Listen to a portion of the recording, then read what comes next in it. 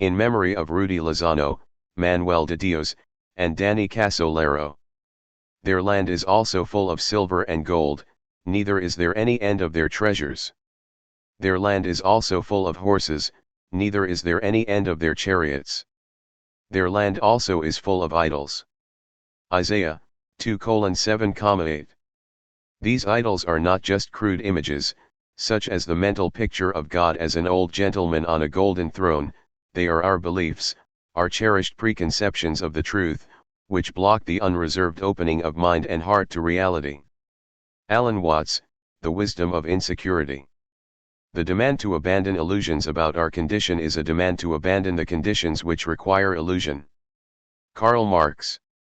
Digitized by the Internet Archive in 2010. http://www.archive.org/details/Lando F. Idols Poly 2 pair. Preface. One of the persistent ideological teachings in the United States is that our society is notably free of ideological teachings. Ideology supposedly is something imported from alien lands, as with Soviet ideology. Likewise, myths are something that ancient or primitive peoples believe in, as in ancient Greek mythology, and are not to be found in our modern secular society. True, we Americans have our beliefs about patriotism, religion, the undeserving poor, and the self-made rich. We reject as conspiracy theorists and Marxist people who see powerful interests running most of this country. And we seem sure that Marxism is a false or irrelevant doctrine, although many of us are not sure what it is. We also have ideas about class, race, and gender relations and about the diverse and democratic distribution of power in our pluralistic society. All these conventional American beliefs are not seen as myths or ideology but as legitimate understandings of the real world.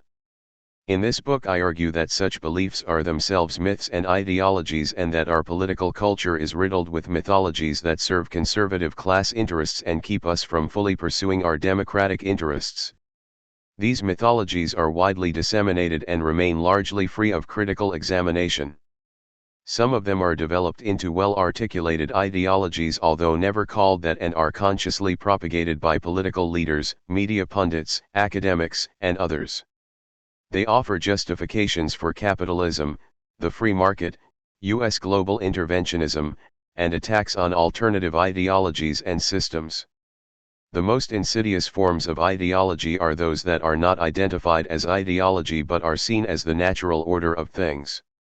They do not emerge spontaneously and full-blown, but are disseminated through the dominant institutions of society, serving as instruments of social control. In contrast, dissident and iconoclastic views, such as found in this book, are accorded only limited exposure or are sometimes subjected to outright suppression. This book is divided into 3 sections. Part 1, chapters 1-4, deals with myths that encourage political acquiescence to existing power relations in society. These include a number of notions not usually thought of as political per se, as found in New Age ideology, religiosity, and superpatriotism. Part 2 tries to correct the confusions around the concept of class prevalent in both mainstream social science and sectors of the left. Chapter 5. In violation of the orthodoxy that exists across most of the political spectrum, Chapter 6 introduces the reader to the continuing relevance of Marxism. Chapter 7 treats culture as something more than just an innocent accretion and shows the links between dominant politico-cultural views and the structural interests that support, and are supported by, them. Chapter 8 offers a critical treatment of class myths and biases. In the final section of the book, Chapters 9 and 10 treat the historic origins of racism, its functions for capitalism, and the relation of racism to class reality. Chapter 11 attempts the same with the victimization of women, emphasizing the sometimes neglected economic realities and functions of sexism and male oppression. The closing chapter treats the ever-persistent question of conspiracy and intent. Are critical perspectives of U.S. society nothing more than paranoid imaginings, or are they representative of reality? Is it true that, unlike the rest of us, the rich and powerful do not act with conscious intent? Some academicians believe that before you say what is on your mind, you must give account of what is on everyone else's mind. This is demanded especially of those who take a position critical of the conventional wisdom. While I do give some attention to the mainstream literature, I spend most of my time developing often neglected and misrepresented dissident views. That is the purpose of this book. This book tries to act as a catalyst to critical thought and does not pretend to be exhaustive in its treatment of the literature or in its presentation of data. Much of the evidence supporting the arguments herein has been developed in earlier works of mine to which I frequently refer the reader, rather than having to duplicate previous efforts. Still, I believe this book can and should be read as an independent work, one that offers its own range of critical ideas and evidence regarding political mythology in the United States. Rather than being a rigorous, tightly composed social science monograph, it is a discursive series of essays linked by some basic underlying themes, designed to get students and lay readers thinking about the unthinkable. In the struggle for social justice and democracy, we must traverse a land of idols. The idols have been fashioned by those who would have us worship at an altar of their own making. I believe such worship is not a suitable vocation for a democratic people. The goal of this book is to divest ourselves of the myths that limit our understanding of political reality and undermine democratic viability. The hope is that the reader comes away with a more critical perspective of the idols of political orthodoxy and a more determined commitment to the substance as well as the forms of democracy. Michael Parenti, Berkeley, California. Acknowledgements. Sally Soriano and Peggy Noten rendered much valuable assistance in researching and critiquing this book. Useful reference materials were provided by Helen Greco, Karen Brooks, and my son, Christian Parenti. My thanks to all of them. My editor at St. Martin's Press, Don Reisman, once more proved to be as thoughtful and helpful as any writer might hope. Other people at St. Martin's, including Francis Jones, Emily Berleth, and Rich Wright of Omega Publishing Services, also deserve mention, as do Jeffrey A. Halley, the University of Texas at San Antonio, Dennis Caleb, Loyola University, Donald McCurry, Bowling Green State University, Dolly Mullen, University of North Carolina Asheville, Philip T. Neisser, Potsdam College, Dennis L. Outwater, Suffolk University, and Thomas Simon, Illinois State University for the reviews they did of portions of the manuscript. Part I, Political Notions. Chapter 1, Myths of Political Quietism. In our society, there exists a number of notions that foster political quietism and inaction. Since they seldom are developed into well-articulated ideologies, they fail to catch the attention of philosophers, social critics, and political theorists. Point 1. These notions have been widely disseminated by political leaders and news pundits and are familiar refrains in the conversation of ordinary citizens.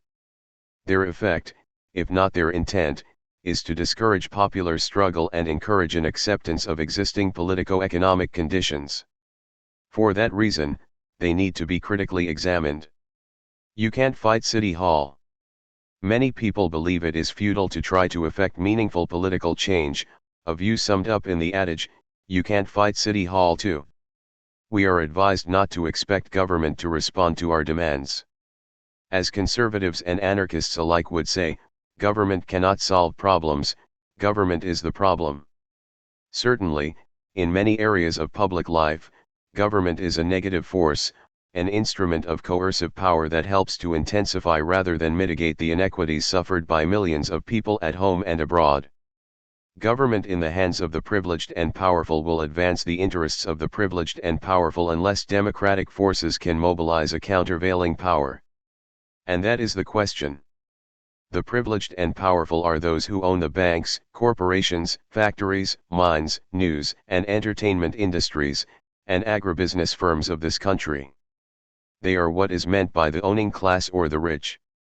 The ruling elites or ruling class are the politically active portion of the owning class.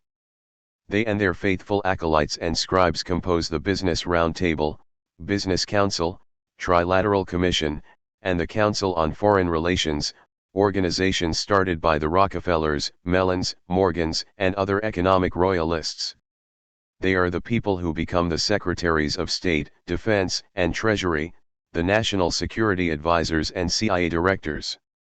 Indeed, they become presidents, vice presidents, and senators. For the very top positions of state, the ruling class is largely self-recruiting. Point 3. Within a political system in which wealth and class play such a dominant role, there seems to be little opportunity for progressive betterment. Popular sentiment is often denied a hearing. People are repeatedly deceived or distracted with a never-ending panorama of pop culture and media puffery. Dissidents are harassed, suppressed, and sometimes even assassinated. In time, people lapse into cynicism and sour resignation. People are not likely to start a fight, notes Schichnieder, if they are certain that they are going to be severely penalized for their efforts. In this situation, repression may assume the guise of a false unanimity for.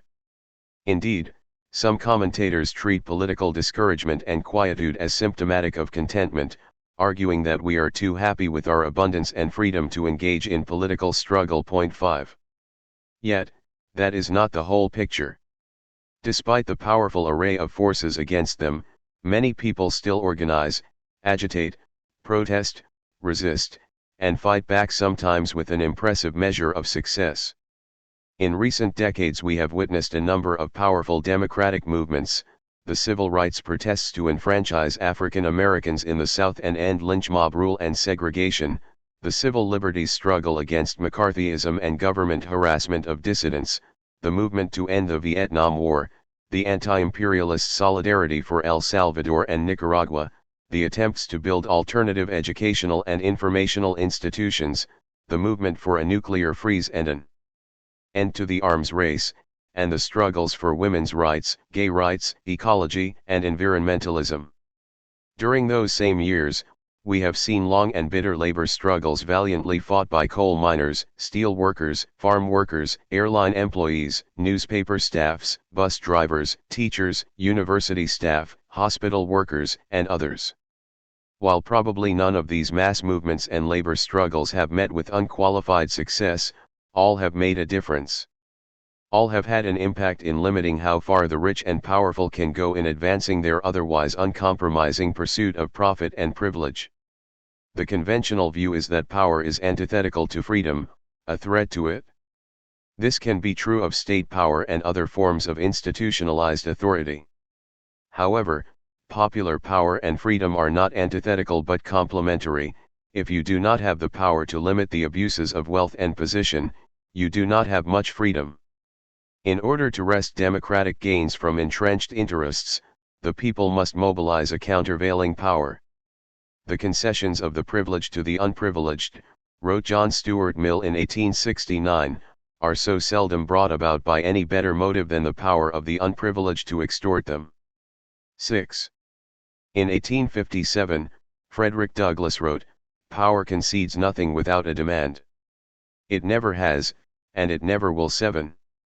The goal of popular action is not only to limit or rebuff state power but to make it work for democratic ends as opposed to plutocratic ones. Rather than saying you cannot fight City Hall, we might better say that we cannot afford not to. It is often frustrating and sometimes dangerous to challenge those who own and control the land, capital, and technology of society. But, in the long run, it is even more dangerous not to do so. As history shows, people frequently endeavor to resist the disadvantages imposed upon them by unjust socio-economic conditions. They may be propelled by a vision of a better life for all or by the necessities of their own material conditions. Inequities and iniquities can become so oppressive that submission no longer guarantees survival and the people have nothing to lose in resisting. This is not to say they will always rebel against oppression, but the right combination of anger, hope, and organization sometimes can galvanize them to perform remarkable deeds. Even in the most desperate circumstances, as exist under slavery, resistance can have an effect. Reflecting on his experience as a slave, Frederick Douglass observed that defiance of any sort was a fearful hazard. Nevertheless, when a slave has nerve enough to exercise it, and boldly approaches his master, with a well-founded complaint against an overseer, though he may be repulsed, and may even have that of which he complains repeated at the time, and though he may be beaten by his master, as well as by his overseer, for his temerity, in the end the policy of complaining is generally vindicated by the relaxed rigor of the overseer's treatment. The latter becomes more careful, and less disposed to use the lash upon such slaves thereafter. The overseer very naturally dislikes to have the ear of the master disturbed by complaints, and either upon this consideration or upon advice and warning privately given him by his employers, he generally modifies the rigor of his rule. 8. Regarding their own interests, the worst thing people can do is to do nothing, to lapse into political quietism. In 1983, the Reagan administration's welfare chief, Linda McMahon, justified the savage cuts in human services imposed on the poorest and politically weakest element of the population, by noting that their effects must have been tolerable because we're not seeing riots. We're not seeing people rushing the doors of Congress and the White House. 9. The image of disabled and underemployed subsistence workers hopping jets to storm the Capitol is almost amusing. Not so the idea that the government can do what it likes to the most vulnerable among us as long as they don't take to the streets and inconvenience the rulers. Compliant passivity is the goal of all rulers who seek to preserve their entrenched privileges against the claims of the disadvantaged. It is what they usually mean by stability and order. Our leaders know best. Across the centuries from Edmund Burke down to Walter Lippmann, one encounters the elitist view that leaders should form their own decisions and not be responsive to popular demands. Public affairs should be left in the hands of knowledgeable decision-makers, who supposedly know things we do not know. Political leaders are the first to encourage uncritical faith in themselves. I recall how Vice President Spiro Agnew admonished people for demanding too much democratic participation in public affairs. Just as patients must rely on their physician's expertise for medical care, he said, so ordinary citizens must depend on their leaders, the experts in statecraft. Ordinary laypersons can no more expect to make decisions about policy than about medical treatment. Not long after this utterance, Agnew was indicted for illegally using the influence of his office to perform special favors for special friends. In return, these friends, doubtless appreciative of his expertise in statecraft, regularly delivered large sums of cash to him at the vice president's residence. In 1991, Polish President Lech Walesa, having used democracy to overthrow the communist state, demanded that the democratically elected parliament suspend its powers and make way for rule by presidential edict. This was necessary in order to deliver the blessings of the free market upon a population that was becoming reluctant about subjecting themselves to the continued shock therapy of unemployment, inflation, and the loss of human services and benefits. Reflecting this popular sentiment, Parliament resisted some of Walesa's draconian measures. For Walesa, democracy had become a troublesome barrier to the transition to capitalism and had to be stuffed back into the bottle. He resorted to the same kind of anti-democratic elitist analogy as Agnew, arguing that a bus must be driven by the driver and not by the passengers, who might all try to grab the wheel at once and who would succeed only in plowing the vehicle into a tree.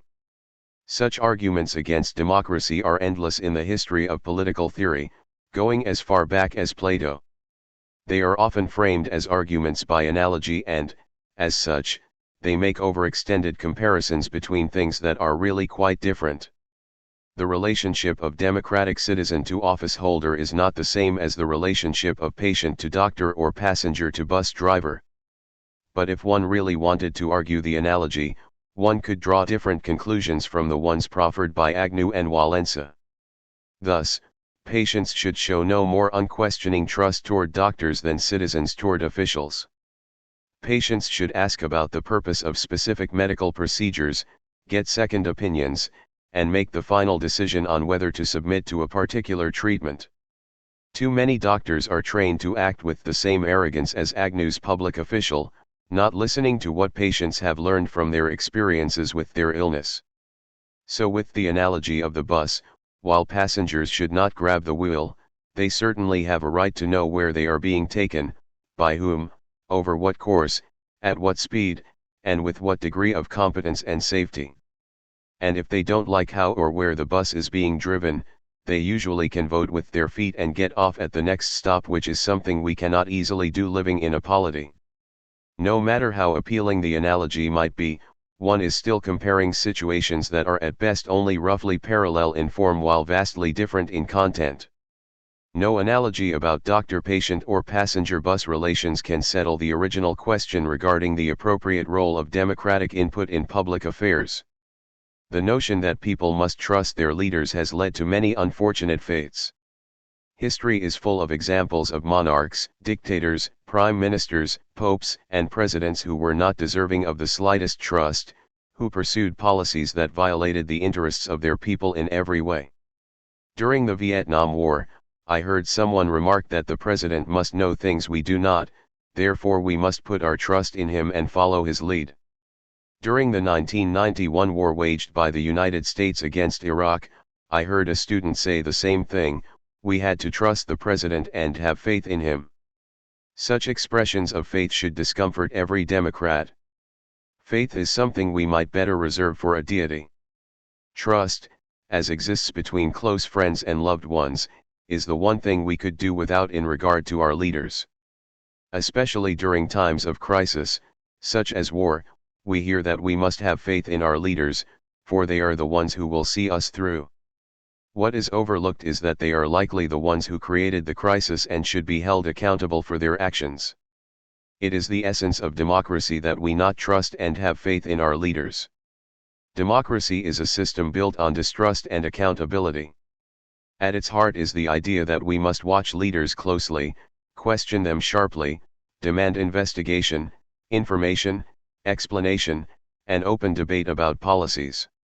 Being a leader is no guarantee of special wisdom or virtue, as Agnew's performance and that of so many others have demonstrated. If one reads the minutes of presidential meetings or the correspondence between top decision-makers, or listens to a president or cabinet member at a press conference, or reads the memoirs of erstwhile leaders, one is impressed by how expert the policy makers sound, how their thinking seems free of particular enlightenment or insight. One is struck by the self-serving manipulation, the fabricated justifications, inconsistencies, evasions, and downright lies, and the makeshift jumble of contrived and often superficial arguments that are conjured up to justify domestic and foreign policies that often have no democratic justification. One comes away with a better understanding of why leaders so often insist upon performing secretly, without having to give an account of their actions. They do not know more than we, they just want us to think they do. You cannot legislate morality. Besides counseling acquiescence among their constituents, leaders, especially ones who do not want to find public solutions to socio-economic problems, will offer excuses for their own unwillingness to act.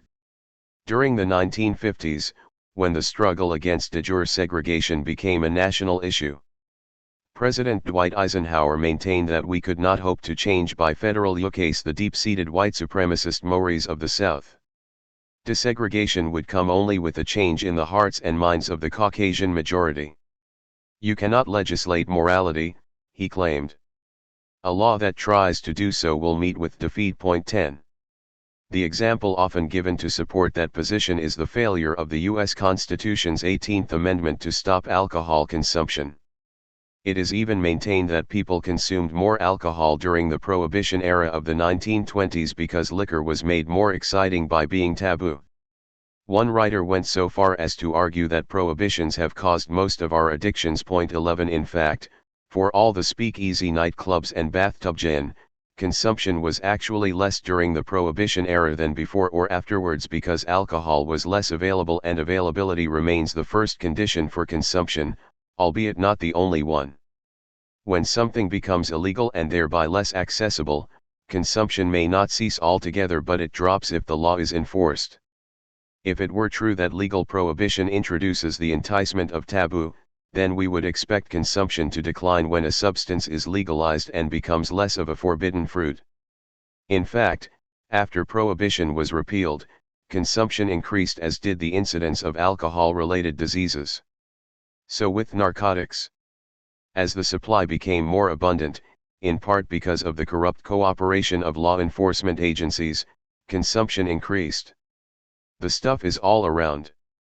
You can't escape it, is the current saying on the street. In short, when the law or the market makes something more available, consumption tends to increase; when less available, consumption tends to decrease. The relationship between the law and behavior is clear in regard to gambling. Legalized gambling in places like Reno, Atlantic City, and Las Vegas brings in droves of gamblers and mobsters. Legalized state lotteries not only have created new revenues for state governments but also new gamblers.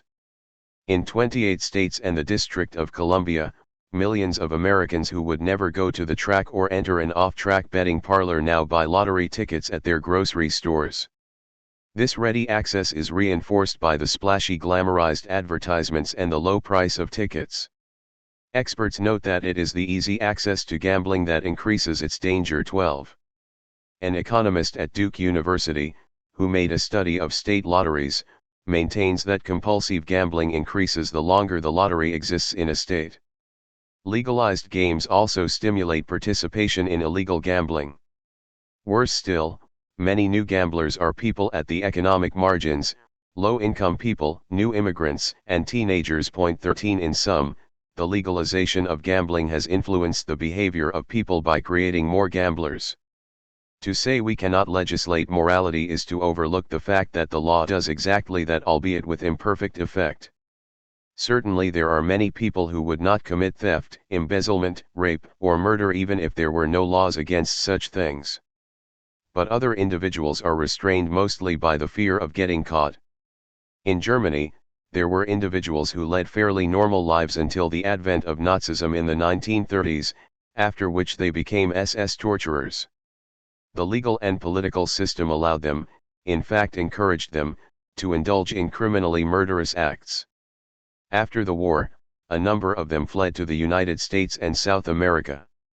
No longer allowed to indulge in mass murder and needing to hide from their past crimes, they once again led inconspicuously peaceful law-abiding lives. Though it works most punitively against relatively powerless people, the law sometimes deters influential persons. The savings and loan scandals of the early 1990s, costing the taxpayers hundreds of billions of dollars, would not have happened had not the banking laws been deregulated to invite speculators to plunge into the trough. More lenient banking laws inviting high-risk investments, with the financial risk left in the government's hands, created more irresponsible, unrestrained, and unscrupulous behavior on the part of fast-buck investors. The law does make a difference, as the absence of banking regulations demonstrates. The law not only can legislate morality, it can encourage immorality, which is the other side of the same coin. Let us return to the issue of racial segregation that bothered Eisenhower. In 1963, Robert Bork attacked the Public Accommodations Act, a federal law that prohibited racially discriminatory service in public accommodations. Not yet the prominent conservative jurist he was to become under the Nixon and Reagan administrations, Bork questioned the practicality of enforcing a law which runs contrary to the customs, indeed moral beliefs, of a large portion of the country. To use government to enforce equality, Bork argued, would endanger the liberty of those who owned the accommodations, limiting their freedom to choose their clientele, on a racial basis. Bork seemed not to care that this same law expanded the freedom of African Americans to enjoy equal access to public accommodations. His regard for freedom was really a concern for preserving the freedom of the privileged group to practice its racism. Judge Bork was of another mind in regard to homosexuals. He wrote an opinion for the Court of Appeals concluding that the Navy could dismiss gays from service, for there was no constitutional protection for homosexual conduct and legislation may implement morality. 15. For Bork, the law could not be used to implement morality on behalf of African Americans, but it could be used to implement morality against gays. While conservatives and many moderates argued that the federal government could not legislate morality in racial relations, the state governments in the South in fact were legislating immorality, enforcing racial segregation in housing, schools, transportation, and many other public and private facilities. The Jim Crow leaders who asserted that the law could not be used to good effect had no problem using it to bad effect. When, in response to pressure by civil rights advocates, the government began to pass laws on behalf of equality rather than inequality, it made a big difference in people's lives? The Voting Rights Act of 1965 is probably the strongest piece of civil rights legislation passed by Congress in this century. It not only outlaws discriminatory practices that affect voting and representation, it also gives the Justice Department the responsibility and power to prevent such practices. By doubling African American voter participation and increasing it tenfold in some districts, the act helped alter the power equation in race relations and changed the way white politicians behaved toward African Americans. 16. Consider the case of Joseph Smitherman, the mayor of Selma, Alabama, for over 20 years.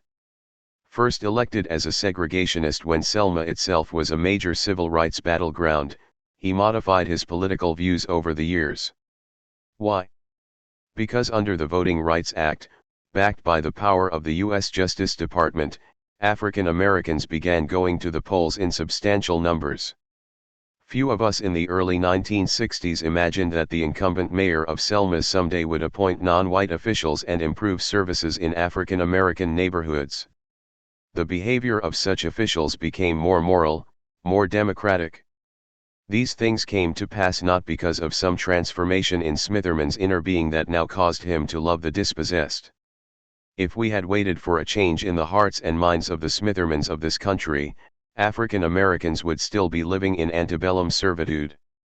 Smitherman and other Southern politicians changed their ways because a more decisive consideration than love was working on them: self-interest.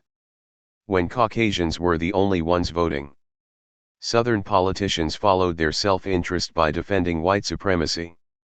To do anything less would have put them politically at risk. But a restructuring of the wider political conditions brought about with the coercive assistance of federal law effected a change in the behavior of numerous Southern leaders, including the likes of George Wallace, an erstwhile archenemy of civil rights during his tenure as governor of Alabama in the 1960s, who got re-elected with the help of the African American vote in the 1970s. These changes had spin-off effects on the entire Southern community. Whites started seeing non-whites working at desk jobs in City Hall instead of only as janitors. By the force of circumstances, rather than by some magical inner transformation of their hearts and minds, they started to deal with African Americans in equal status relations and even in positions of authority and responsibility. It is difficult to call someone boy, when he is the judge presiding over your case. If you grab people by their self-interest, their hearts and minds will follow. But not entirely. Conditions of scarcity and competition still obtain. Old fears and preferences remain.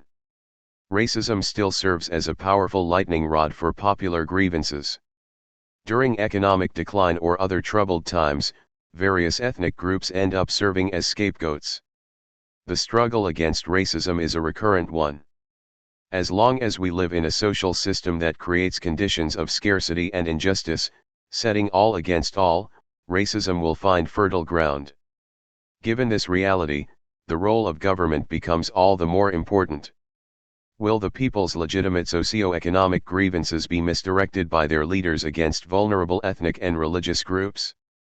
Or will leaders use the resources of public office to remove the real causes of popular discontent and channel resentment away from racist outlets? In other words, will they legislate morality or immorality? Plus ca change, plus say la meme chose. The old French saying, the more it changes, the more it is the same thing, resembles the American one about not being able to fight City Hall. But it goes a step further in its cynicism, arguing that it does not much matter what changes are effected because the same kinds of outrages will prevail, albeit with new players in new costumes. By this view, history becomes nothing more than a dreary repetition of human folly and injustice. Much of history does seem to fit that description. Many times hopeful developments end in misery and mishap. New policies and leaders seem to bring the same old results. And like Victor Hugo, one is left to ask, will the future ever arrive?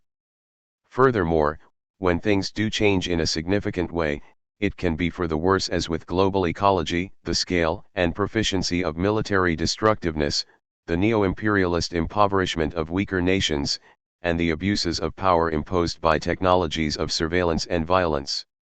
So one is tempted to conclude, plus see a change, plus say miserable. Yet, many things have improved through democratic struggle. The conditions of labor, never really secure in a capitalist society, have advanced dramatically in some Western countries since the Industrial Revolution, when sickened and undernourished children toiled in factories from dawn to dusk. The transition from slavery to serfdom to free labor to organized labor represents a net gain in the human condition. Who among us, even a low-paid worker, would trade their lot for that of a slave in ancient Rome or the antebellum South, or even for an industrial worker of an earlier time for whom such things as collective bargaining, arbitration, formal grievances, occupational safety, job benefits, unemployment insurance, seniority, and medical coverage were but a chimera? Likewise, the condition of women has improved at least in some countries through decades of struggle. In 19th century America, women in various states had no property rights in marriage. Most were granted no social identity other than that which they gained from their families or from marital association with a man. They could not vote or occupy public office. They had no entry into the job market except for a few low-paying occupations. They had no access to legal birth control and safe abortions. But whatever gains have been won, women who struggle against injustice are understandably loath to be told, "You've come a long way." What they hear in such reassurances is that they should be content with their present lot. Given their justifiable sense of outrage regarding the continuing injustices they face in present-day society, politically aware women are understandably inclined to do the opposite, emphasize the abuses they endure and ignore the accomplishments, claiming they are as oppressed as ever. But the truth is, as bad as women have it today in the United States, they had it worse in yesteryear, as we are well reminded whenever reactionism threatens to plunge us back to yesteryear, and whenever we observe the condition of women in a host of other countries. Much the same can be said about racial oppression. Thus, note the victorious struggles against lynch mob rule, segregation in public accommodations, electoral disfranchisement, and the like. But when a white supremacist senator like Strom Thurmond of South Carolina declares in a tone devoid of admiration, "No one has made more progress than the Negro people," as I once heard him say at a Senate committee hearing, African Americans are not inclined to sit back and be quietly grateful, which is what the senator wants them to be. Not surprisingly, some militants are inclined to do just the opposite, to deny that anything has really changed. "We are still on the plantation, living under the whip," is the way I heard one community leader put it. Such assertions manifest an imperfect appreciation of the unspeakable horrors of antebellum slavery and deny the courageous struggles won by generations of oppressed people against slavery and segregation. Not only among those who fight for gender and racial equality but throughout the entire left, it is too often taken as a badge of militancy to be as negative as possible, dismissing every gain as a crumb and a subterfuge and even a disguised oppression. While the powers that be try to transform every policy vice into a virtue, the understandable but inaccurate inclination of protesters is to change every virtue into a vice. It is one thing to be uncompromising in one's dedication to justice and democracy, and something else to be unwilling to see that incremental gains are important steps to further struggles, that victories can be and have been won, and that these accomplishments, though incomplete and insufficient, sometimes bring a real betterment to the lives of millions of people.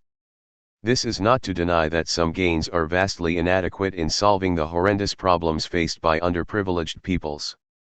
The super-militant who so thoroughly grasps the larger picture as to see nothing significantly good in any immediate struggle, ends up in a state of noisy inaction, eschewing coalitions, or worse, becoming a divisive force, outlefting everyone else but accomplishing little.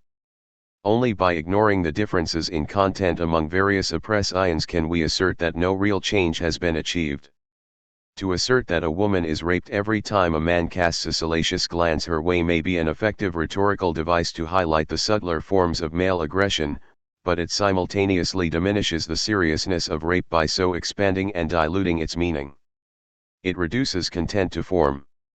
While the basic form of man victimizing woman cannot be denied both in the act of visual harassment and the act of criminal sexual violence, the content is markedly different in the respective instances.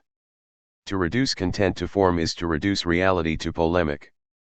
It may make us more militant sounding but not more effective and durable in fighting for social justice.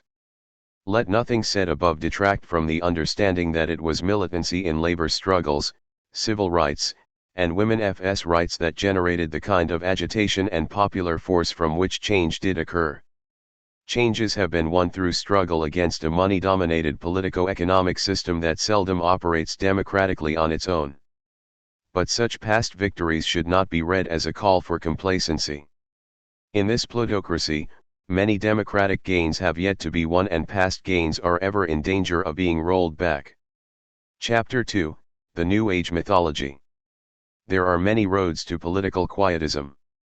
In contrast to the cynical defeatism discussed in the previous chapter are the beliefs of the 1960s youth culture or counterculture that carried over to what is called the New Age approach of today, an amalgam of Eastern mysticism, Western occultism, self-help psychology, and alternative health practices. In place of political impotence, New Age enthusiasts teach a kind of personalized omnipotence, reducing social problems to a matter of interior mindset. New consciousness, old promises. Some people indulge in New Age enthusiasms by reading and practicing on their own and occasionally attending a workshop or lecture. Others submit to the regimens of one or another cult. New Age books, artifacts, and programs constitute a billion-dollar industry. A 1978 Gallup poll estimated that some 10 million Americans were engaged in some aspect of Eastern mysticism. Additional millions of adherents embrace the more secular self-help approaches. New Age consciousness has some things to its credit. Back when the good life was defined as the immobile life, the less physical exertion expended, the better. New Age adherents were jogging and doing yoga and aerobics. While soft drink companies were pushing their sugar-ridden products and the meat and dairy industries had us convinced that daily servings of beef and milk were vital to our health, New Age nutritionists were promoting the benefits of a sugar-free, low-fat, whole-grain intake. While agribusiness thought nothing of spraying crops with toxic pesticides and utilizing chemicalized food processing. New Age proponents opted for organic and natural foods. While the medical establishment monopolized what still passes for health science. New Age adherents pursued less invasive and sometimes beneficial alternative treatments. It was the established allopathic medical practitioners who for centuries bled their patients, burned and poisoned them with mercury, chained and tormented the mentally ill, ordered homosexuals and recalcitrant women into insane asylums, and spread a variety of fatal diseases in their filthy hospitals while remaining steadfastly ignorant of minimal sanitary standards. Today many physicians remain just as ignorant of nutritional science, preventive medicine, and alternative treatments. At the same time, some New Age practitioners are themselves not above promoting dubious claims. They offer workshops in self-realization, dream harnessing, guided imagery, visualizations, primal screaming, channeling, rolfing, polarity balancing, aura readings, tarot readings, palmistry, psychic readings, gemstone healing, astrological charting, rebirthing, levitation, spiritual counseling, and other straight gems. The promised payoffs range from minor practicalities to miraculous cures, from being able to keep a neater home to transforming one's entire personality. In the diverse array of enthusiasms that come under the New Age rubric, two general orientations might be discerned. There are the inspirationists, who focus exclusively on benefits in the here and now, and the spiritualists, who tell us that the material world is but a passing shadow compared to the mystic realm beyond, where transcendent bliss awaits us. Many New Age theories are not new at all, being borrowed from yoga, Hinduism, Taoism, Zen Buddhism, and other ancient disciplines, transmitted by gurus from India and Tibet or, as it might be, from Brooklyn and California. What I want to criticize are not New Age practices, some of which strike me as possibly beneficial, others as grossly counterfeit, but the way New Age notions discourage engagement with social problems and political realities. Point 1.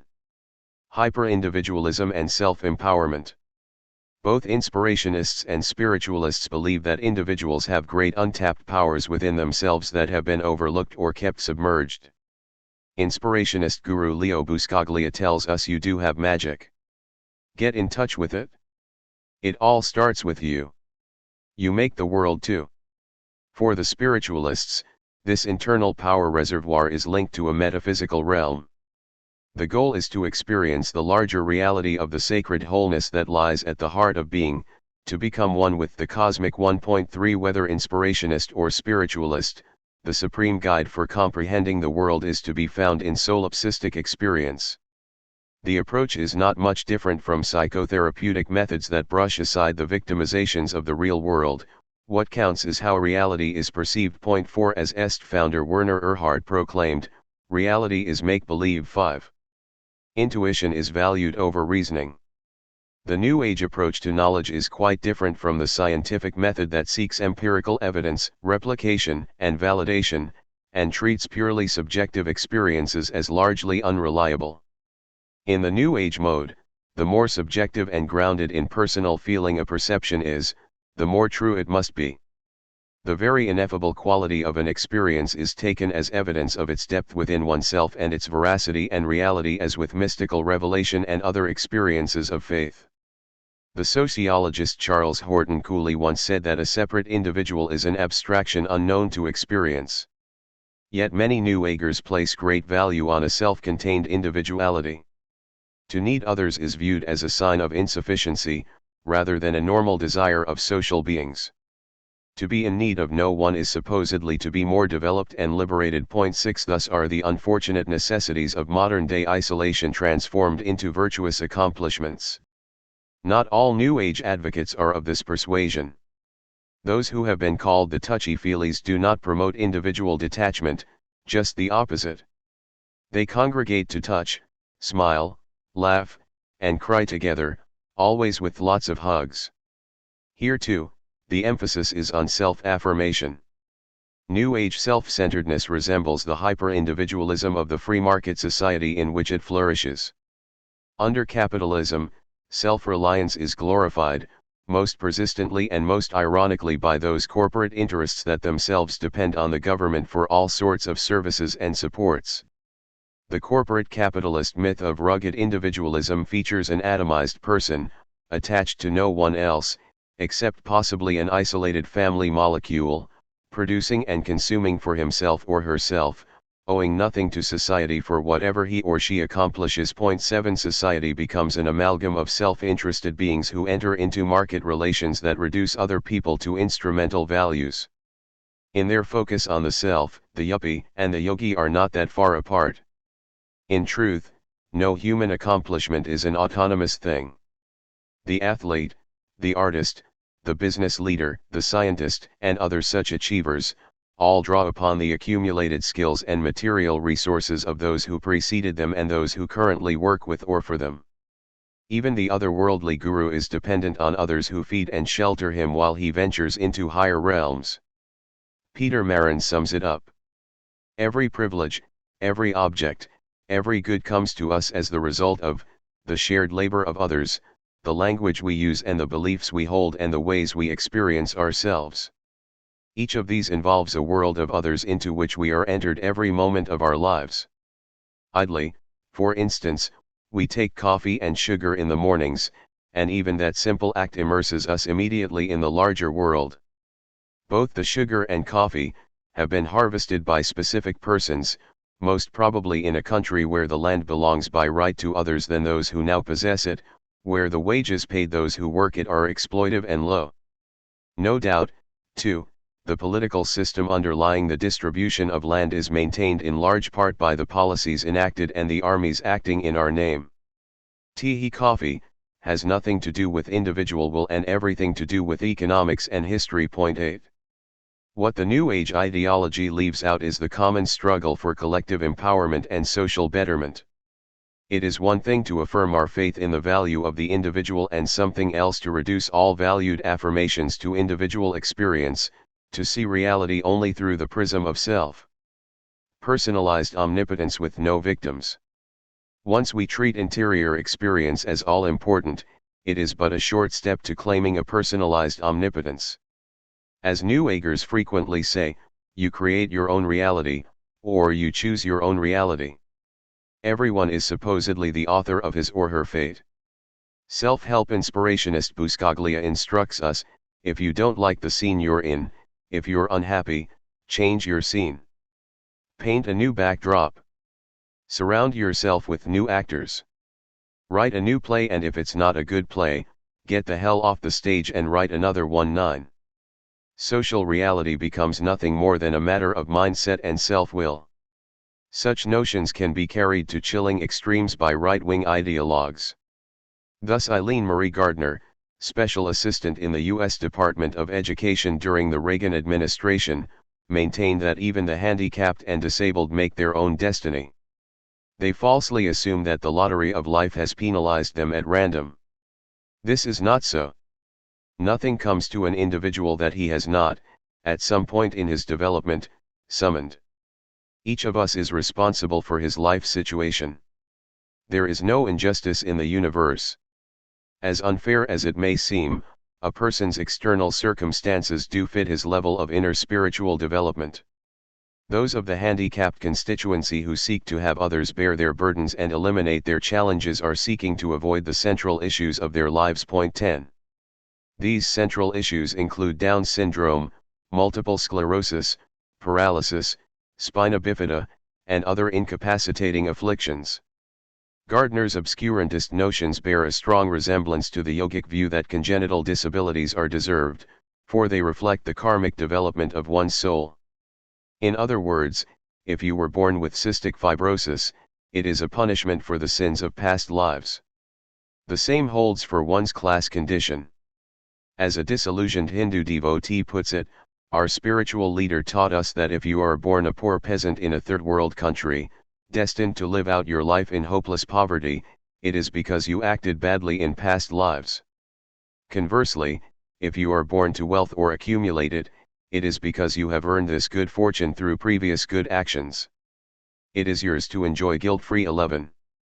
One critic interviewed therapists and devotees who maintain that individual will is all-powerful and determines one's fate, that those who are poor and hungry must have wished it on themselves, that suffering is merely the result of imperfect consciousness, that those who live well amidst so much deprivation have a higher consciousness, that someone who had been raped and murdered in some way willed it, that the victims of the Holocaust brought themselves to their awful fate, and that whatever one thinks to be true is true, for truth is identical to belief. 12.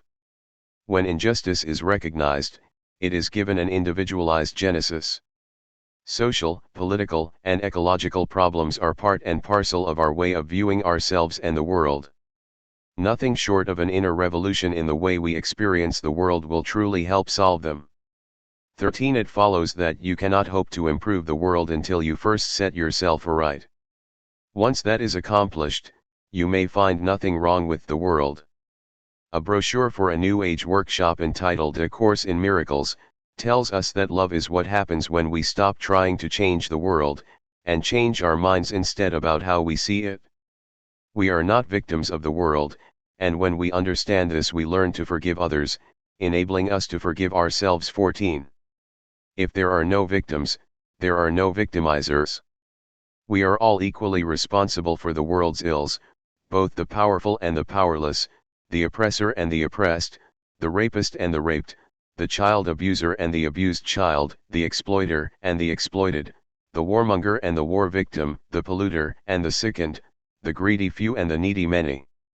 Commenting admiringly on how South African Bishop Tutu preached humility and forgiveness in the face of tyranny, one writer concluded, if we truly want peace, shouldn't we stop passing judgment on others and look into our own hearts, so that we, too, don't become part of another collective evil? Who are we to say that those dead Nazi SS soldiers at Bitburg were guilty? It is too easy to project our own aggression onto an evil other. We must not ignore the thinly veiled hatred within our own hearts. 15. Resentment and anger are the problem, not the social injustices that might cause them. For the New Ager, a calm mind is essential for spiritual progress. Unselfish personal actions may be advocated as a way of healing and nurturing the self, which makes them anything but unselfish, but political action against unjust policies is thought to encourage antagonisms and personal negativity. 16 In the Greening of America, a book that lamentably became a bestseller in the early 1970s, inspirationist Charles Reich tells us, nobody wants inadequate housing and medical care, only the machine. Nobody wants war except the machine. There is no need, then, to fight any group of people in America. Reich further assures us, all that is needed to bring about change is to capture the machine's controls, and they are held by nobody. Messy questions about state power and class privilege, economic exploitation, and inequitable life chances are reduced to lifestyles. The way to destroy the power of the corporate state is to live differently now. The grand strategy is this: resist the state, when you must, avoid it, when you can, but listen to music, dance, seek out nature, laugh, be happy, be beautiful. 17. One New Age devotee criticized the environmental movement for broadcasting a doom, gloom, and guilt message and projecting waves of doom and disapproval that have caused the movement to be disregarded for so long. But luckily the tide is beginning to turn. It is being realized that the way to bring healing change is to love and nurture ourselves and others, to have fun, to enjoy delicious food, to cultivate prolific gardens and make beautiful clothes. 18. To be sure, there is nothing wrong and much good in loving and nurturing ourselves with fun and food. What is wrong is the notion that those activities will rectify the terrible realities of the ecological crisis. Such nostrums seem more like a way of wishing away that crisis. For most New Agers, involvement in worldly affairs is little more than a distraction from self-development. The yogi Swami Srivananda advises, reform yourself. Society will reform itself.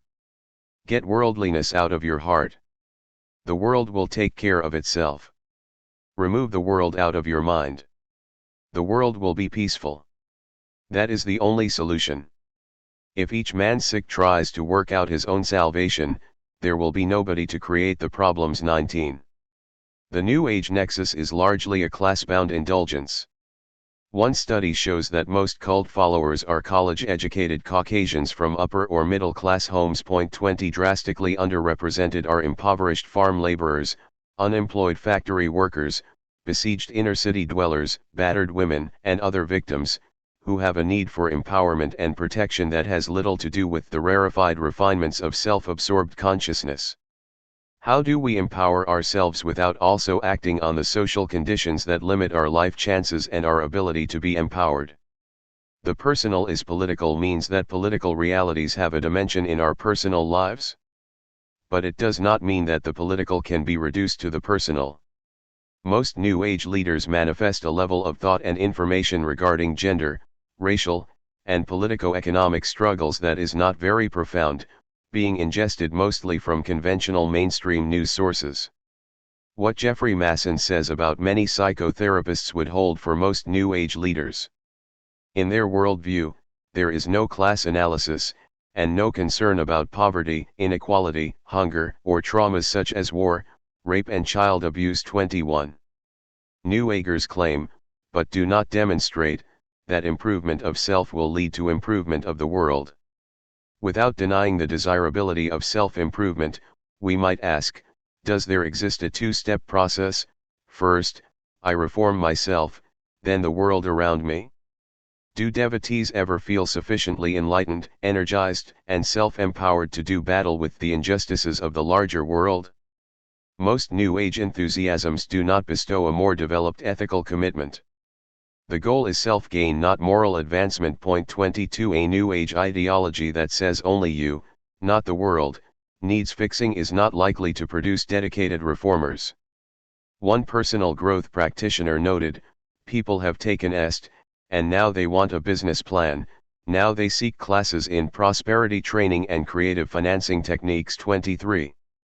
They become careerists within the system, not crusaders against it.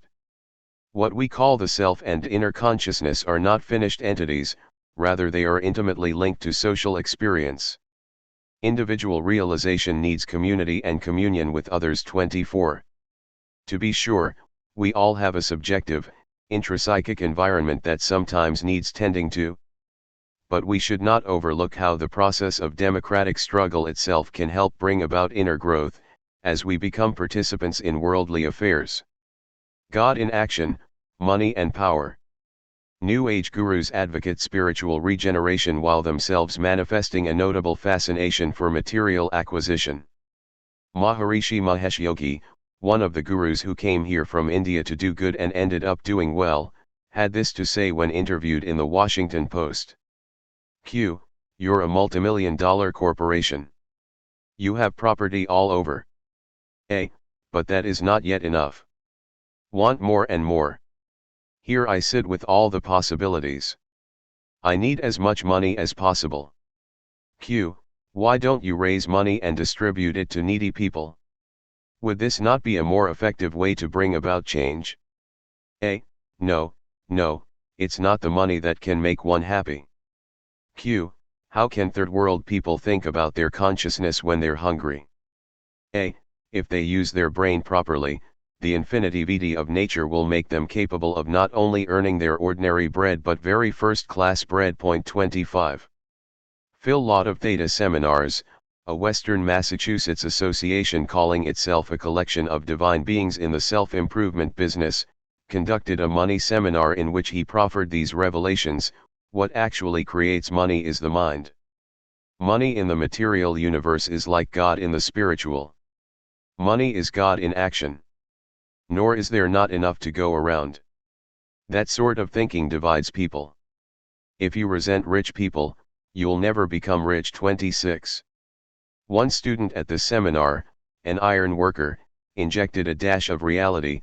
At my job I inhale cast iron dust, so naturally I associate work with suffering. I have to suffer in order to make money. Did he not therefore have the right to resent his rich and exploitative employers?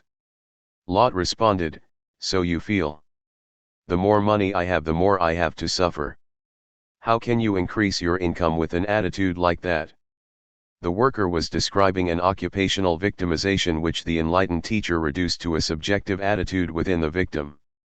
A cult participant described a common problem within New Age organizations, the discrepancy in riches between leader and followers. I know of several people who have several children who were living on less than $300 a month, and in some cases $7 a week. That disturbed me when I saw the guru with a fleet of Mercedes and Cadillacs and several homes. 27. How does the holy leader, who supposedly lives only to impart spiritual teachings, explain his or her opulent lifestyle? One guru contrasted himself favorably with the Indian ascetics who remove themselves from worldly temptations in order to progress spiritually. How much more advanced was he who could live uncorrupted amidst so much wealth, all of which supposedly gravitated to him because of his elevated spiritual state? The truth was, wealth came to him because his followers worked long hours at the guru's enterprises and lived in poverty so they could donate the better part of their earnings and life savings toward the further enrichment of their holy leader. 28. Many, but not all, New Age businesses operate like other corporate enterprises. The Whole Foods Market in Berkeley, California, is a case in point. It offers organic foods and a community bulletin board. Its CEO described his enterprise as driven by a vision of creating a better world with management and labor working together with openness, trust, community, shared purpose, joy, and love. 29. But not much love was shown to a worker who was fired for being an outspoken union supporter, nor to the other employees who went out on strike.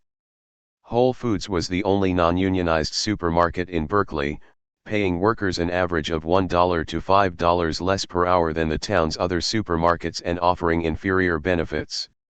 While its CEO claimed that the store was owned mostly by its workers, closer examination revealed that he and other upper-level executives possessed the vast majority of stock. Furthermore, Whole Foods Incorporated, the country's largest natural foods retailer, is partly financed by venture capital from firms whose portfolios include corporate polluters and contracts with the defense industry, the Air Force, and the CIA. 30. As the guru is elevated, the followers are infantilized and diminished. Many persons, but not all, emerge from cults feeling embittered and exploited by the experience. They relate how their self-confidence was undermined, how they learned to distrust their own judgment, how they gave their money, labor, and uncritical obedience to the self-enriching leader, and how they were separated from former friends, given new names, identities, and belief systems. As one ex-votary put it, it's classic brainwashing. They make them so they cannot fit in with other parts of society. 31.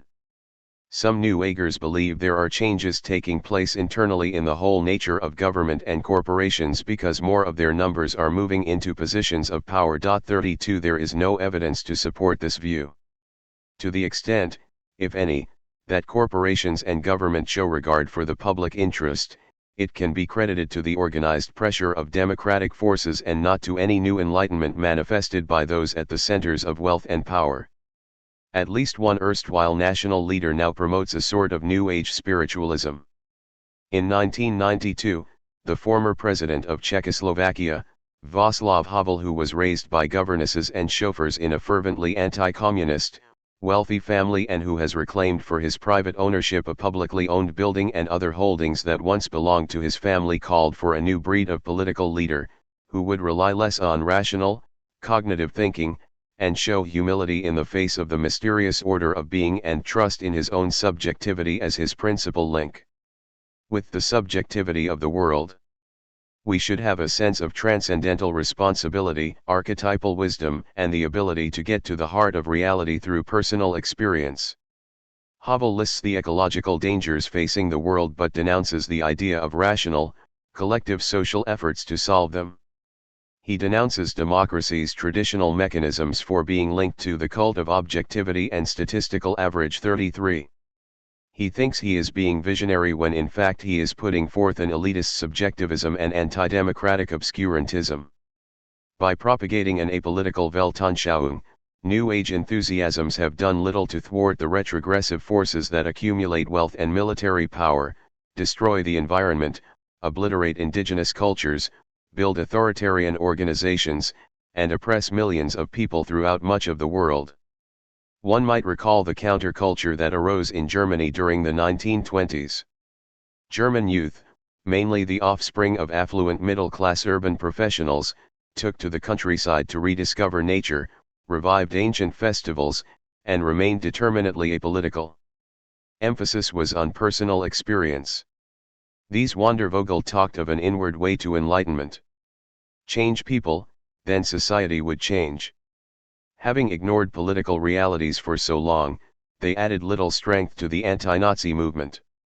If anything, they gave Hitler space. Other secret cults emerged in Germany. Anti-Semitic, nationalistic, and atavistic, they glorified the primitive folk spirit and pure ancient Teutonic culture. 34 The Nazis were soon to exploit this marriage of occultism and nationalism. Hitler talked of the Volksgemeinschaft, one people bonded in mystical community under the leadership of the Führer. The Hitler Youth movement copied the folk mythology, arcane symbols, and nationalistic racism of the earlier cults, adding a strong dose of Nazi discipline. 35 In addition, Protestant youth groups, or Bible circles, abounded in Germany. By 1931, more than 70% of Bible circle devotees were pro-Nazi. 36. A moving spirit of New Age thinking is the famous psychiatrist Carl Jung. Jungian symbols and archetypes abound in New Age writings. Jung himself was an anti-Semite and Nazi admirer who talked of the Jewish problem and the differences between Germanic and Jewish psychology.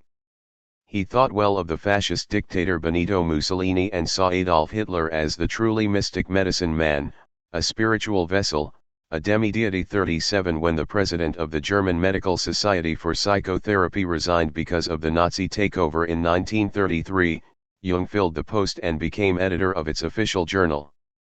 In that capacity, he associated with Nazi sympathizers and Nazi psychiatrists like M. H. Goering, nephew of one of Nazi Germany's leaders, Hermann Goering.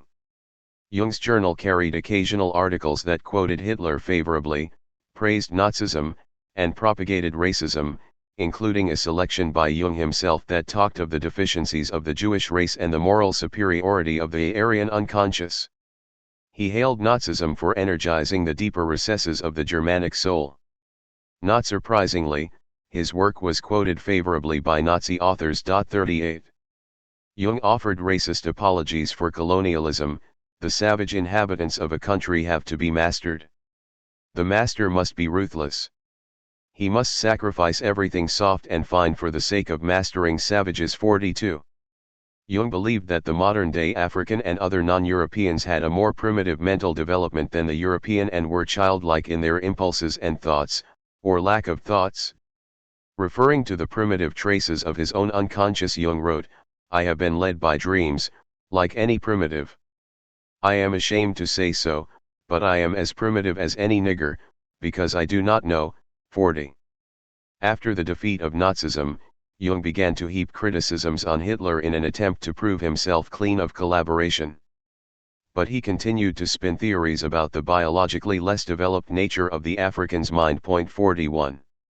Jung was immersed in mythology, spirituality, archetypal memories, the wisdom of the collective unconscious, alchemy, Teutonic mythology, and other occult phenomena, many of which interested the Nazis also.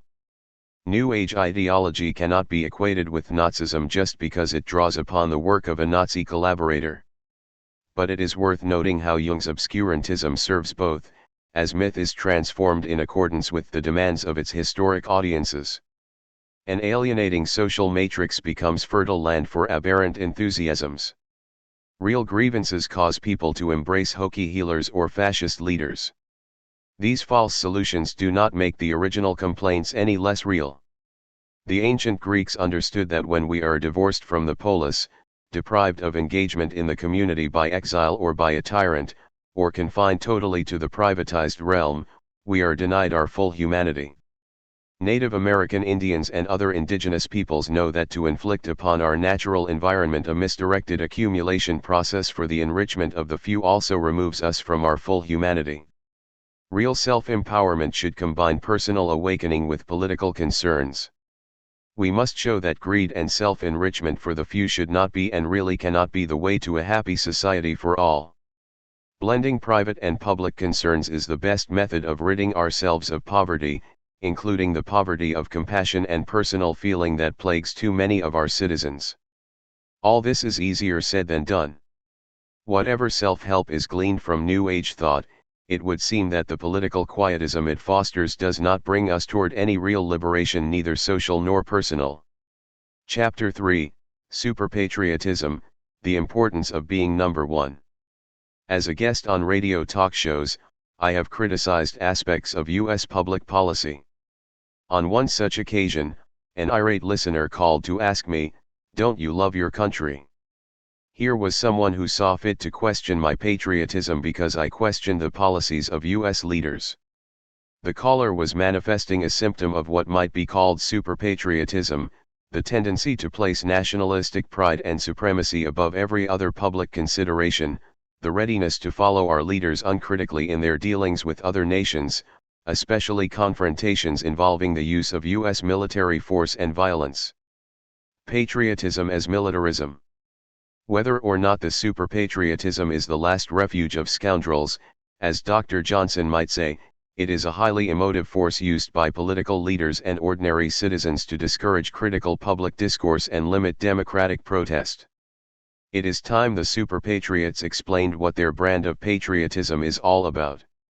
What, for instance, do they mean when they say they love their country? Do they love every street and lane, every hill and vale? Most of us have had direct exposure only to relatively few parts of this nation's vast expanse. Perhaps love of country means loving the American people, a vast aggregate of widely diverse ethnic, religious, and class groups. Here again, even the most gregarious among us know only a small percentage of the total population. In any case, there are ethnic elements among us whom the more bigoted superpatriots do not at all love. We can love whole peoples in the abstract because we feel some common attachment, we are all Americans. But what is so particularly lovable about Americans? We may say we love Americans because they are a nice people, but then it is their peopleness we are considering, not their Americanism, whatever that is. In fact, some of them are not nice people. Among the Americans I am not too crazy about are bigots, profiteers, corrupt and self-serving leaders, and rabid super-patriots. Perhaps our super-patriots love America for its history and culture? One would doubt it, since there is so much about our country's history and culture that is unknown to them or unappreciated when made known. Furthermore, there is a terrible side to our history that is anything but lovable: the extermination of Native American Indian nations, the enslavement of African people, and the wars of aggression against Mexico, Central America, Canada, Spain, the Philippines, Vietnam, Nicaragua, Grenada, Panama, Iraq, and others. Nor might we be all that enamored with certain aspects of our culture, such as the mind abuse of prime-time television, the dispiriting commercialism, the corporate greed, the ecological desecration, and the gender, racial, and economic injustice. Many super-patriots say they love America because of its freedom. Supposedly, we can say what we like and we have economic opportunity as in no other country, we can become rich if we have the right stuff. Here again, the claim should be greeted skeptically. We are not as free as we think. To be too outspoken and too out of step in one's political opinions is to put one's career in jeopardy. In any case, dissident views, such as the critical ideas regarding capitalism and class power discussed later in this book, are not allowed to reach mass audiences. Point 1. The major media are giant corporations that seldom, if ever, allow any questioning of the existing corporate system or the doings of the national security state. The assumptions behind U.S. foreign policy go unexamined and uncriticized in news analysis and commentary. Those who have a dissident view regarding U.S. imperialism do not get an opportunity to voice it to any mass audience. The very idea of U.S. imperialism would sound strange to most Americans but not to millions of people in Latin America and other nations. Point 2. As for economic freedom, it works best for those who have a lot of money to begin with.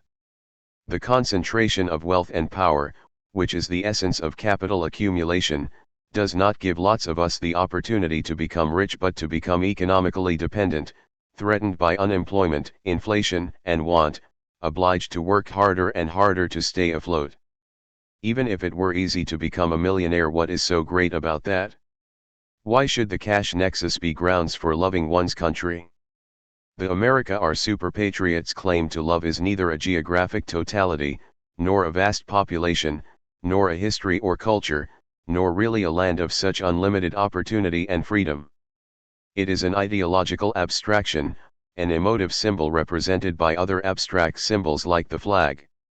Yet, super-patriotism is not totally devoid of content. Its main substance is militarism. Our patriotic vignettes are usually drawn from our military history: Valley Forge, the Alamo, Gettysburg, raising the flag on Iwo Jima, and the like. Our country right or wrong, but mostly our country at war or ready for war. The commemorations conducted during national holidays would be incomplete without the marching troops, martial music, and formations of fighter planes zooming overhead. July 4th fireworks themselves are a benign replication of the rockets' red glare, the bombs bursting in air, as goes our top patriotic song. Some television stations sign off the air by playing the national anthem, accompanied by footage of fighter planes, aircraft carriers, and other militaristic images that saturate the TV-marinated brains of so many of our compatriots. Max Weber said that the state alone claims a monopoly of the legitimate use of physical force within a given territory. 3. What we call government is a system of policy formulation and implementation. But the state is something else. Its irreducible essence rests in the military, the police, the secret intelligence services, those who systematically mobilize force against dissenters within the polity and against other polities. What is being celebrated in super-patriotic parades is not the shared community of productive beings known as the Commonwealth, nor the system of responsible rule known as democratic government. What is on display is mocked, the visible manifestations of state power, the soldiers with their weaponry and flags. State power is wielded by the executive, as personified in the president and the national security apparatus. Representing the entire nation rather than a particular congressional district, the president possesses a sort of divine right, as Marx noted of the French presidency in the Second Republic in 1852. He is the elect of the nation, an embodiment of the national spirit who stands in a personal relation to the nation. The National Assembly, indeed, exhibits in its individual representatives the manifold aspects of the national spirit, but in the president this national spirit finds its incarnation. For the Constitution gives Congress, not the president, the power to make war. Yet most U.S. wars are undeclared. U.S. forces are committed to action by presidential order, without a formal declaration of war by Congress. While the legislators debated whether U.S. forces should engage in hostilities against Iraq, President Bush went on record as saying, "I don't care if I get one vote in Congress. We're going in 5. Undeclared wars are unconstitutional acts perpetrated by presidents. They get away with it because presidents never seem more the incarnations of national spirit as when they are rallying the country to war. Assisted by the propaganda power of the corporate media, the executive succeeds in stirring up a jingoistic war fever. At such times of crisis and national peril, Congress would not dare impeach the commander-in-chief for such a trifling as an undeclared war, especially since so many members of the legislature are themselves fervent flag wavers and militarists. So we see how superpatriotism lends itself to the lawless primacy of state power over constitutional government. The number one syndrome. For the superpatriot, love of country is interlaced with competitive feelings toward other countries. Superpatriots believe that our country is number one. The number one syndrome is a belief in American supremacy. In the late 1960s, President Richard Nixon said, "American is still number one." The still bespeaking of an anxiety that there might have been some slippage in our position. The 1988 Democratic presidential candidate Michael Dukakis repeatedly asserted that we have to make America number one again. In the 1992 campaign, Republican presidential incumbent George Bush reassured us that America really is number one. Within this nationalistic mythology lurks the notion that we are in some kind of perpetually adversarial relationship with all the other nations of the world, and that somehow our greatness or goodness can be measured only in invidious comparison to them, only in our ability to predominate. The superpatriots neither explain what is so important about being number one, nor why scores of other nations feel no similar compulsion to be top banana. Nor do they explain what it means to be number one. In exactly what categories are we number one? Population. No, certainly China walks away with all the awards in that category. Geographic size? No, Russia, Canada, and Brazil have more real estate than we. Steel production and other basic industries? We used to be number one in these, but our super-patriotic corporate leaders have taken to abandoning our communities and exporting our jobs and industries to cheaper overseas labor markets where they can rake in higher profits. Are we number one in trade? The Europeans and Japanese seem to be outselling us, or so it appears to anyone who has bought any durable use consumer goods in recent years. Number one in finance? The top banks in the world are now Japanese. What then is the United States number one in?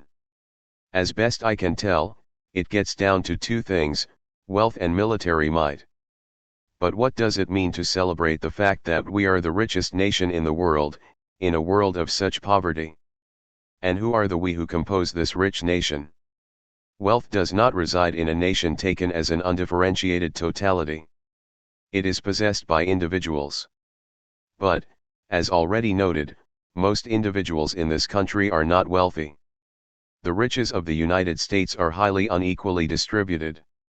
Ours is a nation with an enormous glut of commodity goods, great accumulations of wealth that are in the hands of 2% of the population, a middle class that knows no real economic security, a large low-income population that lives in chronic need, and a substantial number of extremely poor who endure severe deprivation.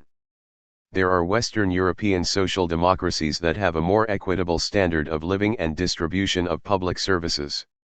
In that sense, they are richer than we, or freer from poverty and want. To celebrate our national wealth, then, one might first consider how it is distributed and used.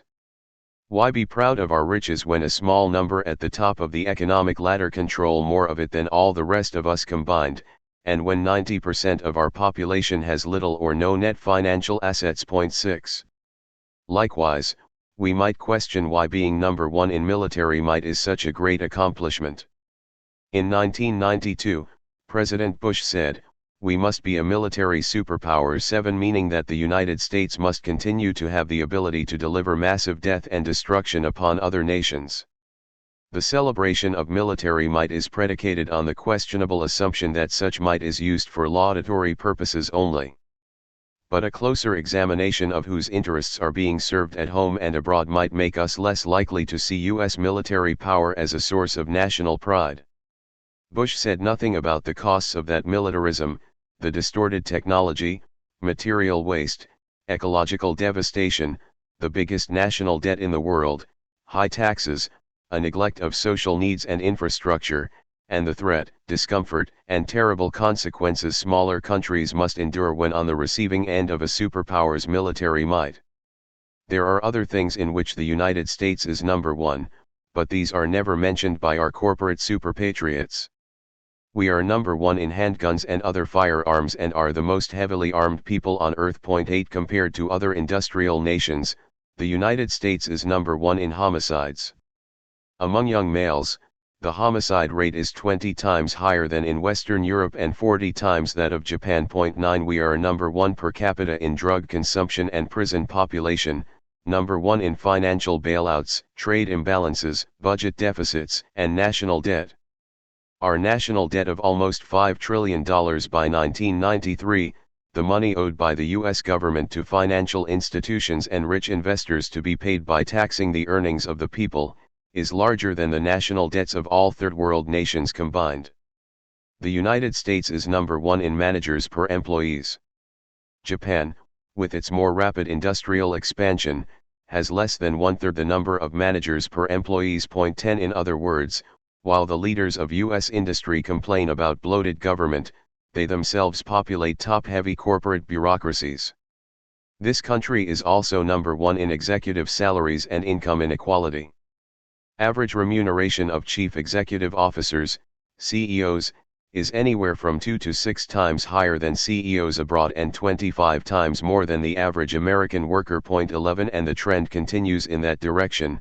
Between 1988 and 1992, the U.S. national debt increased by 57%, budget deficits climbed 157%, long-term unemployment increased 133%, the number of millionaires was up 81%, violent crime grew 21% and the prison population 28%. 12.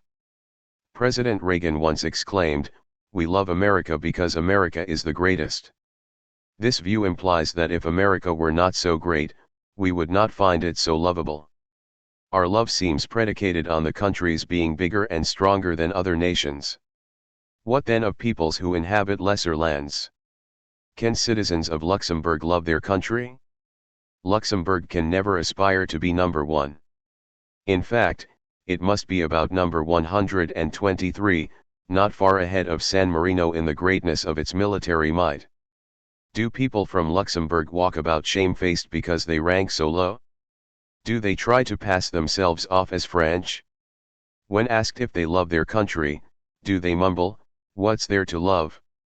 A few border police, no air force, no navy. Bully thrills and inverted morality. War is often the greatest incitement to state idolatry, especially when people think they are going to win easily.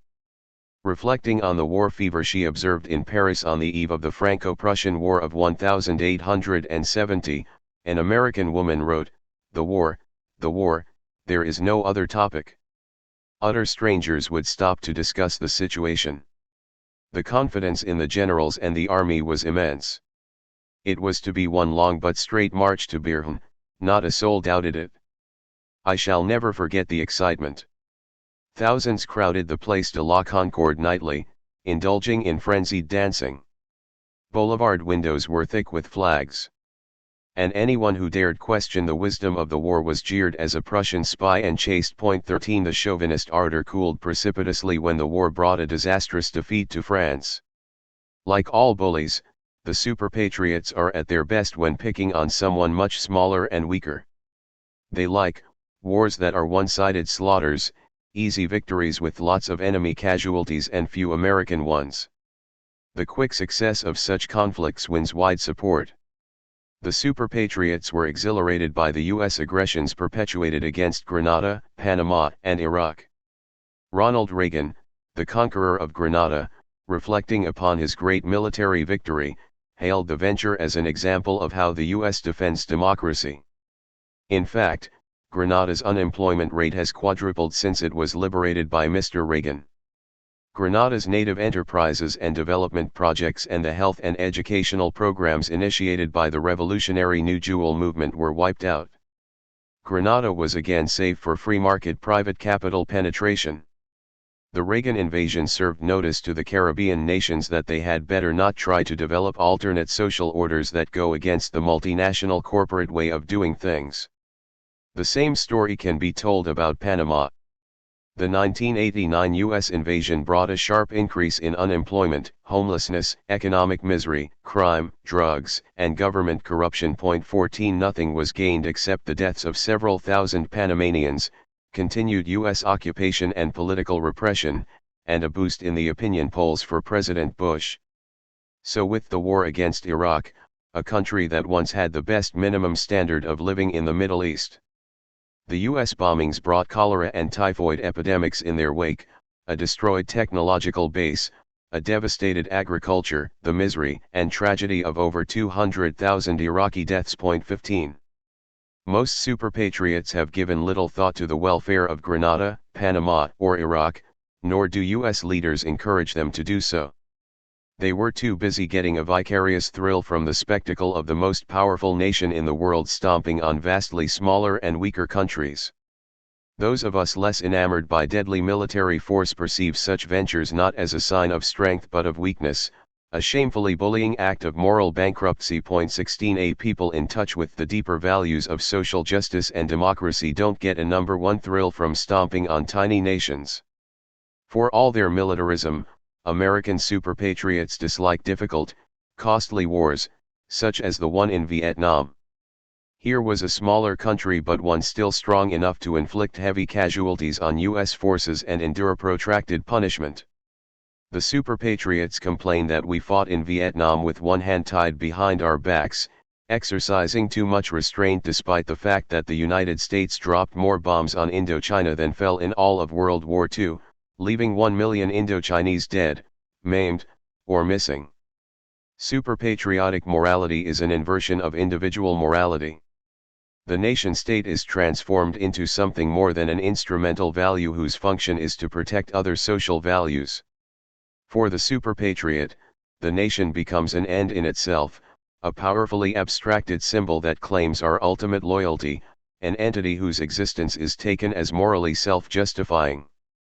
The ethical code applied to nationalism does not operate the same as the one applied to individuals.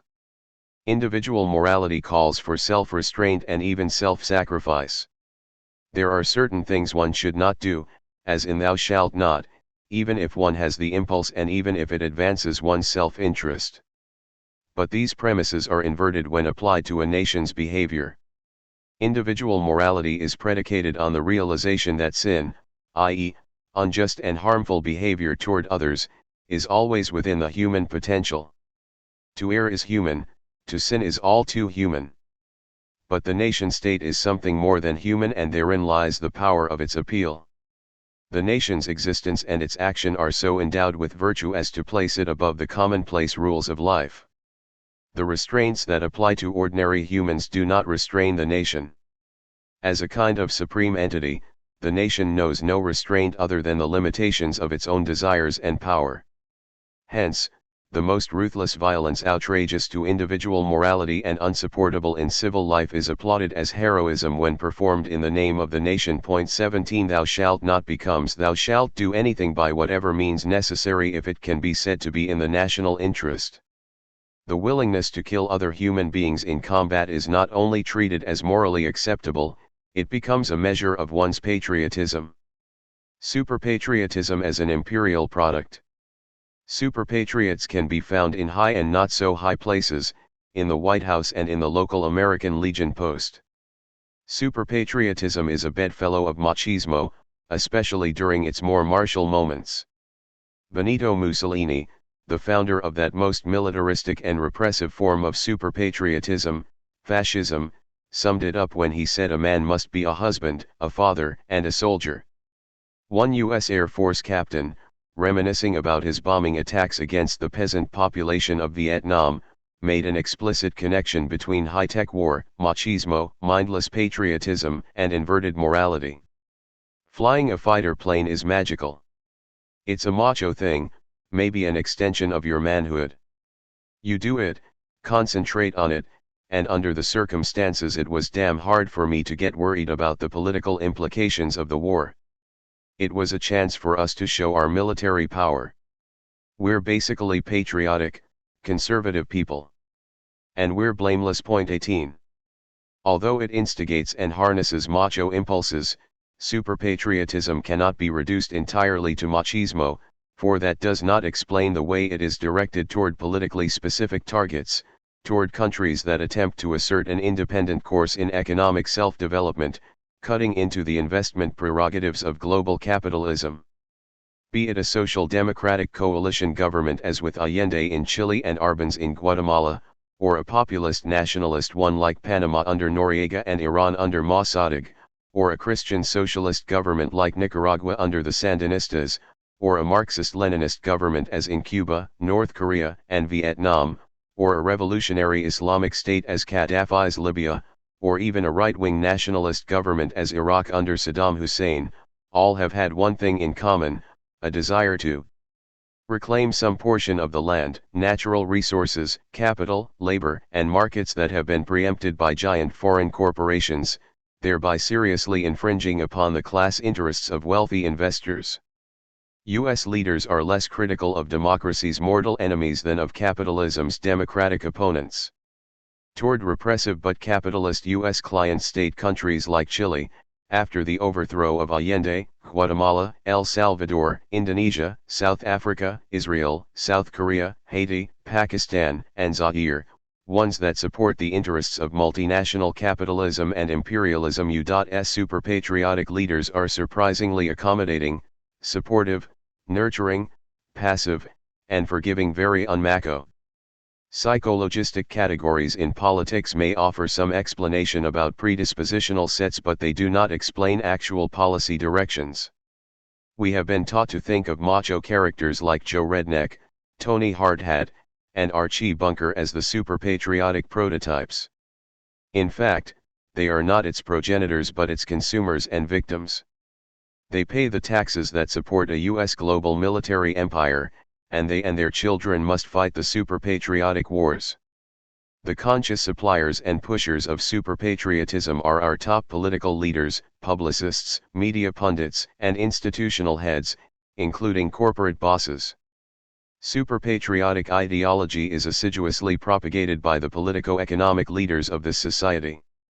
Like the anti-communist ideology, superpatriotism is not a product of mass hysteria, although its goal is often to instigate mass hysteria. There have been no spontaneous patriotic demonstrations demanding that we go to war against this or that country. Support comes only after the White House, the media, and other elite propagandists create massive public relations campaigns that demonize foreign leaders, portraying them as mortal threats, and only after troops are committed and an easy victory seems to be in the offing. Far from being reluctantly propelled into hostilities by popular war fever, leaders incite that fever in order to gather support for their war policies. Thereby do they attempt to distract the public from pressing domestic matters, serve the overseas interests of U.S. investors, justify gargantuan military budgets, and present themselves as great leaders. Patriotic extremism is an important tool in the hands of affluent rulers, who use it to mask class privileges and mute class conflict by characterizing as unpatriotic any kind of radical criticism and working class militancy. In 1886, during a time of labor unrest, Theodore Roosevelt talked of setting worker against worker in the name of patriotism. My men are hard-working laboring men, who work longer hours for no greater wages than most of the strikers, but they are Americans through and through. I believe nothing would give them greater pleasure than a chance with rifles at one of the mob's 10. During the rise of fascism in Italy, Germany, and Japan, patriotic goon squads, composed of reactionary veterans and other hyper-nationalists, were used repeatedly to smash workers' and tenants' strikes, labor unions, and liberal publications. Point 20. Leaders will always represent their class agendas as being in the national interest.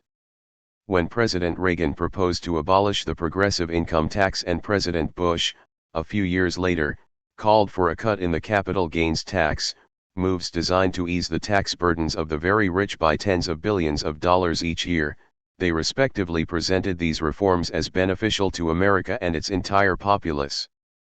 We are made to believe that we the people have a patriotic community of interest with the giant multinationals, the very corporations that might anytime export our industries and jobs in pursuit of cheaper labor markets abroad.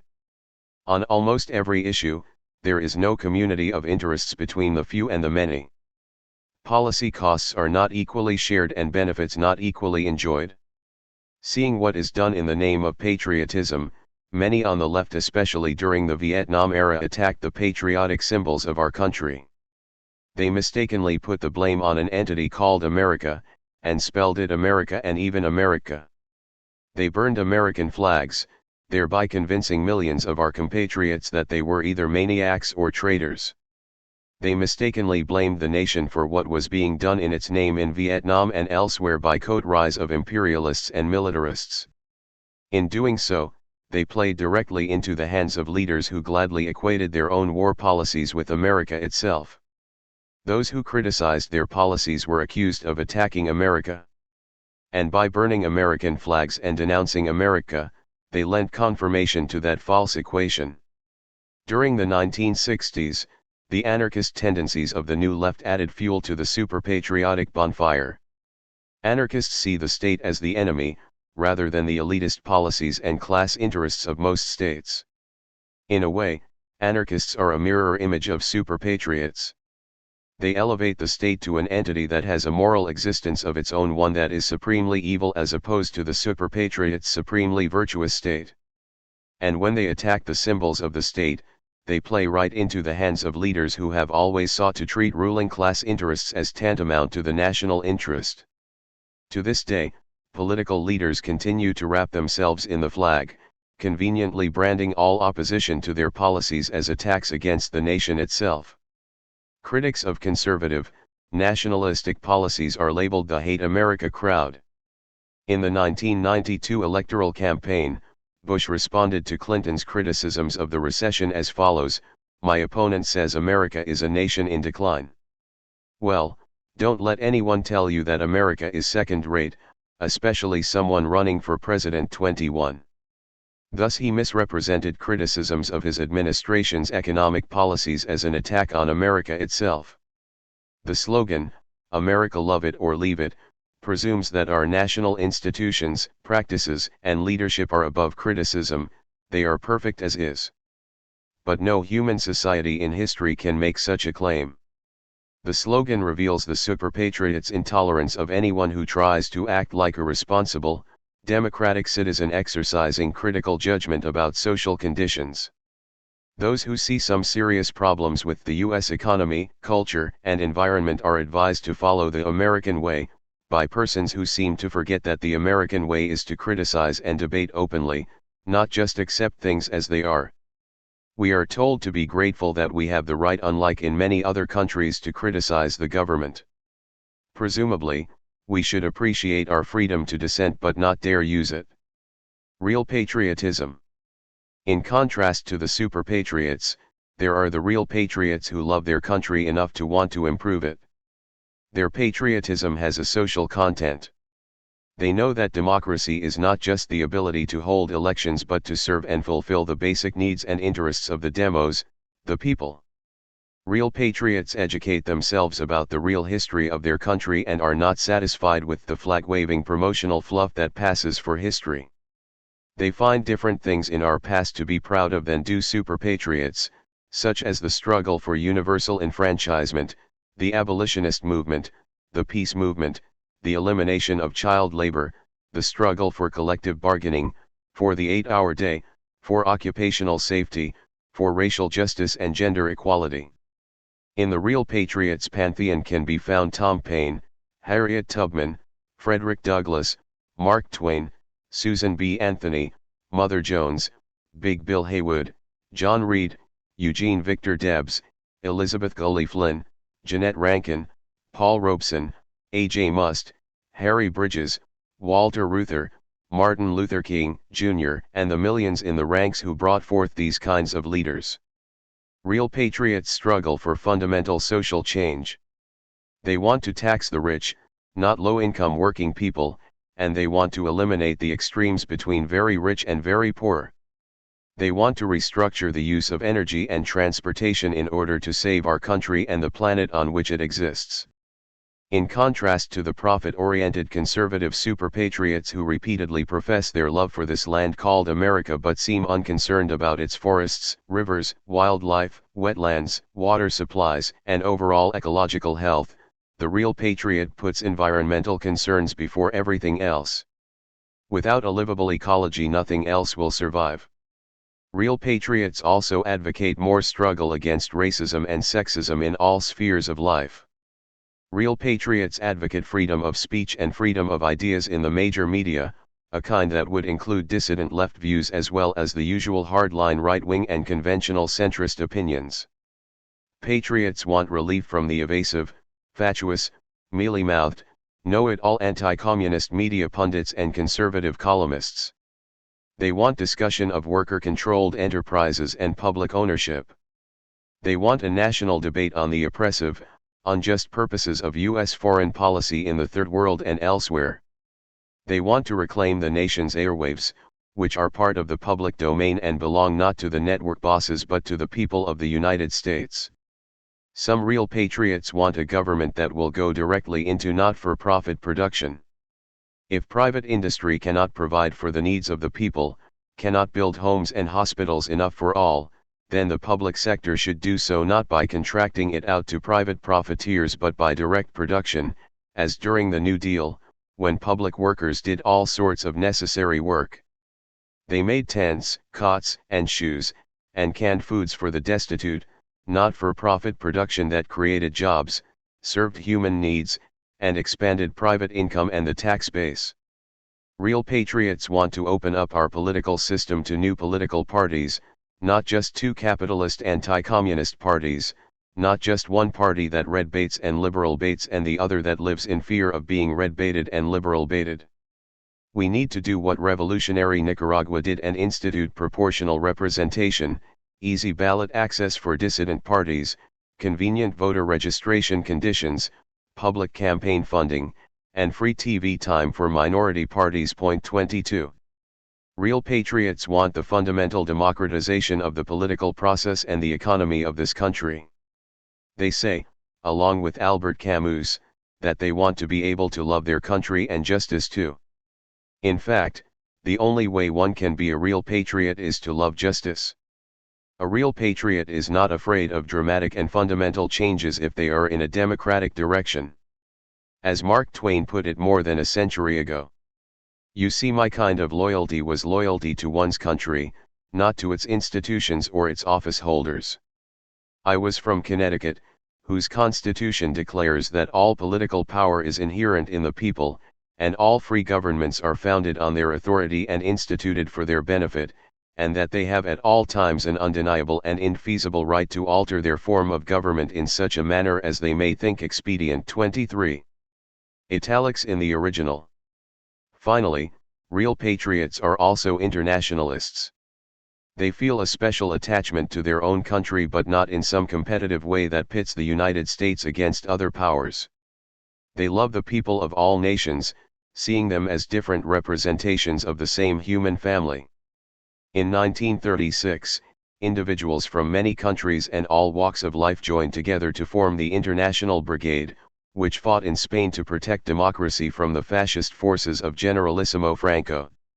Charles Nusser, a veteran of that great struggle, relates this incident of international patriotism. Sam Gonchak and I, both Spanish Civil War veterans, were in Guernica on June 1, 1985, not long after President Reagan's infamous visit to the Bitburg Cemetery. We were there to lay a wreath at the historic tree of Guernica. I spoke briefly, saying there are those who lay their wreaths on the graves of the Nazi criminals in allusion to President Reagan's visit to Bitburg Cemetery in Germany, but that we veterans of the Abraham Lincoln Brigade pay our homage at the Tree of Freedom in loving memory of the victims of the fascist murderers. I will never forget the speech of the organizer of the gathering. He referred to Sam and me as patriots of the world. Not patriots of the United States but patriots of the world. There have always been too many patriots in various countries straining to get at the throats of patriots in other countries.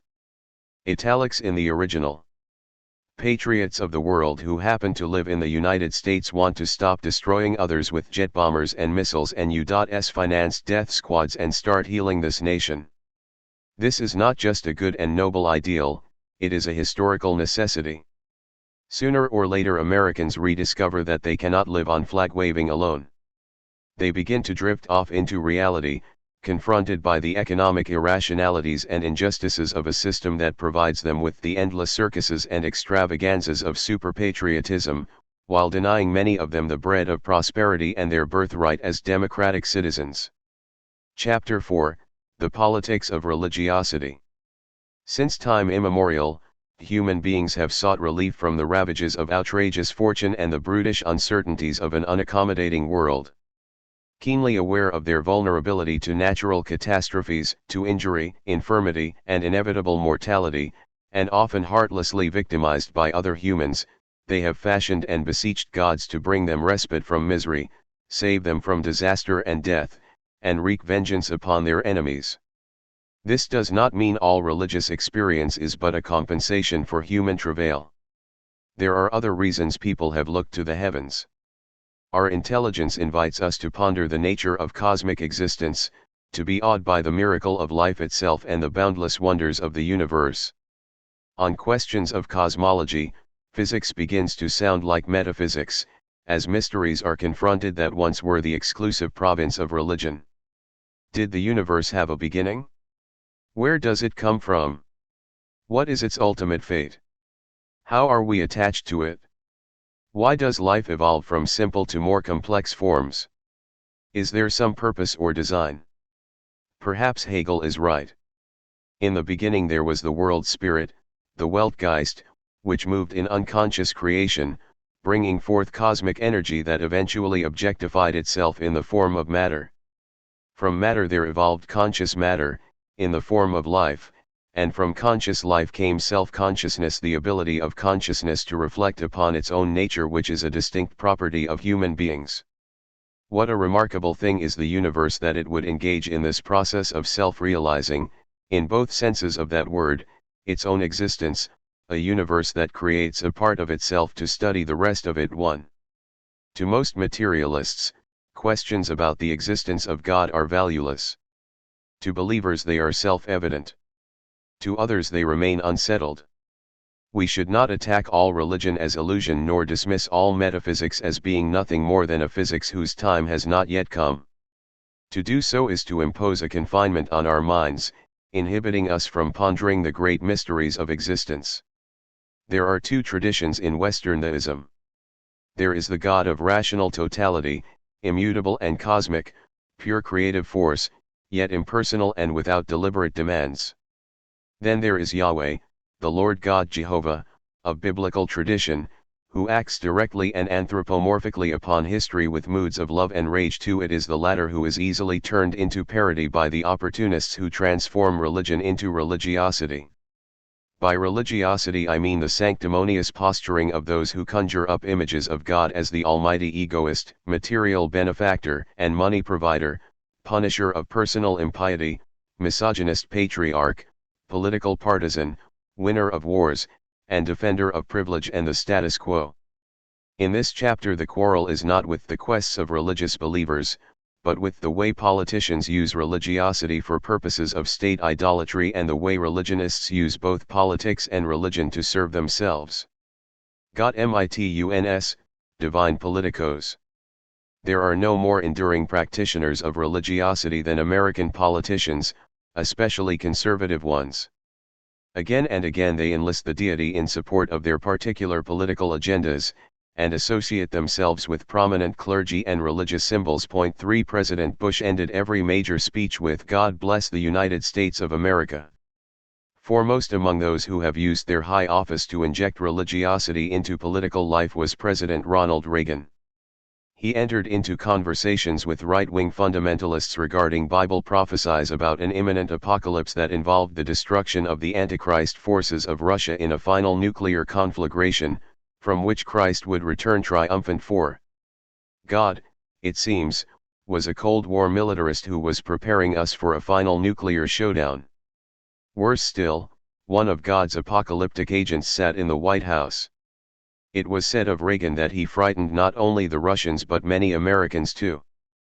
President Reagan announced that the United States is a Christian nation, which must have come as unsettling news to a loyal citizenry, including millions of Jews, Hindus, Muslims, Buddhists, atheists, agnostics, skeptics, and non-sectarian deists. In a mawkishly staged moment of his 1987 State of the Union message, he cast his eyes upward and proclaimed that our nation pays homage to him, and could not have been created without divine guidance. 5. God is not just our Father, He is a founding Father. In fact, the founders of this nation harbored rather critical views about religion, and were quite explicit that the Republic was not founded on Christianity. Jefferson noted that millions of innocent men, women, and children, since the introduction of Christianity, have been burnt, tortured, fined, imprisoned. He bemoaned monkeyish ignorance and superstition and the impious presumption of legislators and rulers, civil as well as ecclesiastical, who hath established and maintained false religions over the greatest part of the world. 6. James Madison wrote, "Religious bondage shackles and debilitates the mind, and unfits it for every noble enterprise, every expanded prospect." 7. The delegates to the Philadelphia Convention in 1787 left the deity very much out of the Constitution, even refusing to follow Benjamin Franklin's suggestion that their daily sessions be opened with a prayer asking for divine guidance. 8. The Constitution makes clear that ours is not a Christian nation. Article 6 reads, "No religious test shall ever be required as a qualification to any office or public trust under the United States," a feature that represented a distinct advance over a number of state constitutions that banned Roman Catholics, Jews, and non-believers from holding office. Edmund Randolph of Virginia, who had been a delegate to the Philadelphia Convention, noted that the absence of a religious qualification puts all sects on the same footing. A man of abilities and character, of any sect whatever, may be admitted to any office or public trust under the United States. Randolph was glad there were a variety of sects, because they keep one another in order. THIRD will prevent the establishment of any one sect in prejudice to the rest, and will forever oppose all attempts to infringe religious liberty. 9. Jefferson, Madison, Washington, and other leaders also looked favorably upon religious pluralism. George Washington maintained that every man should be free to worship according to the dictates of his own conscience. 10. During the early years of the Republic, another great democratic victory came with the passage of the First Amendment, which in part states, "Congress shall make no law respecting an establishment of religion or prohibiting the free exercise thereof." Church and state were to be kept separate. The government could neither inhibit nor act as an agency in support of any religious organization. Yet in the 1980s and early 1990s, the Reagan and Bush administrations moved backward toward theocracy by advocating the use of public funds to subsidize religious schools. They supported a move to amend the Constitution to allow teacher-led prayer sessions in public schools. As conservatives, they recognized that state idolatry was anchored in part on religiosity, even in a supposedly secular state. The abortion issue provides an example of how rightist politicians use religiosity in pursuit of political gain. In the late 1960s, Ronald Reagan, George Bush, and other conservative leaders supported a woman's right to safe and legal abortion. Conservatives had long maintained that the poor produced too many babies, more abortions would mean less children on welfare. But conservatives also cast about for non-economic issues that cut across class lines, such as school prayers, homophobia, sexism, pornography in the arts, racism, affirmative action, family values, and fear of crime, issues that might win support from modest-income voters who would otherwise have no common cause with the right.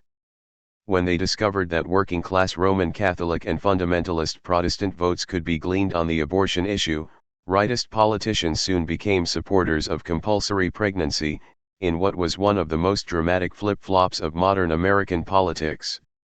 The opportunism of this stance was made evident in August 1992, when President Bush admitted he would stand by his granddaughter if she opted to abort an unwanted pregnancy. In the end, the president said, the decision would have to be hers, who else's could it be? 12. Similar sentiments were voiced by Vice President Quayle regarding his daughter. Thus the Bush-Quayle commitment to compulsory pregnancy was a vote-getting public posture, not a profound moral conviction as they had maintained. It did not extend to their own loved ones who, unlike other women in the country, would retain the right to choose. Wars and election campaigns evoke cloying expressions of religiosity from political leaders. In an appearance at the Southern Baptist Convention in 1991, President Bush grew visibly tearful as he spoke about praying to God before he ordered the attacks that massacred Iraqi conscripts and civilians during the Persian Gulf War. During the 1992 presidential campaign, Bush cited Jesus Christ as the moral force behind his military interventionism, claiming that during the Persian Gulf War America, as Christ ordained, was a light unto the world. 13.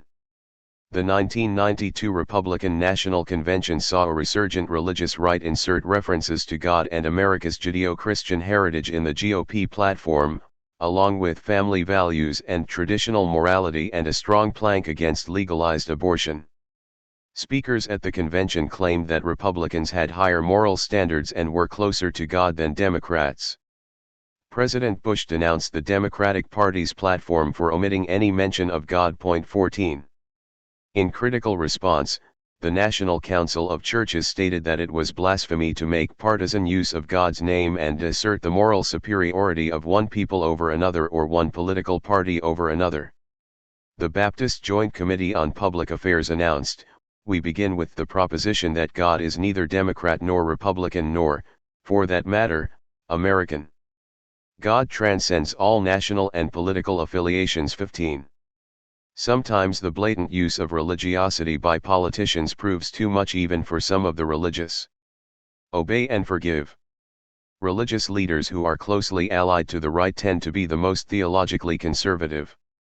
They evade social issues such as poverty, oppression, and militarism, and focus on personal pieties, sectarian intolerance, and a prudish moralism. Their individualistic subjectivism resembles that of the New Age gurus discussed in Chapter 2. It goes something like this: your ills and sins are your own doing, a matter of your inner soul and personal piety. Stop being sorry for yourself, learn humility and look to the saintly ones who show patience when facing personal adversity. Harbor no anger or envy in your heart, love and serve God and you will be rewarded. Sin and virtue are defined as private matters unrelated to economic issues. Thus a worker who filches something from the business firm is guilty of theft, but the firm owners who grow rich off the underpaid labor of workers are not considered thieves. Government policy that tolerates pornography in art and literature is sinful, while government policy that pursues wars of aggression and favors the rich over the poor is not. 16 Virtue is a matter of loving and obeying God, rather than advancing the collective human condition. If anything, a concern for the latter is itself a sinful manifestation of secular humanism, putting man rather than God at the center of our concerns. Not surprisingly, religious conservatives win generous financial support from rich donors and corporations. With such backing, they are able to launch media crusades that give them access to mass contributions. Point 17 What comes across in their sermons is how removed they are from the great questions about God, existence, and the cosmos. The God they sell is made in their own shallow image, involved in their immediate political agendas.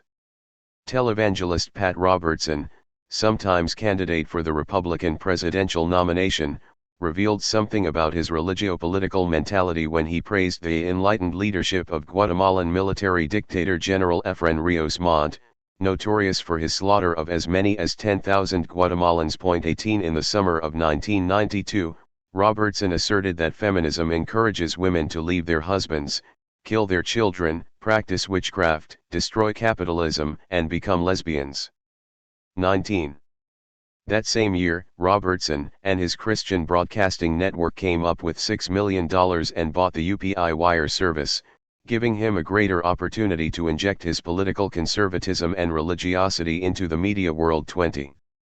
In various state and local electoral contests, conservative religious leaders have run for public office or publicly associated themselves with right-wing candidates. Baptist minister Everett Sullivan finished fourth in the GOP gubernatorial primary in Nebraska in 1986.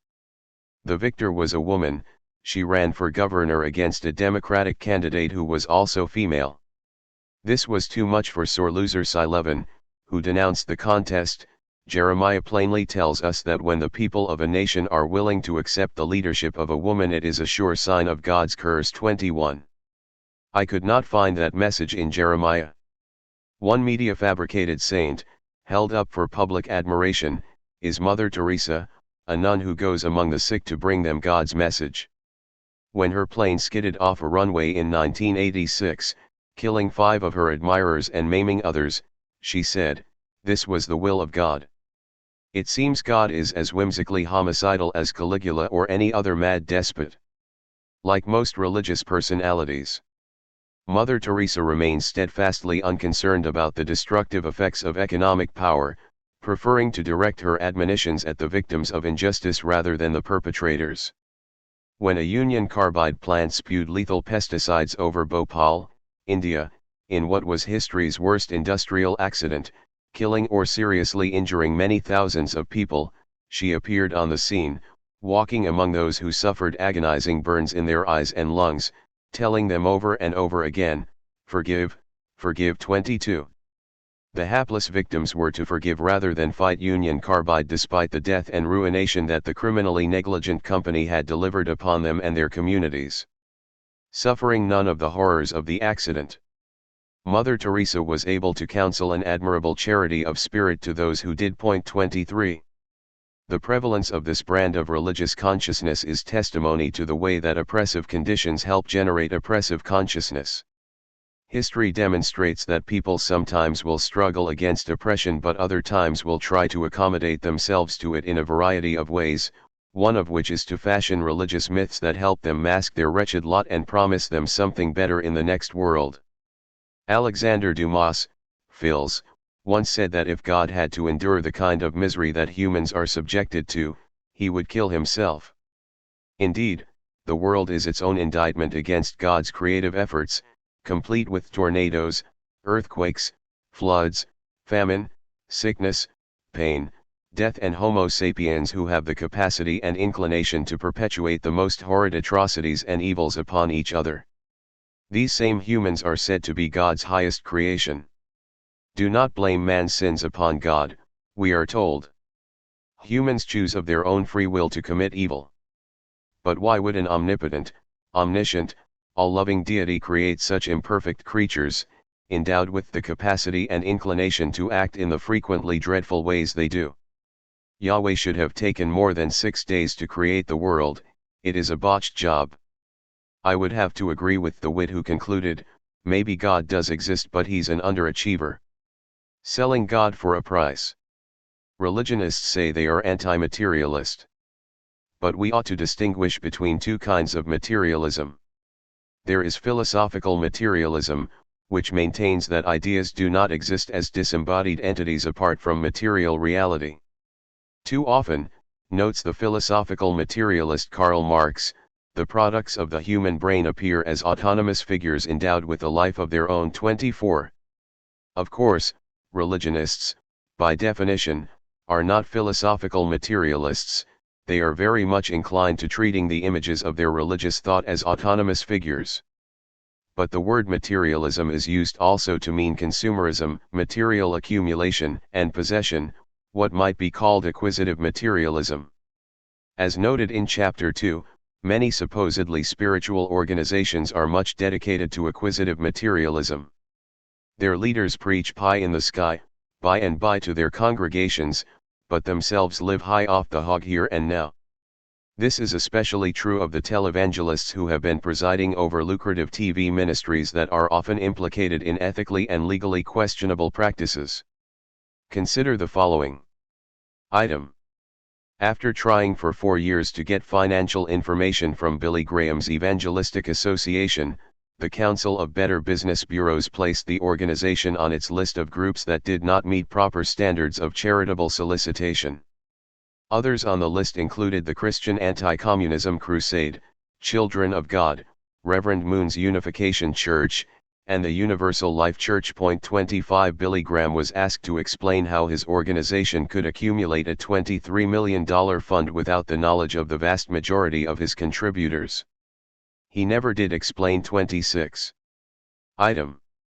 In 1987 it was revealed that right-wing TV preacher Jerry Falwell, head of the Moral Majority, had transferred over $6.7 million from his political organizations to his religious ministries, without the knowledge of contributors.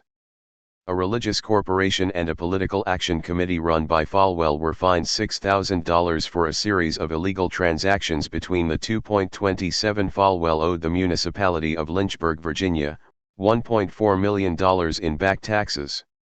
When he threatened to move his enterprises from Lynchburg, the city council forgave the tax bill. 28. Item. The PTL television ministry collected $129 million in 1986 from its followers. But the following year, accountants found that $92 million in church money was missing, along with records detailing millions of dollars in expenditures. PTL head Jim Bakker and his wife Tammy pocketed a total of $4.8 million in salary and bonuses from the organization over a 3-year period and lived in opulence on an estate that provided every luxury, from gold-plated bathroom faucets to an air-conditioned doghouse. As Bakker explained, "We preach the abundant life." 29. In 1989, he was sent to prison after being convicted of 24 fraud and conspiracy counts, including diverting millions of dollars of contributors' money to his personal use. 30. Item. In 1987, television preacher Oral Roberts said the Almighty would take his life unless his supporters came across with $8.3 million for missionary scholarships. It seems God is an extortionist and a murderer. In 1986, Roberts had claimed he would die by that year's end if he did not raise that sum. In truth, he did not need the money for scholarships, but to rescue his financial empire. God was not after him, the bankers were. In April 1987, Roberts informed his followers that he had been spared because they had donated over $8 million, but the Lord told him they must continue to raise that amount every year. In 1989, facing a $25 million deficit, Roberts announced he would sell his hospital, medical school, and other assets because of declining contributions. 31 Contrary to earlier expectations, God did not kill him. Item. On his television show, preacher W.V. Grant, who claimed to be a faith healer, used fraudulent and artful deceptions to cure people who in fact were not cured or were never disabled. He collected $6 million a year from poor, sick, and desperate followers, while falsely claiming to be supporting 64 orphanages in Haiti. Grant lived in great luxury and owned high-priced Ferraris and Mercedes. 32. Item. Televangelist Robert Tilton took in more money than Madonna and Michael Jackson combined, some $80 million a year, tax-free. He lived in a $4.5 million home, paid for in cash, had another house in Florida, a luxury boat, and an additional $60 million in bank deposits, treasury bonds, and real estate, and those were only the assets he listed. Tilton claimed to have helped orphanages that in fact did not exist. 33. He promised miracles to the needy who managed to send in contributions. If you want to get rid of that dump you live in, that car that breaks down, you have to have faith. I've been supernaturally blessed by God to help. Yes, the Lord's ministry gets a portion of it pointing to himself, but you get most of it. 34. Tilton himself did not trust in God for miracles, preferring to get his money the old-fashioned way from other people. Fraud can be committed in non-monetary ways. After repeatedly lambasting the sinful sexual morals of society, televangelist Jimmy Swaggart was himself revealed to have regularly patronized a prostitute. According to her, he urged her, unsuccessfully, to make her 12-year-old daughter available. 35 3 years later, Swaggart was caught soliciting sex from another prostitute. He was forced to step down from his ministry but announced that God wanted him to return. 36 Jim Bakker had sexual relations with Jessica Hahn and was also linked to homosexual acts, while preaching quite a different message to his followers. 27.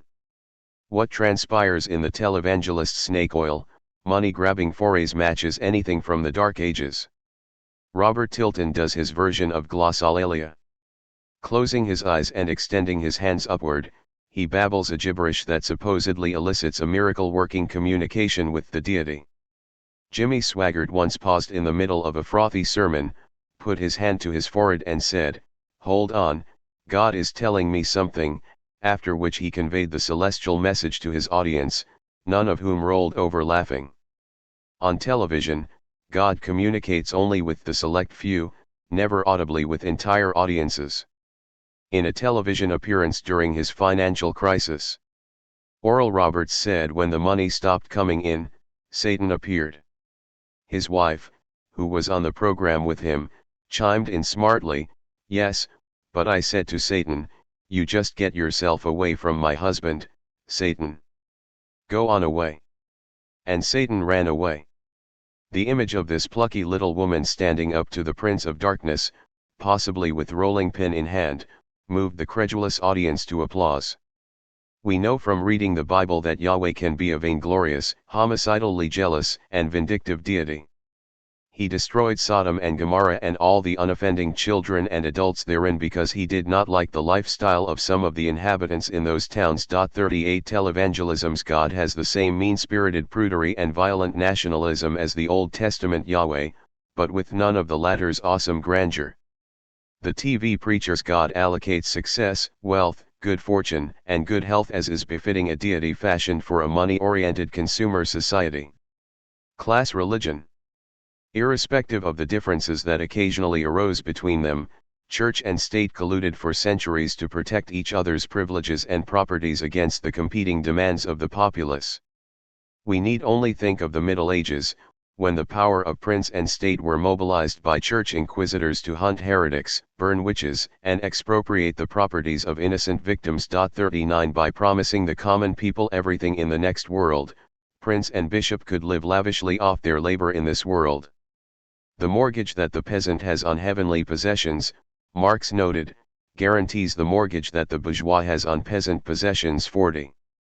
One example from many that history offers is Martin Luther, known to us as the rebel who challenged Rome and started the Protestant Reformation. But there is a lesser-known Luther, the defender of aristocratic authority.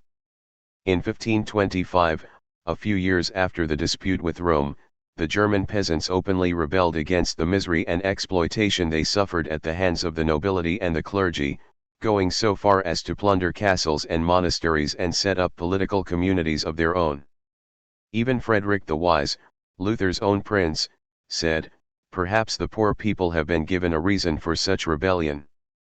In many ways the poor are being burdened by us temporal and spiritual rulers." 41. Not so in Luther's eyes. On a few rare occasions he did chastise the nobility for the profligate way they lived off the backs of the peasants, but he never seriously confronted them. Nor did he show any special interest in the peasantry until they rose in rebellion. When the peasants quoted scripture to justify their struggle against ruinous rents and taxes and the nobility's theft of their land, Luther considered it a blasphemy and angrily denounced them for turning everything upside down, like the worst disaster. He had a simple enough syllogism: the peasant uprising was against authority, all authority came from God, ergo, the peasants were pitting themselves against God, not against corrupt and exploitative princes. He repeatedly urged everyone who can to smite, slay, and stab the peasants secretly or openly, remembering that nothing can be more poisonous, hurtful, or devilish than a rebel. It is just as when one must kill a mad dog. 2. Justify his call to butchery, he quoted passages from the Bible 42. The prince's armies slaughtered 100,000 peasants. A fairly accurate estimate, historians agree. Luther, the great spokesman for the God of love, led the call for the homicidal bloodletting of a repressive class war. Throughout feudal times and into the modern era, church structure reflected class structure. During the Ancien regime in France, the upper clergy was recruited almost exclusively from the nobility, who drew lavish incomes from their bishoprics and other church offices. Additional sinecures and collegiate chapters went to needy nobility. The incomes drawn from these positions would have greatly improved living conditions within many dioceses. The parish priest, who tended to the common people, lived in poverty and was invariably of humble origin. The upper clergy looked down on the priests as coarse, dirty, and ignorant. The lower clergy, in turn, seethed over the unjust tithe system, and the corruption, opulence, and arrogance of their superiors. 43. In the 2 centuries that followed the French Revolution, most Protestant and Catholic church leaders in Europe and North America approved of the business community's views on property and economic inequality. Labor unions, strikes, minimum wage laws, and other reforms were denounced as interferences with natural law. Syndicalism, anarchism, communism, and socialism were condemned as the devil's work. 44. Sin was defined in personal terms: a failure to restrain pleasurable impulses and other self-indulgences, an infection of the soul arising from flawed spiritual development rather than from damaging social conditions. Religion was used to teach workers the virtues of hard work, punctuality, and compliance to managerial authority. In 1828, mill women in Dover, New Hampshire, went on strike against factory rules that charged fines for tardiness, forbade talking on the job, and required church attendance. 45. Religion had little effect in softening the practices of capitalists, even the more religious ones. Marx tells of mill owners who on one occasion worked young boys for 30 hours straight, in a dense atmosphere of dust and wool shreds, allowing only 1 hour of sleep during that entire spell. When brought before the magistrate, the accused gentlemen, being Quakers, scrupulously affirmed rather than took an oath. They testified about their great compassion for the boys and how they had allowed them 4 hours of sleep, but the obstinate children absolutely would not go to bed. The devout gentlemen were fined the crushing sum of £20. 46. The collusion between state and church in the defense of economic privilege and ideological monopoly continues to this day. Sometimes the state uses religion to legitimate its own exploits, and sometimes the religionists use the state to advance their interests. 47. Today, major religious organizations and television ministries hold billions of dollars in investments in armaments, agribusiness, banking, insurance, pharmaceuticals, media, utilities, and just about every other enterprise. 48. If religious organizations tend to be conservative, it is not only because they depend on wealthy contributors but because they themselves partake directly in the ownership of wealth. Religious organizations possess a vast array of properties and enterprises that are treated as tax-free by state, federal, and local governments. Such exemptions oblige the rest of us to carry a larger portion of the tax burden. In effect, we are forced to make an indirect contribution to religious bodies amounting to hundreds of millions of dollars each year. 49. Tax exemptions go even to those religious organizations that are heavily engaged in political campaigns to criminalize abortion, support anti-gay legislation, and protect their tax privileges. A People's God, Liberation Theology. Conservatives are not the only ones who quote scripture to support their particular political agenda, so do those who identify with the poor and downtrodden. In 1513, during a peasant rebellion in Germany, a priest in Lehen said it's a godly concern to put justice first, for God wills it, and in the scriptures, justice must come first. 50. In the United States during the early part of the 20th century, there was the social gospel movement, led by Protestant clergy and laypersons who saw the fulfillment of Christian teachings in the collective betterment of society. 51 Efforts on behalf of nuclear disarmament, peace, and economic justice have persisted down to our day, carried on by socially conscious Methodist, Presbyterian, Quaker, Brethren, and Unitarian organizations. Beginning in the 1960s in Latin America and later extending to the Philippines and parts of Africa, there emerged from the ranks of the Catholic clergy a social activist movement known as the Theology of Liberation. Its adherents openly sided with the mass of Third World people who lived in utter destitution, claiming that Christianity contained a doctrine of social and economic justice to be realized on earth through struggle against rich and powerful oligarchs. 52 Speaking for the interests of oppressed majorities, liberation theology represented a real revolutionary potential. As the church began to side openly with the poor, the makeup of its clergy started to change. In countries like Brazil, seminarians who once were recruited from affluent families now came overwhelmingly from the ranks of the poor. 53. In the late 1970s, under the rule of Pope John Paul II, the Vatican threw its weight against the liberation theology movement. In Latin America, the Pope appointed a large number of conservative bishops to impoverished urban dioceses, transferred liberal ones to remote rural areas, suppressed liberation theology curricula in seminaries and imposed Vatican manuals, silenced liberation theology theorists, and forbade liberal and radical clergy from holding public office. 54 The prelates were to administer to souls and avoid engaging in political struggles. Meanwhile, Pope John Paul II, that most political of all popes, actively supported the political involvements of his more conservative clergy and laity who operated in a quasi-fascist organization, Opus Dei. 55 The Pope, himself, continually intervened in world affairs, remaining up to his ears in counter-revolutionary politics, even entering into a clandestine alliance with President Reagan to hasten the dissolution of communism in Eastern Europe. 56.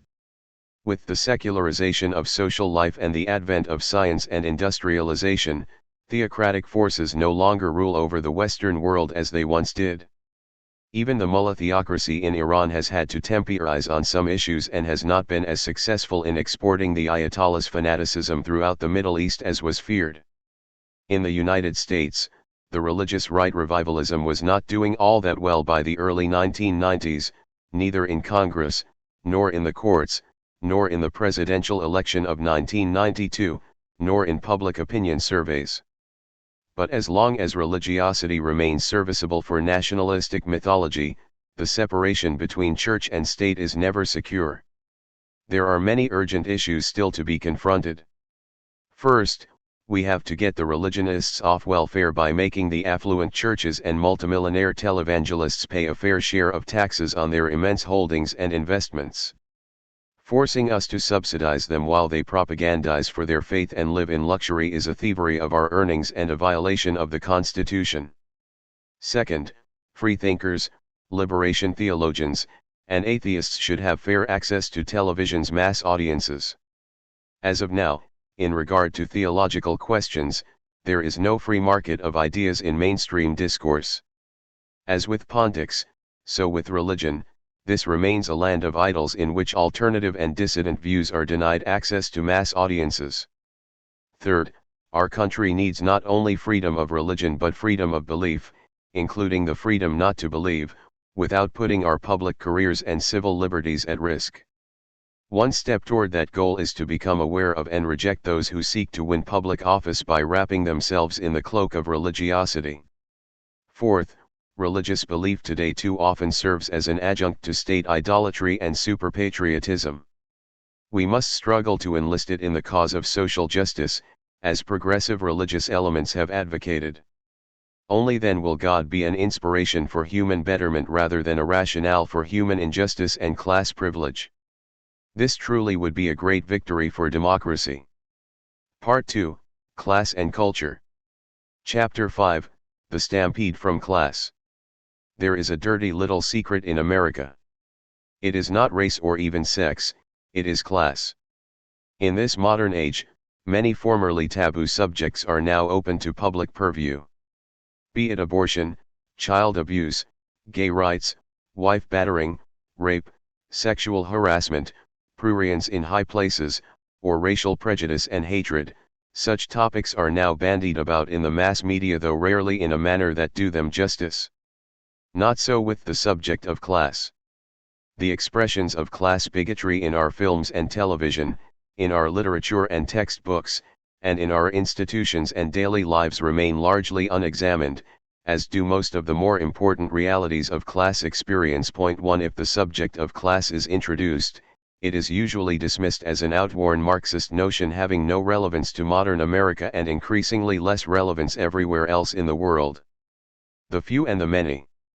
All of humanity may be divided into two groups, which I will call column A and column B. In column A are those who live principally off other people's labor, principally because they may themselves work and even draw a salary, but that is not their paramount source of income. There are several 100,000 adults in the United States who do not work, not because they are retired or infirm or unemployed or institutionalized, or raising children. They do not work because they do not have to. They have what we call private or independent incomes, that is, they get enough money to live usually quite well from the money they possess. Their money comes not from their own labor but from the labor of others in the form of a. Dividends on stock investments, b. Interest payments on bonds and securities, c. The sale of appreciated holdings, stocks, bonds, currencies, commodity futures, and real estate, d. Rents on income property, e. Payments on privately financed loans or mortgage notes they hold as creditors, f. Royalties on oil and other mineral deposits, and various other sources. Such income may come directly from specific holdings or from estates and trust funds. It may be administered by the holders themselves or their brokers, accountants, and lawyers. Years ago, our income tax returns used to distinguish between earned income and unearned income, the latter being derived from the above list. It was one of the more revealing designations one was likely to find in a government document. And, no doubt for that reason, the earned and unearned designations eventually were removed from federal tax forms. Column A people can get quite annoyed when it is pointed out to them that they do not work. Since many of them do not languish in idleness, and since they equate work with whatever activity they happen to be engaged in, they do not see themselves as parasites. When asked, they will tell of their endeavors, taking art courses, serving with a charity organization or on a church or museum board of directors, raising horses, preparing for a long sailing expedition up the coast, an exploration in Indonesia, a shopping trip to Paris or London, going on a spiritual retreat or to a health spa, or getting into photography or ceramics or meditation. Some wealthy individuals work in the more traditional sense. They pursue professions and occupy managerial posts, but it is out of personal choice, not economic necessity. A few prominent tycoons, whose names regularly appear in the business press, preside over vast financial empires. But the workday they put in does not explain the source of their immense wealth nor the pace at which it accumulates. The far greater portion of their money still comes from the ownership of assets that directly or indirectly engage the labor of others. Their own labor entitles them to a fair recompense, not an immense fortune. The idea that wealth is constantly being transferred from the labor of many into the accounts of the few, from column B to column A, is widely at variance with the established notion in capitalist society that the relationship between rich and poor, owner and worker, is not exploitative but symbiotic and even providential. The question, where would workers be without the company, is more likely to be asked than where would the company be without workers. Worker and owner are supposedly engaged in mutually beneficial teamwork. Such class collaboration is presumed beneficial to all. Conversely, class strife is seen as harmful to all. As with individuals, so with nations, the capitalist ideology denies that the relationship existing between rich multinational corporations and poor nations is an exploitative one, a relationship that leftist theorists in this country and many people in poorer countries call imperialism. Instead, it is claimed that rich nations and rich corporations help develop poor ones by investing in them, as if the corporations were in the business of uplifting the poor rather than enriching themselves. For generations this fable has been enunciated, even as the investors grew increasingly richer from their third world investments and poor nations grew increasingly more indebted and poorer as these investments accumulated. 2 To this day, the prevailing view in corporate boardrooms and government councils is that multinational corporate investment is beneficial to, rather than exploitative of, the recipient nation. If column A contains the rich and the privileged, column B holds the other 98% of humanity, those who live principally off wages, salaries, bonuses, fees, commissions, and pensions. I say principally because some of them may have savings and assets that give them a modicum of income from column A, but it is not enough to live on. What the people in columns A and B have in common is that they both live off the labor of the people in column B. The accepted wisdom is that, since the rich in this country are relatively few, their cumulative wealth is not very much. Supposedly the bulk of the nation's wealth is spread out among the middle class. But the statistics do not support that view. As of 1992, the rich in America had a net worth of $6.14 trillion. The richest 1% controlled more than 60% of the national wealth, and that includes only assets declared. In contrast, over 90% of American families have no net wealth. 3 Wealth in the United States is highly concentrated. It is overwhelmingly under the control of organizations expressly designed to accumulate wealth, giant multinational corporations, banks, and other financial institutions. Dividing society into column A and column B is a way of designating how people get money to live on. It is also the basic class division in society, the relationship of people to the means of production and wealth. Not for a moment do I mean to imply that all or even most people are consciously self-identified in one or another column. Many, perhaps most, accept the conventional view that there is a symbiotic, not an exploitative, relation between rich and poor and between rich and the middle class. Given the regional, ethnic, and occupational divisions of the people in column B, there is seldom a class-wide unity. Given the limited resources of those without wealth and power, it is difficult to achieve the kind of mass-based organization that is repeatedly called for by progressive activists. The people in column A also have their divisions, but they have more financial resources with which to organize around their interests and a higher degree of unity and conscious awareness of what is at stake for them, being a class/or itself rather than just a class in itself, as evidenced by the Trilateral Commission, the Bilderberg Conference, the Council on Foreign Relations, the Committee for Economic Development, the Business Roundtable, the Bohemian Grove, and other formally organized congregations of business and policy elites. Some in column B are not unaware that there are people in this world who enjoy very privileged lives. The animus they might feel toward those who have more money than they know what to do with, is sometimes born of their desire to be wealthy themselves. They do not so much wish for equality as for the chance to partake of the enjoyments of inequality by changing stations in life with the privileged or winning a place among them. They not only envy but often admire the rich. But there have been instances through history when opposition to the privileged class takes a more developed form. It arises not because ordinary citizens wish to be rich themselves, but because they want to get the rich off their backs so that they might have a decent life for themselves and their children and develop a more equitable, more humane, and less destructive way of using society's labor, capital, natural resources, technology, and social institutions. They want to make social and human needs the operating imperative in social production. Their concern is not class jealousy but class struggle, the desire for a better quality of life for the general populace. The difference between those who want to get in on the wealth and those who want to use society's wealth in a different way is the difference between playing the lottery to strike it rich and struggling collectively for democratic gains. Why should we hate rich people? I once heard a student ask another, back in the 1960s when students ask such questions. If we are not to look down upon the poor, neither should we hate or envy the rich, she maintained. Indeed, I would respond, we should not hate rich individuals as such.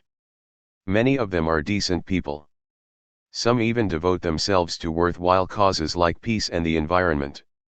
The criticism here is not directed at particular individuals of a class but at a class system that allows such a concentration of economic and political power as to harm the life chances of the many and make a mockery of democratic institutions. Ideologists against class consciousness. While incarcerated in Mussolini's dungeons from 1928 to 1937, the great Italian communist Antonio Gramsci wrote about politics and culture in his prison notebooks.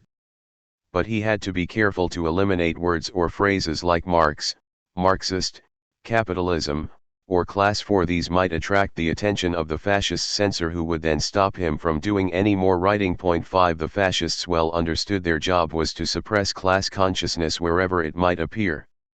Today most of our intellectuals, journalists, and social commentators avoid the use of the word class as carefully as did Gramsci. Unlike him, they are not in prison and there is no need for rulers to put them there. Throughout their schooling and professional training they are censored by superiors and more generally by the monopoly culture in which they live. Point 6. Soon they learn to censor themselves. They still occasionally use Marxism and Marxist, but it is usually in a dismissive, negative labeling way. They don't need a fascist censor breathing down their necks because they have a mainstream one implanted in their heads. These internalized forms of suppression are far more effective in preserving the dominant ideology than any state censor could hope to be. Gramsci knew he was being censored. Many of our intellectuals and pundits think they are free as birds, and they are, as long as they fly around in the right circles. Any allusion to class is likely to elicit a negative or skeptical response from mainstream intellectuals.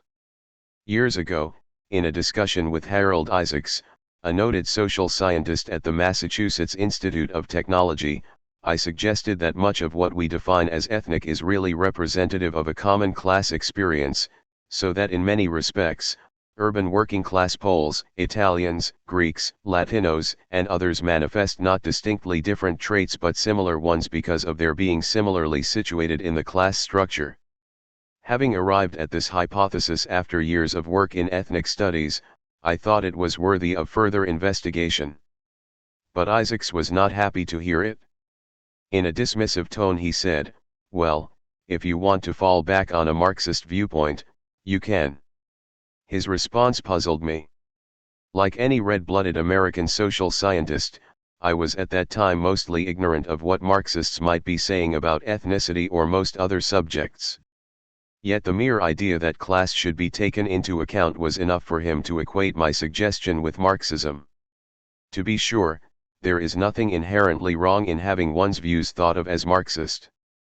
What is wrong is the habit of rejecting an idea as deficient or dogmatic by simply labeling it Marxist. Even among some persons who are critical of the existing social system, one often finds an inability or a reluctance to deal with the enormous realities of class power in capitalist society. In December 1987, at the Institute for Policy Studies in Washington, D.C., I attended a seminar conducted by the noted author Barbara Ehrenreich, who pointed out that we needed to rediscover the neglected subject of class.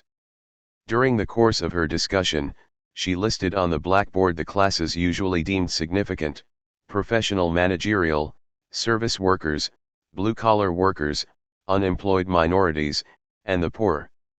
During the subsequent discussion, I pointed out that her schema, like the ones found in the academic literature, had left out the most important class of all, the owning class: the Mellons, Morgans, Rockefellers, Dufonts, Hunts, Belmonts, Fricks, Vanderbilts, and others, the people who own the yuan's share of the land, labor, natural resources, and capital of the United States and much of the rest of the world, the column A people. Her response was a curious one. she said, but they compose such a small group, a consideration that would have been salient had we been taking a census rather than trying to rediscover class. What was in question, of course, was not their numerical significance but their political, economic, and cultural power. Nevertheless, Ehrenreich wrote capitalist class at the top of the blackboard, for some reason preferring the German spelling, and drew a line separating that rubric from the ones below. Throughout the remaining discussion, she never referred to the capitalist class. To the extent that she acknowledged conflicts between classes, she concentrated on the hostility blue-collar workers felt toward professionals, saying nothing about the rage they sometimes felt toward their corporate employers. Her interest in class did not extend to class struggle. Her focus was on class as a stratification category, not class as the central factor in politico-economic power. Her rediscovery of class went only so far, stopping at the line she had drawn below capitalist class. Others on the left are engaged in what Ellen Wood called the retreat from class 7.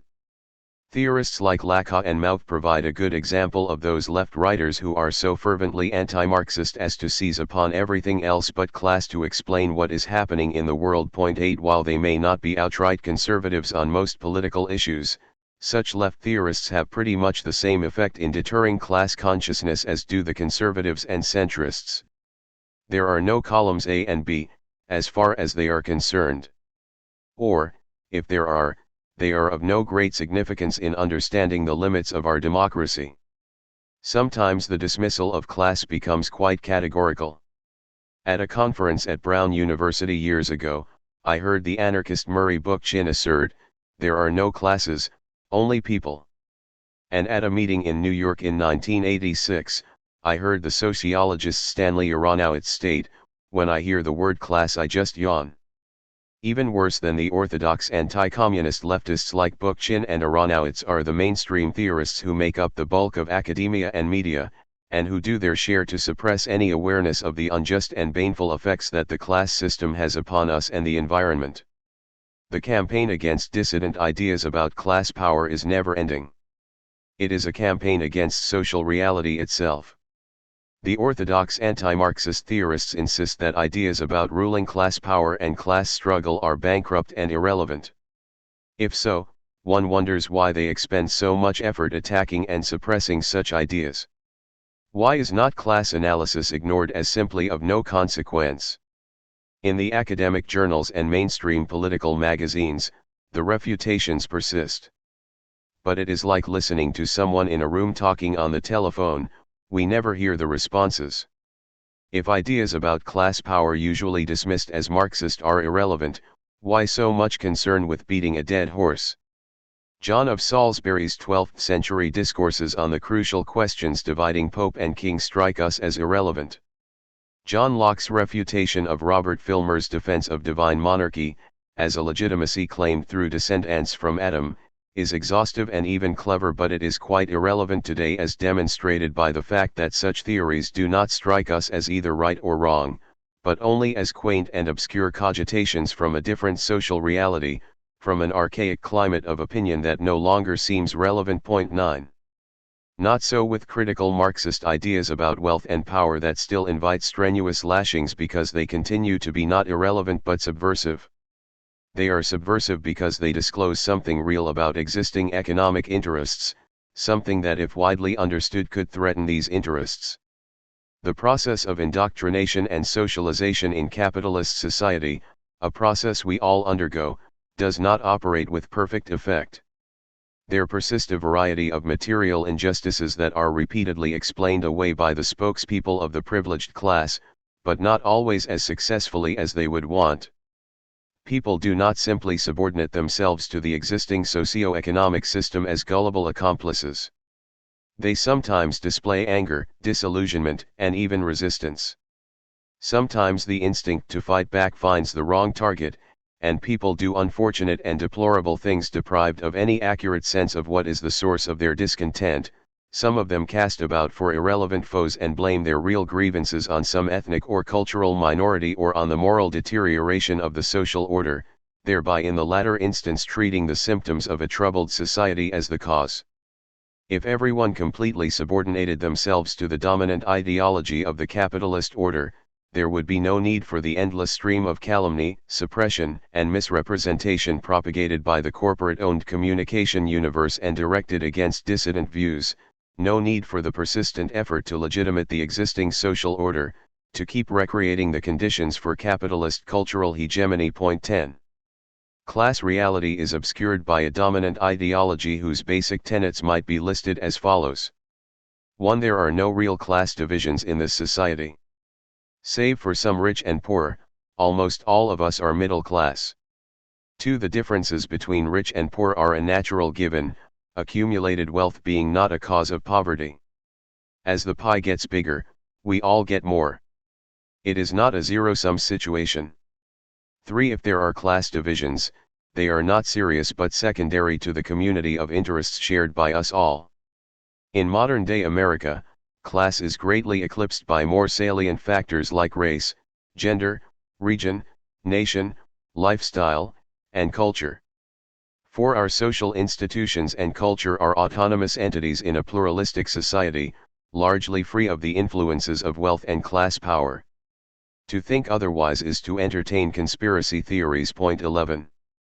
5. Instead of class, it is individual human behavior that determines human performance and life chances. Therefore, existing social arrangements are not a matter of class power but a natural reflection of largely innate human proclivities. Such notions are basic to class mythology in the United States and other modern capitalist societies. 2. Definitions of class. To think critically about class power is a subversive but very democratic activity, a way of bringing the dirty little secret of class out into the open.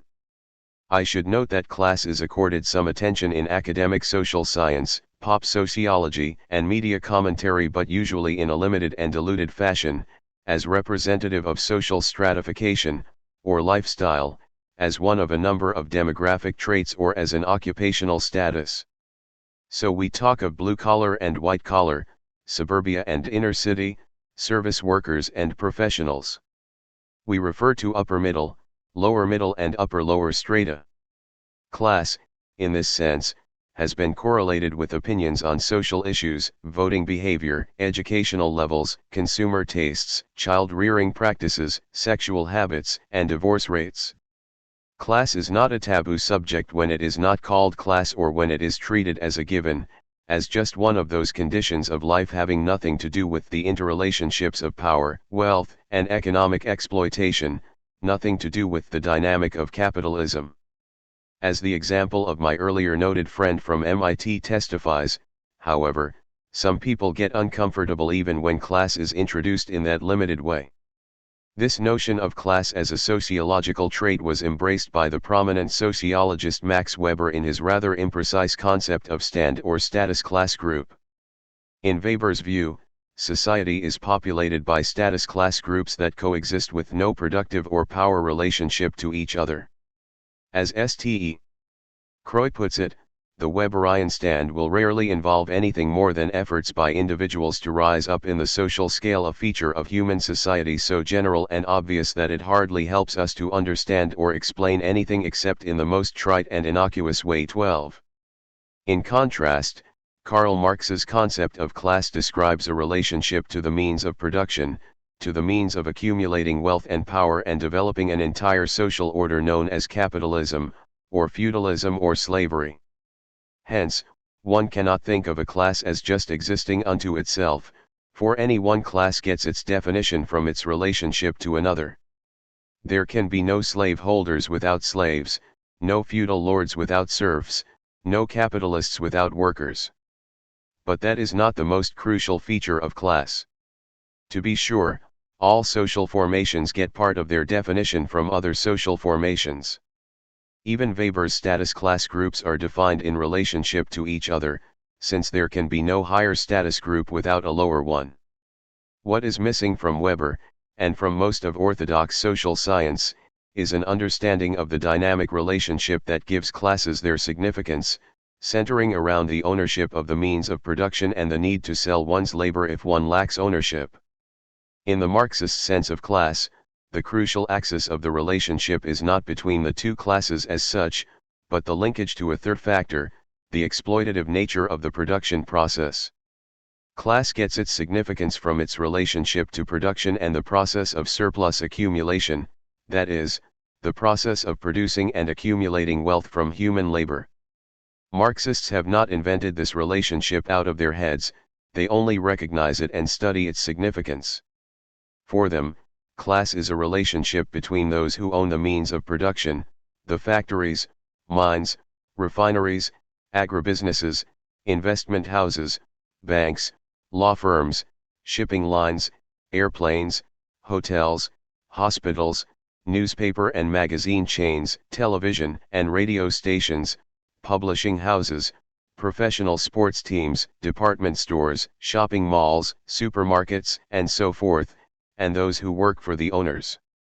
This relationship is an exploitative one, involving the constant transference of wealth from the worker who produces it to the owner who does not work.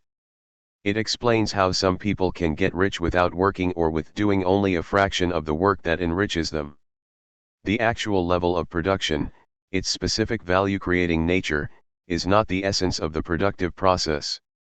The core factor is the social relationship, the system of control and extraction of surplus value, in other words, the class interests that are served by the process of capital accumulation. Point 13. As already noted, orthodox mainstream theorists, along with many who say they are on the left, usually perceive class not as a society-wide relationship involving labor, wealth, and power, but as just one sociological characteristic among many possessed by individuals, having to do with occupation and income level. Reduced to this, one's class affiliation can seem to have relatively low political salience, especially in a society like the United States, where class antagonisms are somewhat less visible than in third world nations or even in industrialized countries like Great Britain. But class has a dynamic that goes beyond its immediate visibility. People may not be conscious of their class situations, yet they unavoidably are involved in class realities. Class realities permeate our society, determining much about our lifestyles and life chances, our capacity to make serviceable things happen, our access to power. How the dynamics and crises of capitalism are handled, and how the state is organized, are core questions for political struggle. They also are inescapably class questions. There are class interests involved in how the law is written and enforced, how political leaders pursue issues, how science and social science are studied and funded, how work is done, how a university is ruled, how the news is reported, how mass culture is created and manipulated, how careers are advanced or retarded, how the environment is treated, how racism and sexism are activated and reinforced, and how social reality itself is defined. Point 14. Having little sense of class as a relational dynamic that encompasses the totality of the capitalist social order itself, the anti-class theorists are able to minimize the importance of class or even dismiss it out of hand. In doing so, they in effect dismiss the colossal realities of capitalism and imperialism, which may explain why some of them feel free to use such quaintly improbable terms as post-capitalist when describing the present-day capitalist world. Many classes. Not unlike orthodox mainstream social scientists, some left anti-class theorists treat the different factions within the non-owning class as classes unto themselves. Orthodox sociologists hail Max Weber for getting away from a simplistic, deterministic Marxist model of class, foreseeing that the relationship to the means of production was not the only source of economic differentiation. 15. By declaring that the diverse social factions within society are classes, orthodox social scientists and some of the left theorists think they have come up with a more nuanced and subtler analysis than the supposedly crude bipolarity offered by Marxists. But what is more simplistic than to assume that differentiated occupation groups within capitalist society negate capitalist relations rather than strengthen them through specialized functions? As is typical with bourgeois science, the appearance of class differences is taken to be the reality, notes Francesca Friedman. 16. It is this fallacy that enables many writers to speak of a blue-collar class, a white-collar class, a professional class, a managerial class, and sometimes a professional managerial or technocratic class. Again, in the absence of any treatment of capitalism's essence, occupational differences become primary. Class is reduced to a matter of income, status, and lifestyle. Attention is given to every social group except the capitalist class itself, to every conflict except class conflict. This simplistic, reductionist Weberianism, which ignores the exploitative dimensions of capitalist relations, is what orthodox anti-class theorists have in common.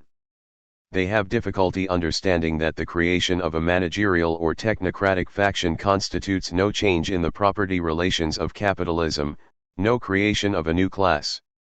Rather, property relations become less personalized, more abstract, and achieve the appearance of independence from human relations. 17. The anti-class theorists do not see how the new classes, the professional managerial classes, help recreate the ideological and economic hegemony of the capitalist class. On this point, they begin to resemble the conservative ideologues who treat the professional managerial class as an autonomous force, indeed, a dominant liberal establishment that carries out its own social agenda. But professionals and managers do not constitute an autonomous class, empowered as the creators of their own interests, living primarily off the labor of others. Rather, they are mental workers who live much better than most manual workers but who still serve the accumulation process for the benefit of the owning class, working quite visibly as the legitimators and facilitators of corporate goals. No revolution, no class. To support their view that class, in the Marxist sense, is passé, the anti-class theorists repeatedly assert that there isn't going to be a workers' revolution in the United States in the foreseeable future. 18 Even if we agree with this prophecy, we might still wonder how it becomes grounds for rejecting class analysis. Are we being asked to believe that because a class revolution in modern industrial society is not in the offing, there is no such thing as class oppression, no exploitation of labor by capital, no class wealth and class power that holds sway over our economic, cultural, and political institutions, doing so much to mold the conditions of our lives, no fighting back by people who work for a living, and no class struggle? The feminist revolution, which was going to transform our entire patriarchal society, has thus far not materialized. Yet no progressive person takes this to mean that sexism is a chimera or that gender-related struggles are of no great moment. That workers in the United States are not throwing up barricades does not mean class struggle is a myth. Some anti-class theorists believe that class struggle is an actuality only if it includes both a developed class consciousness, and a struggle at the political level. 19 If so, we would have to deny the existence of class conflict not only in contemporary U.S. society but throughout most of history. To be sure, overt rebellion has not been such a rarity. There have been slave uprisings in antiquity, the peasant rebellions of the Middle Ages, the resistance by indigenous peoples to colonizers throughout Asia, Africa, and North and South America during 5 centuries of imperialism, the agrarian revolts in 18th century North America and Europe, the industrial workers' insurrections in the 19th century, and a number of revolutions from Russia to Cuba to Vietnam in this century. Yet taken together these still prove the exceptional moments of history, and we would have to accept the anti-class theorists' mistaken notion that class struggle has been a relative rarity rather than the rule. 20. But class struggle exists not only as an overtly conscious and organized phenomenon. In present-day society, it permeates almost all workplace activities. Employers are relentlessly grinding away at workers, and workers are constantly fighting back against employers. Capital's class war is waged with court injunctions, anti-labor laws, union busting, contract violations, dishonest clocking of time, safety violations, harassment of resistant workers, cutbacks in wages and benefits, raids of pension funds, downgrading of jobs, layoffs, and plant closings. Labor fights back with union organizing, strikes, boycotts, job actions, absenteeism, and workplace sabotage. The conflict centers on how surplus value is divided, work and benefit struggles, and at what rate it is produced and under what work conditions. The class struggle is never absent, right down to an argument over whether a worker has spent too long in the lavatory, or whether they have the right to go to the lavatory if they wish. 21. Nor is class struggle absent when the media reports or fails to report certain political realities, when major party candidates are financed and third parties are frozen out of the electoral process, when public budgets are put together, popular protests are muted or suppressed, and dissenters are harassed and put under surveillance. There is a dimension of class struggle in how people gain access to higher education, how healthcare is distributed, how the environment is treated, how the elderly try to survive, how women and people of color are dealt with, how religion is marketed, how entertainment is organized, and in 1,000 other social phenomena. How ironic that some left intellectuals announce that class and class struggle have become largely irrelevant at the very time capitalism is in dire straits. Class power is more transparent in both the state and the economy, the tax system has become more regressive and oppressive, the upward transfer of income and wealth has accelerated, public economic assets are being massively privatized, transferred into the pockets of corporate investors, and underemployment, poverty, and other miseries of class exploitation are afflicting growing numbers at home and abroad. The anti-class theorists see the working class as not only incapable of revolution but as on the way out, declining in strength and visibility.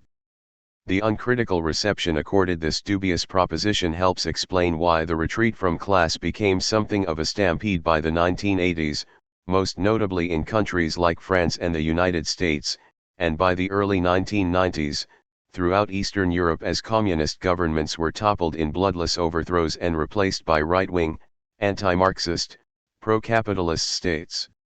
For those who sought to be au courant, class oppression and class struggle now seem terribly passé. During the 1970s and 1980s, the anti-class theorists set sail for seemingly more inviting ports, announcing that the future belonged to the Greens, the feminists, the gays, the political culturalists, or even the free market and the ideological right. Few people want to associate with a loser, and class struggle seemed like a loser. So various left theorists devoted yet more time to Marxist bashing, shoring up their credibility by shuffling toward the center. Still worse were those who went all the way, now warming themselves before the affluent hearth of conservatism. Having displayed the courage to change, they are rewarded with a newly found access to mainstream publications, media appearances, government-sponsored trips, lush research grants, and other such rewards. After all, one has only one career to pursue, so why waste it on a hopeless cause like the working class? Anyone who still thought that class was of primary importance was labeled a die-hard Marxist, guilty of economism and reductionism and unable to keep up with the post-Marxist, post-structuralist, post-industrialist, post-capitalist, and now post-deconstructionist times. Explaining why, like so many other French intellectuals, she shifted away from Marxism and from studying working-class history, Michel Peru remarked, "After the war, the working class was highly visible, we believed that it was the vanguard. To do working-class history was one way of being an intellectual, a way of identifying oneself as being on the side of the oppressed." 22. A revealing admission by Peru. She did not side with the working class because of the inherent question of justice and the realities of capitalist oppression, but because the working class was highly visible, and an identity with the class was largely a means to another end, that of being a certified intellectual. And now, when the working class is perceived as in retreat and as diminishing in strength, when it is no longer the hottest ticket in town, one announces the advent of a post-something or other era and markets a new line of ideas. Many of those who emerged in the 1960s with an instantaneously revolutionary militancy did not stay for the long march. Instead they devolved into anti-class theorists while always remaining part of whatever intellectual vanguard might be proclaimed in whatever post-era. We have heard about pack journalism, there also exists pack intellectualism. As the working class declines in importance, the anti-class theorists move on to matters that are more deserving of their attention. We might expect that, at some future time, should the masses mobilize in great numbers, anti-class theorists will rush back to the fold, plus gauche que les gauchistes. Contrary to accepted notions, the working class is not withering away, certainly not as a social reality, not in numbers and potential strength. Part of the problem lies in what is meant by working class.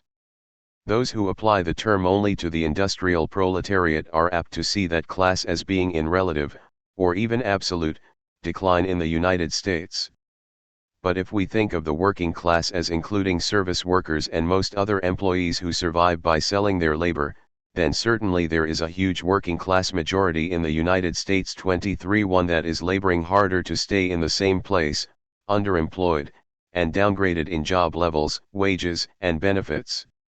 We might recall the waterfront shape-up, in which workers gathered each morning in the hope of being selected for that day's job.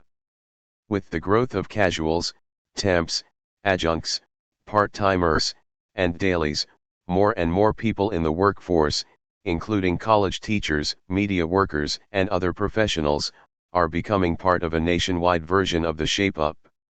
The conservative goal has been the third-worldization of the United States, an increasingly underemployed, lower-wage workforce, a small but growing moneyed class that pays almost no taxes, the privatization or elimination of human services, the elimination of public education for low-income people, the easing of restrictions against child labor, the exporting of industries and jobs to low-wage, free trade countries, the breaking of labor unions, and the elimination of occupational safety and environmental controls and regulations.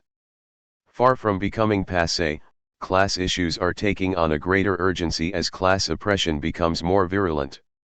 The tendency of some anti-class theorists to define the working class as only blue-collar workers might explain the curious reaction of anti-class theorist Chantal Mouffe to a comment I made while speaking on a panel. Point 24 I observed that the Nicaraguan Revolution was a working-class victory. Mouffe vehemently objected, stating that the Nicaraguan Revolution was a popular uprising. But who is the populace? Was the Sandinista victory carried out by a large leisure class? By students? By a small professional class? In Nicaragua and other countries, a popular uprising and a working class uprising are much the same thing. The anti-class theorists do not tell us why they refuse to consider all non-industrial workers, including farm laborers, as workers. The problem is more than a definitional one, it involves an important political question going back to Marx and Engels, who argued for an alliance between workers and peasants, and to Lenin and other revolutionary leaders in various countries, who actually created such an alliance.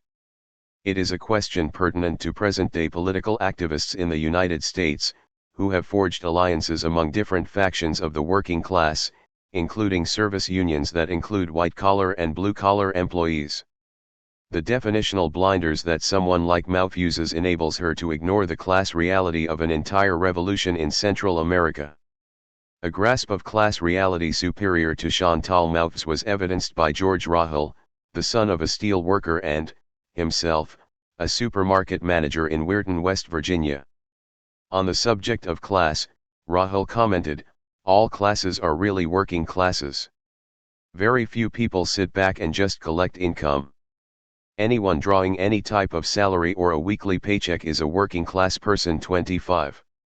This might not be true of the very top corporate CEOs, whose huge salaries are well complemented by enormous investment earnings and whose organizational command positions give them a total identity with the owning class.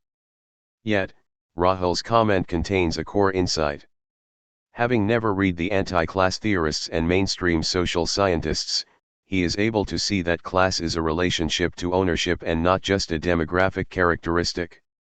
Wealth and political power.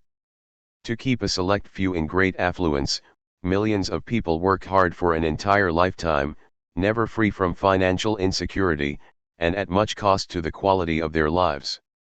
The complaint is not that the rich have so much more than everyone else, but that their superabundance comes at the expense of everyone and everything else, including the environment. If political reformers resent those of great wealth and power, it is not because they want great wealth and power for themselves, but because they do not want to live in a society where so many people endure want and insecurity so that the very rich can indulge their lifestyle and accumulate more and still more. Furthermore, those who control the wealth of society translate their immense economic power into political and cultural power. Wealth gives the owning class a control over the livelihoods of millions of others, and with this, a leverage over private and public affairs.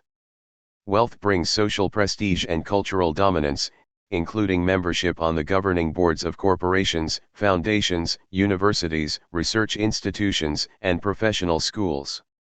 Money is the necessary ingredient that gives the rich their political power, buying access to mass media, skilled lobbyists, and high public office.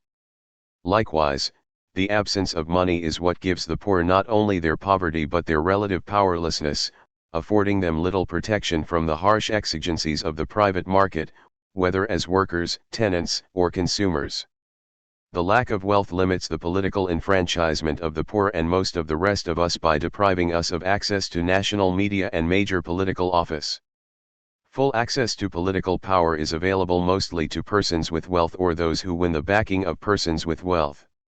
Such access enables moneyed interests to use the state to bolster and protect the private capital accumulation process through the use of police and military powers and with generous handouts from the public treasure in the form of direct subsidies to business, grants in kind, market protections, interest-free loans, bailouts, tax write-offs, and the development of whole new industries at public expense such as railroads, aeronautics, nuclear power, pharmaceuticals, and satellite communications. Point 26 How the political economy serves as a force of class power remains for most academic investigators and media commentators a question not to be taken seriously.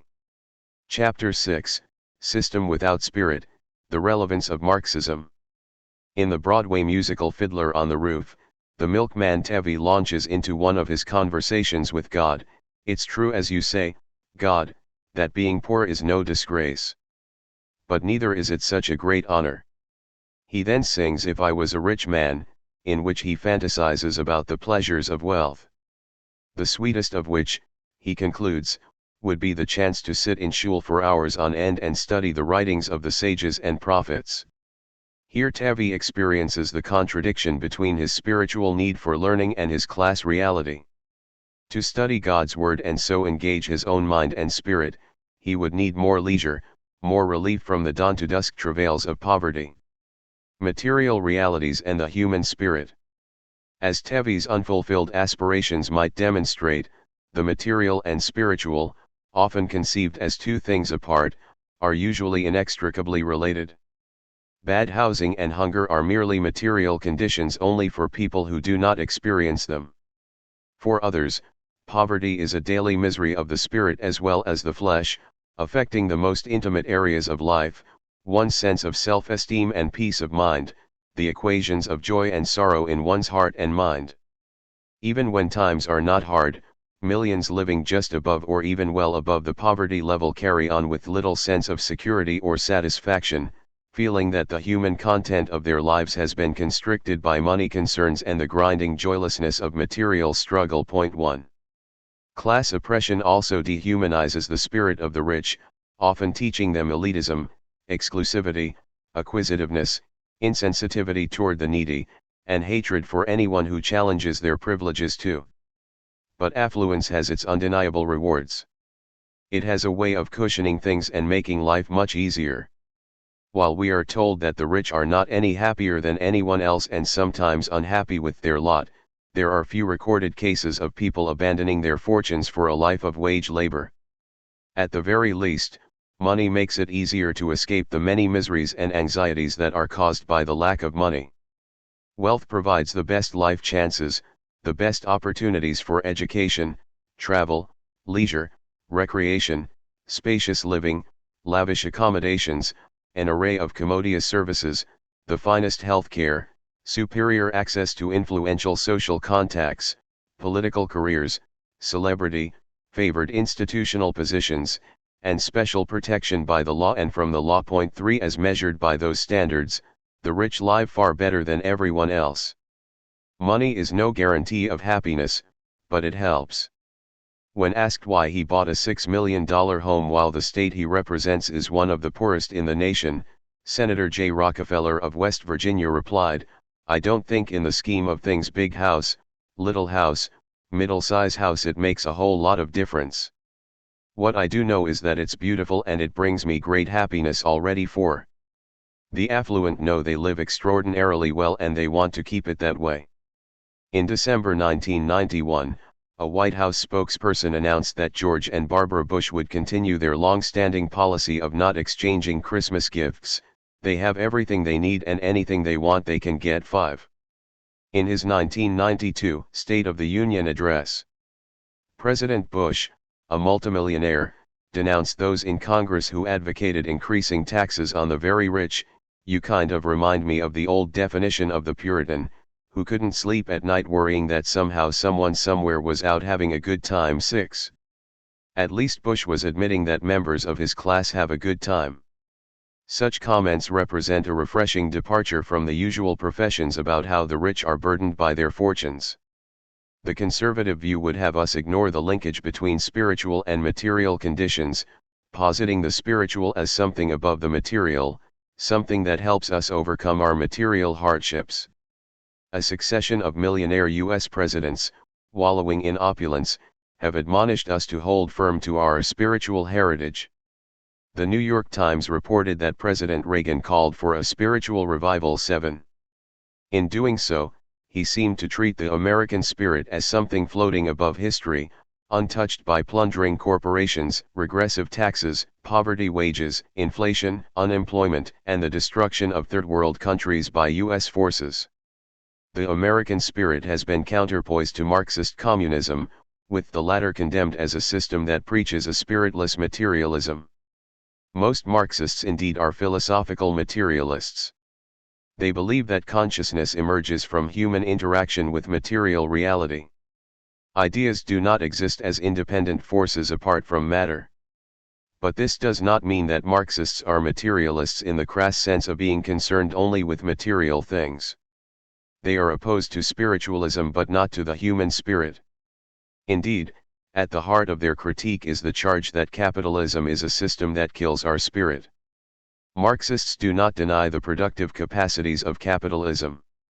Marx and Engels wrote, "The bourgeoisie, during its rule of scarce 100 years, has created more massive and more colossal productive forces than have all preceding generations together." 8.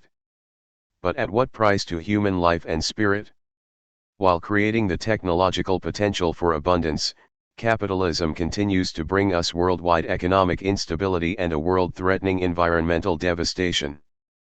Business representatives assure us that management and labor must work together as a team. 9. Marxists argue that one cannot speak of a partnership between boss and worker any more than between master and slave or lord and serf. While reformers demand that labor be paid a fair wage, Marxists maintain there is no such thing under capitalism, for a fair wage would consist of giving workers, as a class, all the value they create, minus what is needed for community services and industrial maintenance and growth.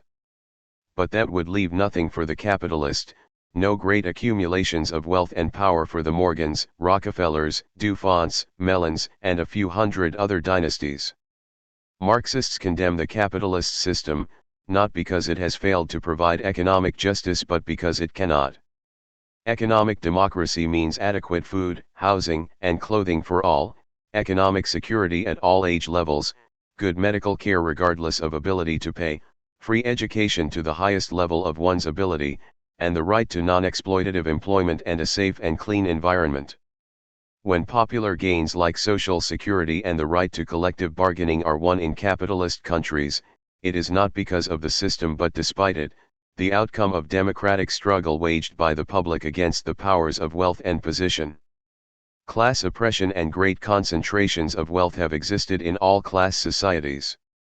What is unique about capitalism is the rational and systematic expropriation of labor for the sole purpose of capital accumulation. The ultimate purpose of work is not to perform services for consumers, nor sustain life and society, but to make more and more money for the investor. As Marx said, capital annexes living labor in order to make more capital. Capitalism transforms all things into its own spiritless image, moving into every area of work, culture, consumption, community, and environment to advance its raison d'être, to convert nature into commodities and commodities into capital, to convert land into real estate, human labor into accumulated wealth, and citizens into dependent workers and eager consumers, harnessing all of social life to its pursuit of profit. Need we bury Marx? An anti-communist writer, Irving Howe, remarked, "The simplistic formulae of textbooks, including the Marxist ones, no longer hold. That is why some of us don't regard ourselves as Marxists." 10. Here I want to argue that Marxism is not simplistic, only the image of it held by anti-Marxists like Irving Howe. Marxism has long been labeled reductionist and orthodox by orthodox mainstream writers. In 1915, Lenin wrote that bourgeois science will not even hear of Marxism, declaring that it has been refuted and annihilated. Marx is attacked with equal zest by young scholars who are making a career by refuting socialism, and by decrepit elders who are preserving the tradition of all kinds of outworn systems. 11. Leftish critics of Marx today, seldom acknowledging their debt to him, repeatedly refer to something they call orthodox Marxism or doctrinaire Marxism, by which they mean nothing more than Marxism itself, since Marxism is judged by them to be inherently orthodox. Thus orthodox Marxism is a tautology but one they like, since the label of orthodox devalues and stereotypes Marxism and denies the possibility that it might be a dynamic and relevant system of thought. To the extent that the critics recognize development within Marxism, it is away from class analysis and away from a concern with class struggle, giving more emphasis to other things. In their view, unorthodox Marxism would be something that has developed into something that has little to do with historical materialism and class analysis. I return the compliment by referring to the anti-Marxists as orthodox mainstream social scientists, orthodox in the true sense, confining themselves to the conventional, eschewing the heterodox efforts of Marxist dissidents, and worshipping before the dominant images and idols.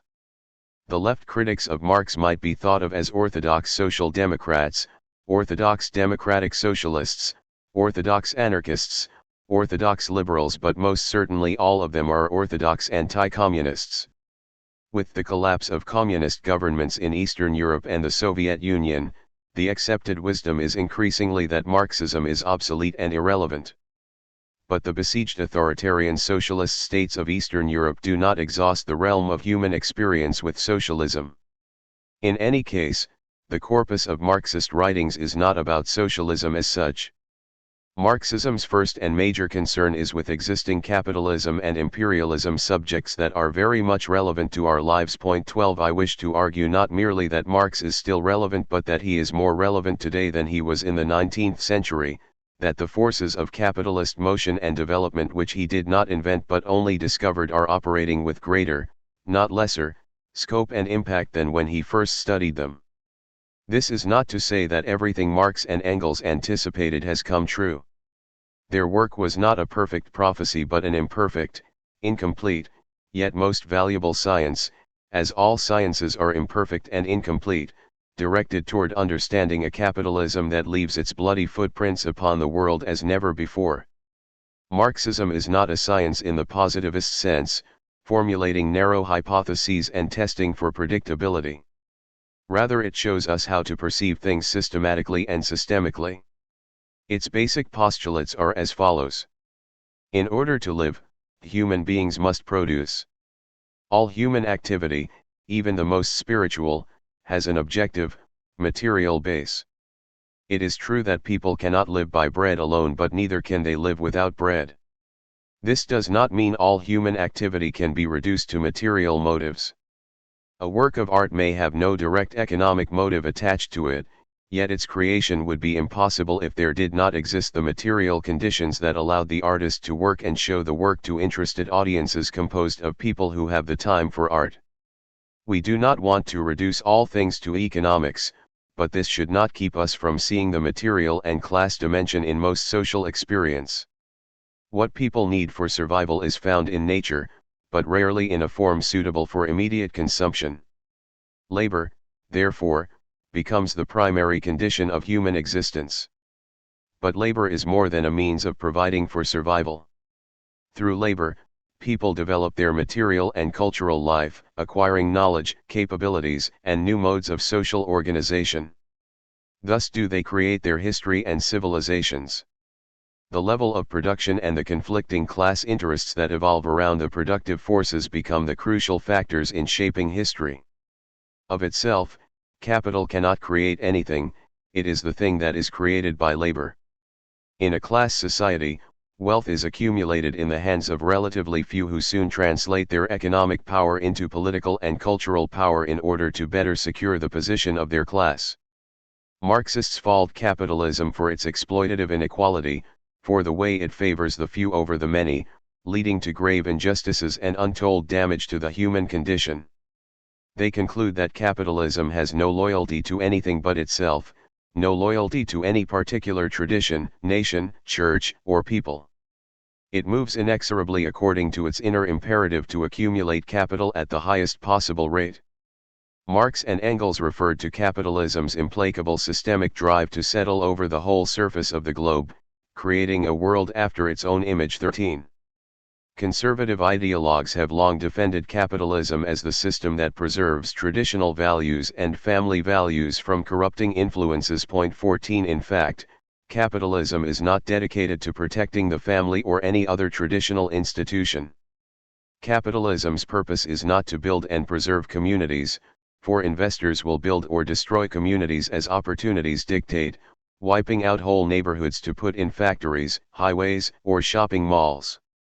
No system in history has been more relentless in battering down ancient and fragile cultures, devouring the resources of whole regions, pulverizing centuries-old practices in a matter of years, and standardizing the varieties of human experience. Nor is capitalism intent upon protecting our planet's ecology. Without regard for future generations, corporations will treat the environment like a septic tank in order to cut production costs and maximize profits.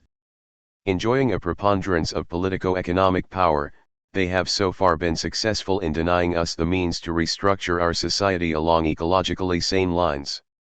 Capitalists are committed to economic efficiency and rational production in order to increase profits. But, as the military budget shows, they just as readily court waste and duplication if it brings a bigger return. Cost-benefit considerations often compel them to pass on their hidden inefficiencies and diseconomies to the public in the form of overpricing, environmental devastation, industrial wastes, unemployment, social dislocation, harmful products, and occupational injury. The wealth created by the mining companies, to mention one industry, is in the hundreds of millions of dollars. But the costs to society can be measured in the billions. The enormous medical expenses, the loss of farms, food supplies, forests, and whole communities, the building of ecologically unsound dams, the dredge fields that will never grow anything again, the landslides and climatic changes as land is turned into wasteland, and the great residues of mercury and other heavy metals that contaminate rivers and fish. Then there are the incalculable mortal costs of mining, the tens of thousands of fatal and non-fatal injuries and the premature workforce deaths from diseases like silicosis. 15. The government and the public are left to deal with the costly diseconomies of private production, while the capitalists skim the cream and boast of how private enterprise is so much more beneficial and efficient than government. Marxists assert that capitalism is a system without spirit, having no loyalty to anything but its own process of accumulation. Nor could it be otherwise if one wished to survive as a capitalist, for the first law of the market is to make the largest possible profit from other people's labor or go out of business. Profitability rather than human need is the determining condition of private investment. There prevails a rational systematization of human endeavor in pursuit of a socially irrational end: accumulate, accumulate, accumulate. All this was enough to move even a bourgeois scholar like Max Weber to write the stinging indictment, of the last stage of this cultural development. It might well be truly said, specialists without spirit, sensualists without heart, this nullity imagines that it has attained a level of civilization never before achieved. 16. Marxists maintain that capitalism is not just an economic system but a political and cultural one as well, an entire social order.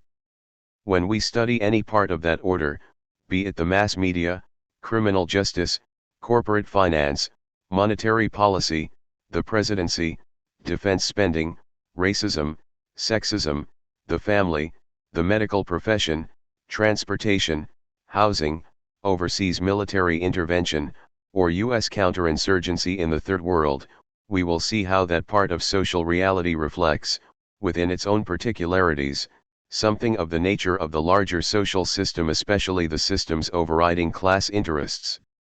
The academic departments of our colleges and universities and our major news media teach us otherwise, presenting reality as divided into distinct subjects, a scatter of events and issues that ostensibly bear little relation to each other, treated in limited ways that fail to give us any critical insights into larger systemic causalities or into the particulars themselves. From a Marxist perspective, life is not an unrelated string of happenings, an endless series of imponderables as it seems to be for mainstream scholars and news pundits. Marxist scholars generally do not accept the assumptions made by orthodox mainstream social science that social values are self-generating, consensual forces that influence us like disembodied Parsonian spirits. 17 Rather, they are usually mediated through institutions and are the products of institutional interests and class power relations.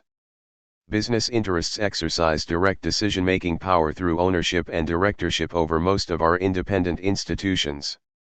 They usually control the finances, budgets, and property of the institution, a control inscribed into law and enforced by the police powers of the state.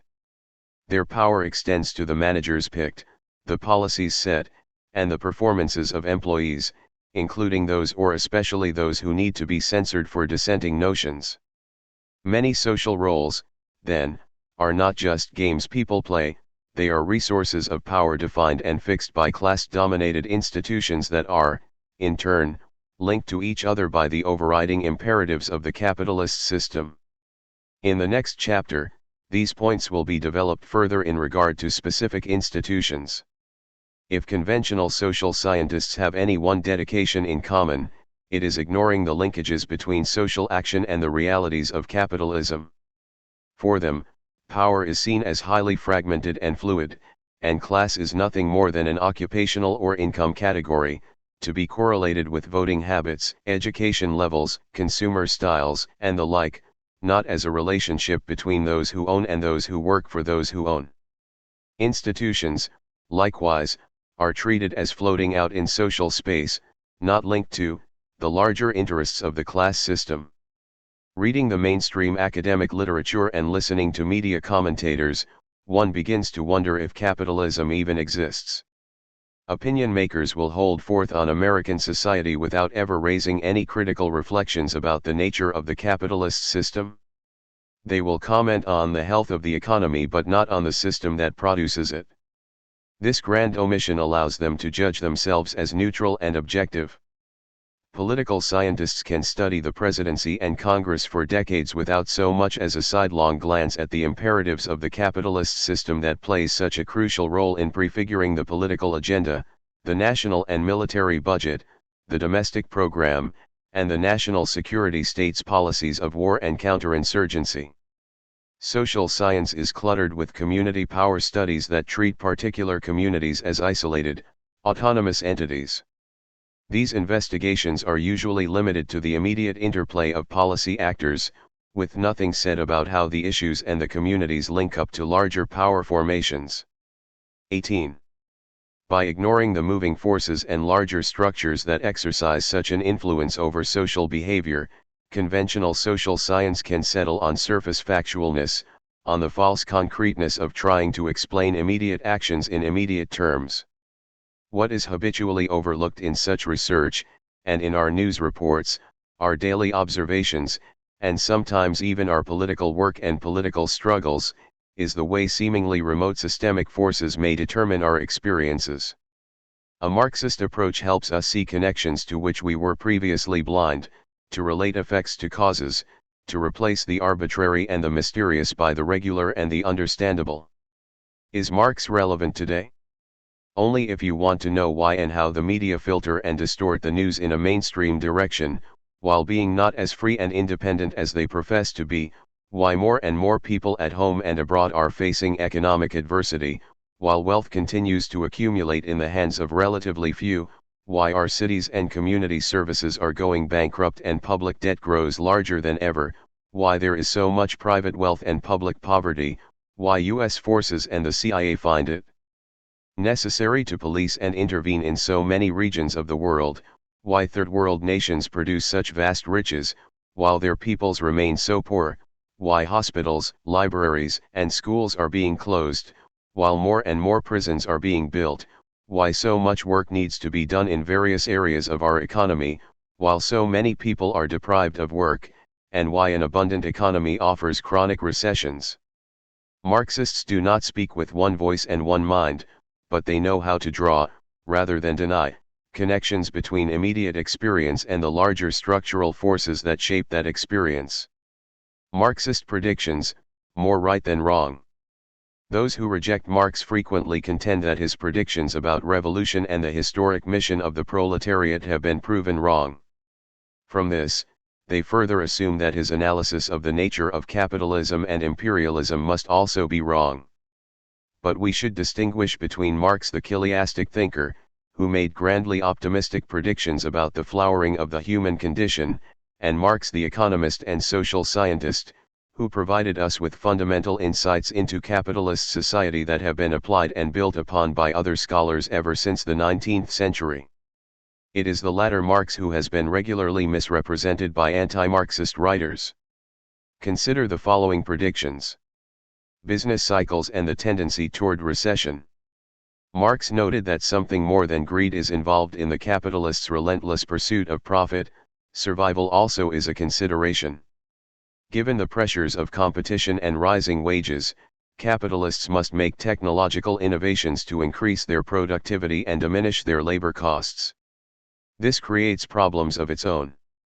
The more capital goods, machinery, plants, technologies, fuels, and other such things, needed for production, the higher are the fixed costs and still greater the pressure to increase productivity to maintain profit margins. As an industry becomes more capital intensive, proportionately more money must be invested to generate the same number of jobs. Big business does not create jobs. In fact, as just noted, capitalists are constantly devising ways to eliminate jobs in order to cut labor costs. In the period from 1980 to 1990, the net number of new jobs created in the United States by the Fortune 500 companies was 0.19. The millions of new jobs of that period came mostly from less capital-intensive light industry, service industry, and the public sector. For all its productivity, capitalism will remain a system that creates chronic economic instability, Marx predicted. Since workers are not paid enough to buy back the goods and services they produce, there is always the problem of insufficient demand and declining markets. If owners see no opportunity for the realization of surplus value, they reduce their workforce and cut back on production and investment. The ensuing layoffs lead to a further decline in demand and to business recessions that inflict the greatest pain on those with the least assets. Marx foresaw this tendency for profits to fall and for protracted recessions. This was an extraordinary prediction, for in his day economists did not recognize boom and bust business cycles as inherent to the capitalist system. But today we know that recessions and economic instability are chronic conditions, and as Marx also predicted, they have become international in scope. Point 20. Capital concentration. When Marx's great work Capital appeared in 1867, bigness was the exception rather than the norm. Yet, he predicted that small companies would get increasingly squeezed out or gobbled up. Large firms would buy out weaker adversaries, survive boom and bust cycles, and increasingly dominate the business world as capital became more concentrated.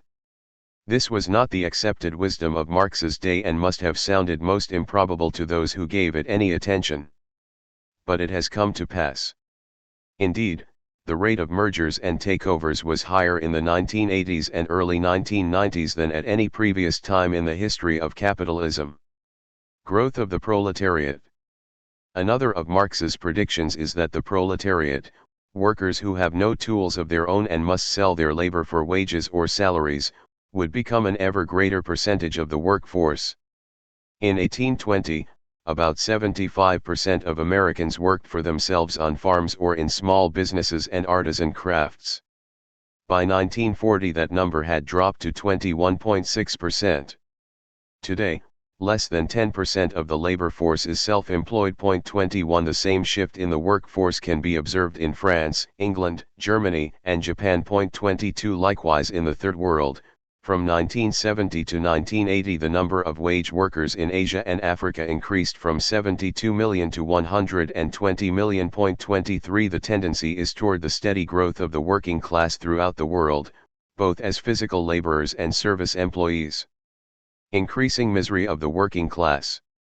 Marx believed that as wealth becomes more concentrated, poverty will become more widespread and the plight of the proletariat ever more desperate.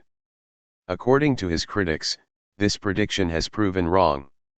They point out that Marx wrote during a time of raw industrialism, an era of robber barons, child labor, and the 14-hour workday. Through persistent struggle, the working class greatly improved its life conditions from the mid-19th to the mid-20th centuries. Today, mainstream spokespersons portray the United States as a predominantly middle-class society. One might wonder. During the Reagan-Bush era, from 1981 to 1992, the share of the national income that went to the people in column B, those who work for a living, shrank by over 10%. The share that went to the people in column A, those who live off investments, increased almost 30%. The richest families were hundreds of times wealthier than the average household in the lower 90% of the population. The gap between America's wealthy and impoverished was greater than it had been in 40 years. 24. During the 1980s and early 1990s, the poor were the fastest growing social group in the United States. The number living below the poverty level climbed from 24 million in 1977 to 35 million by 1986. And people were falling more deeply into poverty than in earlier times and finding it more difficult to rise from it. The number of low-income households increased dramatically, and hunger and tuberculosis were on the rise. 25 Over this same period there was a general downscaling of the workforce and a decline in the conditions of labor. Regular employment was increasingly replaced by contracted labor or temporary help, working for lower wages with little or no benefits. Unions were forced out of existence or seriously weakened, protective government regulations were rolled back or remained unenforced, and there was an increase in speed-ups, injuries, and other workplace abuses. Generally, the goal of conservative corporate capitalism is the third-worldization of the United States, the development of a large, low-wage, underemployed workforce, no taxes for corporations and wealthy investors, abolition of inheritance taxes, increasing profit rates, abolition of labor unions, and elimination of environmental, occupational, and consumer safety protections.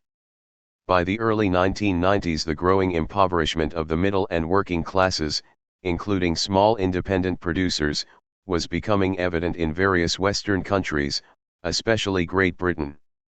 In 20 years, some 22 million farmers were ruined in industrialized capitalist nations, more than half the entire rural population of these countries. 26. Meanwhile, in the former communist countries of Eastern Europe, free market reforms brought a dramatic increase in poverty, unemployment, inflation, crime, corruption, homelessness, hunger, emotional depression, suicide, and ill health, along with the growth of large fortunes for the very few. 27. Throughout the Third World there has come a dramatically deepening impoverishment over the last half-century.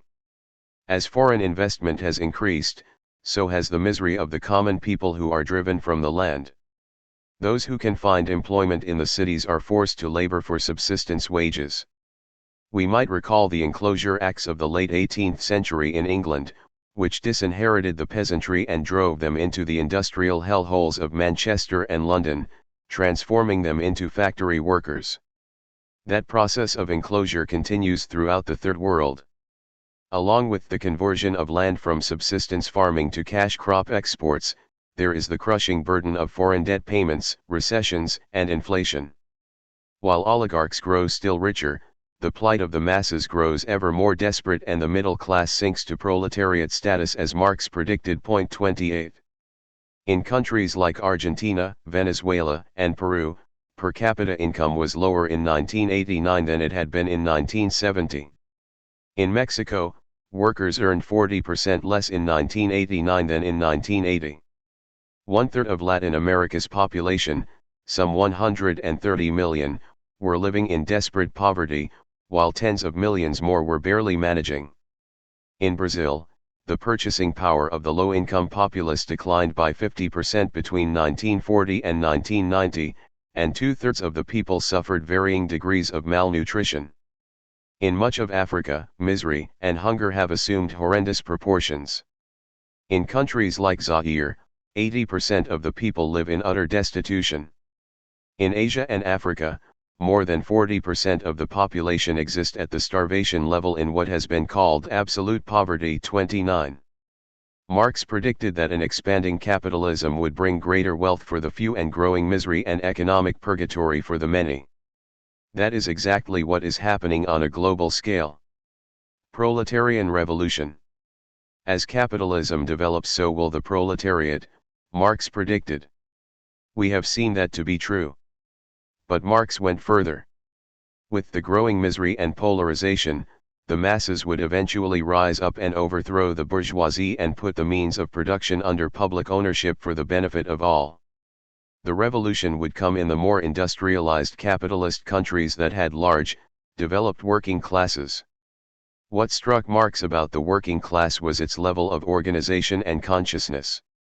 Unlike previously oppressed classes, the proletariat seemed capable of an unparalleled level of political development.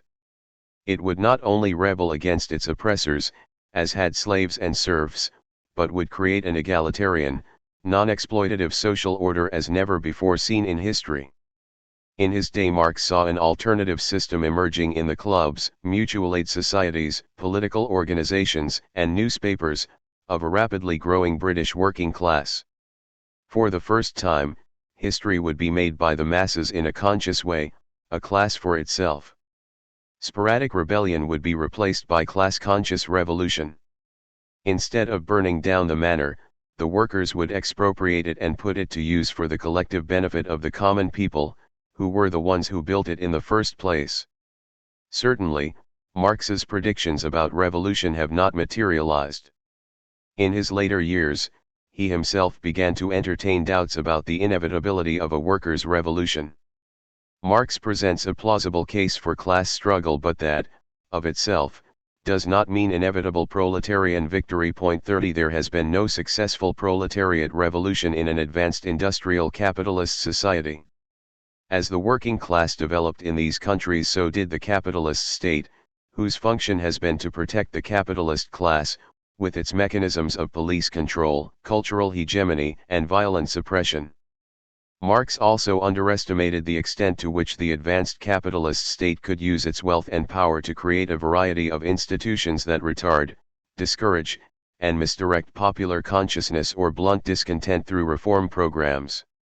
Contrary to his expectations, successful revolutions occurred in less developed, largely peasant countries such as Russia, China, Cuba, and Vietnam, though the proletariats in these countries participated and sometimes, as in the case of Russia in 1917, even spearheaded the insurgency. The prevailing force in class struggle has not been revolution but counter-revolution. Marx seems to have underestimated the devilish ferocity of capitalist states in attacking and destroying revolutionary struggles, both armed and electoral. This they have done in Indonesia, Guatemala, Chile, El Salvador, Angola, Mozambique, Nicaragua, and scores of other countries, murdering hundreds of thousands of people in the process. 31. Although Marx's predictions about proletariat revolution have not materialized as he envisioned, in recent years there have been impressive instances of working-class militancy in Iran, against the Pahlavi regime, in South Korea, South Africa, Italy, Great Britain, and dozens of other countries, including even the United States. In 1984–85, in Great Britain, a bitter, year-long strike resulted in some 10,500 coal miners being arrested, 6,500 injured or battered, and 11 killed. 32 For the British miners, class conflict is something more than a quaint, obsolete concept. In 1984, one writer observes, in the last few years, the Brazilian working class has played precisely the role assigned to it in 19th century Marxist theory, paralyzing São Paulo in a succession of enormous mass strikes that began over bread and butter issues but which in the end forced the military to make major political concessions, notably the restoration of a measure of authentic party political life. 33. As noted in the previous chapter, class struggle is not the rare exception but an everyday reality. The Roman Catholic pastoral letter on Marxist communism rejects the notion that structural revolution can entirely cure a disease that is man himself, nor can it provide the solution of all human suffering. There is no denying that revolution does not cure all human suffering, nor would a perfectly just society, if there could be such a thing. But why is that assertion used as a refutation of Marxism? Most Marxists are neither chiastic nor utopian. They dream not of a perfect life and flawless society but of a better life and more just community, making no claim to eliminating all suffering. Even in the best of societies there would be the inevitable assaults of misfortune, bereavement, illness, accident, mortality, and other vulnerabilities of life. And, certainly, some humans are seriously flawed and given to wrongful deeds at times. But this is all the more reason why we do not want to see power and wealth accumulating in the hands of a favored and unaccountable few, which is the central dedication of capitalism. The goal of a good society is to structure social relations and institutions so that cooperative and generous impulses are rewarded, while antisocial ones are discouraged. The problem with capitalism is that it best rewards the worst part of us, the ruthless, competitive, conniving, opportunistic, acquisitive drives, giving little reward and often much punishment or at least much handicap to honesty, compassion, fair play, many forms of hard work, love of justice, and a concern for those in need. As noted earlier, the merely material conditions of capitalist life represent an enormous affliction of the spirit for millions of impoverished people at home and throughout the world. One of the goals of democratic struggle, of which Marx was a part, is to create a society in which people, like Tevi, the poor milkman discussed at the beginning of this chapter, can be free from the imprisonment of spirit that comes with economic want, a society that is socially and economically just, in which everyone has the opportunity to think, grow, and feel fully human. Chapter 7, Monopoly Culture. Culture does not operate in perfect harmony with the economic order. It has functions of its own. Discordant self-generating social forces can arise. Were it not so, were we acculturated into a capitalist society with perfectly totalistic effect, there would be no dissent, deviance, or criticism. But the dissent that does exist is usually denied access to larger publics by the corporate-controlled media and other business-dominated institutions.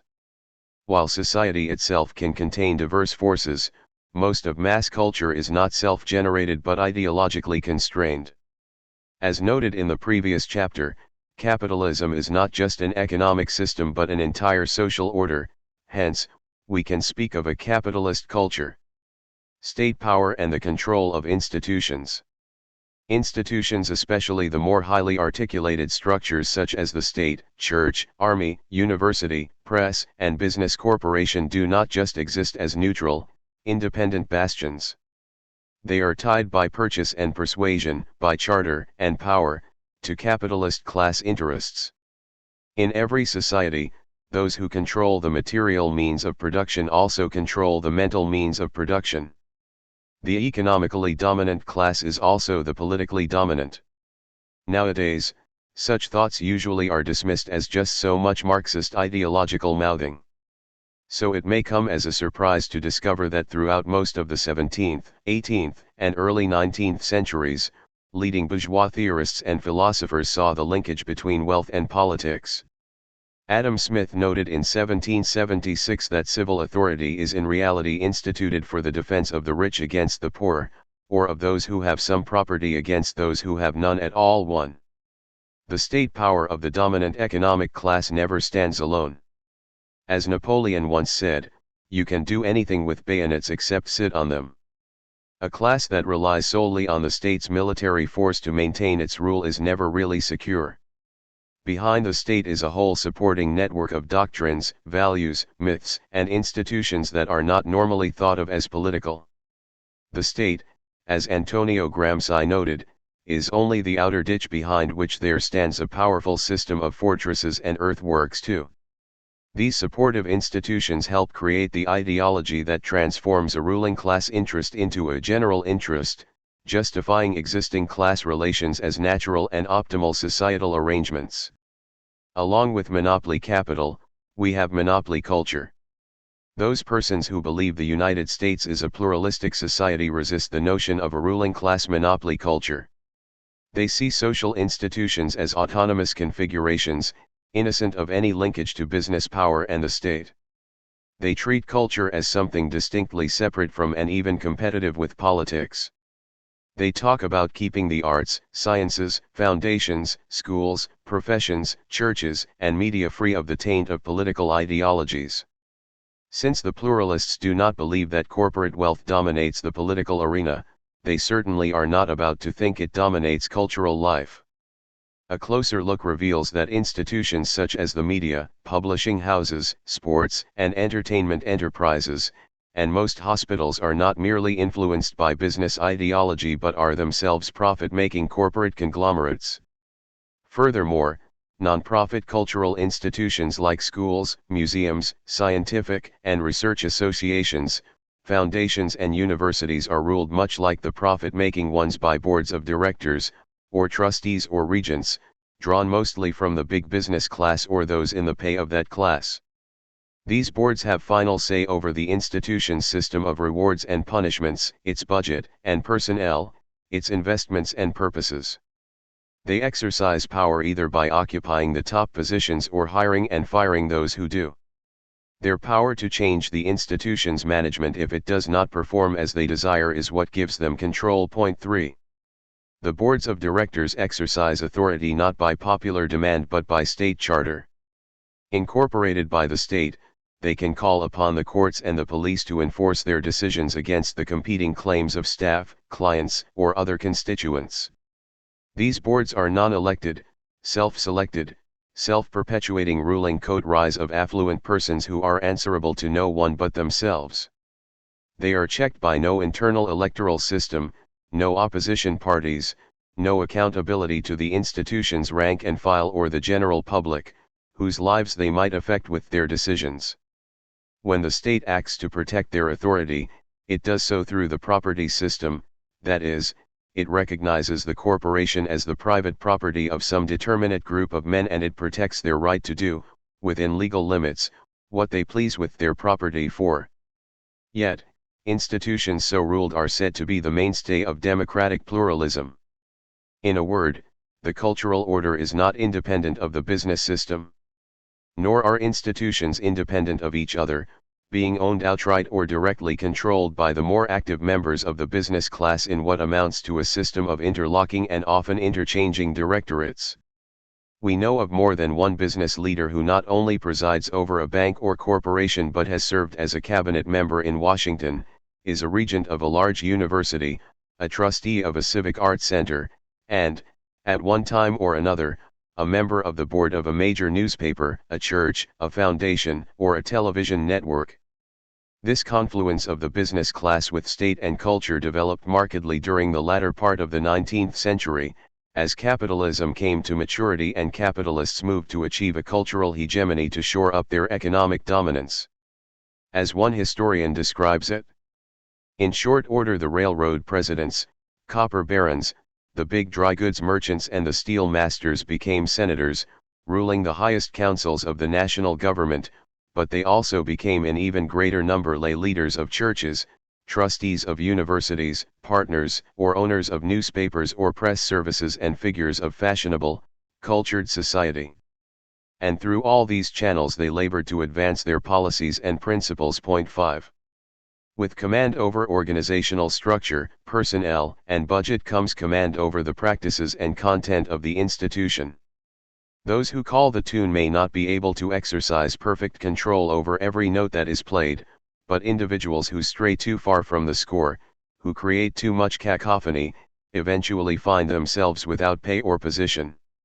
Along with the punishments for dissent, there are the rewards for comfits, the grants, fellowships, commissioned studies, honorary awards, special programs, top appointments, conference invitations, fat lecture fees, junkets, and other such enticements. Let us consider some non-political institutions. Schools and universities. Among the institutions enjoying an undeserved reputation for autonomy and democracy are the schools and universities. A number of studies show that American public schools regularly indoctrinate their pupils into dominant class values and conformist attitudes, suppressing information and opinions that might be offensive to capitalist ideology. Grade school and high school students are exposed to a sanitized rendition of U.S. history and foreign policy and an idealized version of this country's political and economic institutions. They are taught loyalty to the free enterprise system and are discouraged from having feelings of mistrust toward the government. 6. In addition, our schools are cluttered with militaristic indoctrination created by the Pentagon and with conservative propaganda produced by giant corporations, all made available free, or at nominal cost, and all masquerading as pedagogically proper teaching material. 7. Capitalist ideological orthodoxy is found also at the university and graduate levels.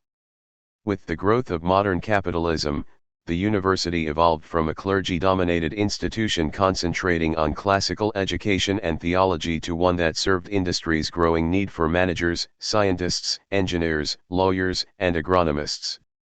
Through the early decades of the 20th century, the business class tightened its hold over the colleges, using tax-free foundations and state and federal money to build modern universities and professional schools. Publicly funded universities now provide business with a wide range of services and trained personnel, and have substantial investments in big corporations. Many academics are consultants to multinational corporations and to government agencies. Some are also corporate directors. Such scholars write frequently on public policy, while leaving their readers unaware of their ties to the business world and the national security state. 8. The Pentagon alone funds about 2/3 of all basic scientific research and development in the United States, spending additional millions each year on social science research. Whether it is a question of improving military recruitment campaigns, lobbying techniques, or counterinsurgency, or of making the tax burden less visible, consumers more responsive, or factory workers, inner-city residents, and third-world villagers more compliant, teams of social scientists have been there with bright and often ruthless ideas, never defining new goals or challenging the class interests of their patrons, but trying to develop ways of reaching and justifying the objectives desired by the politico-economic elites who pay so well for their talents. Their task has not been to change the world but to help those in power to control it.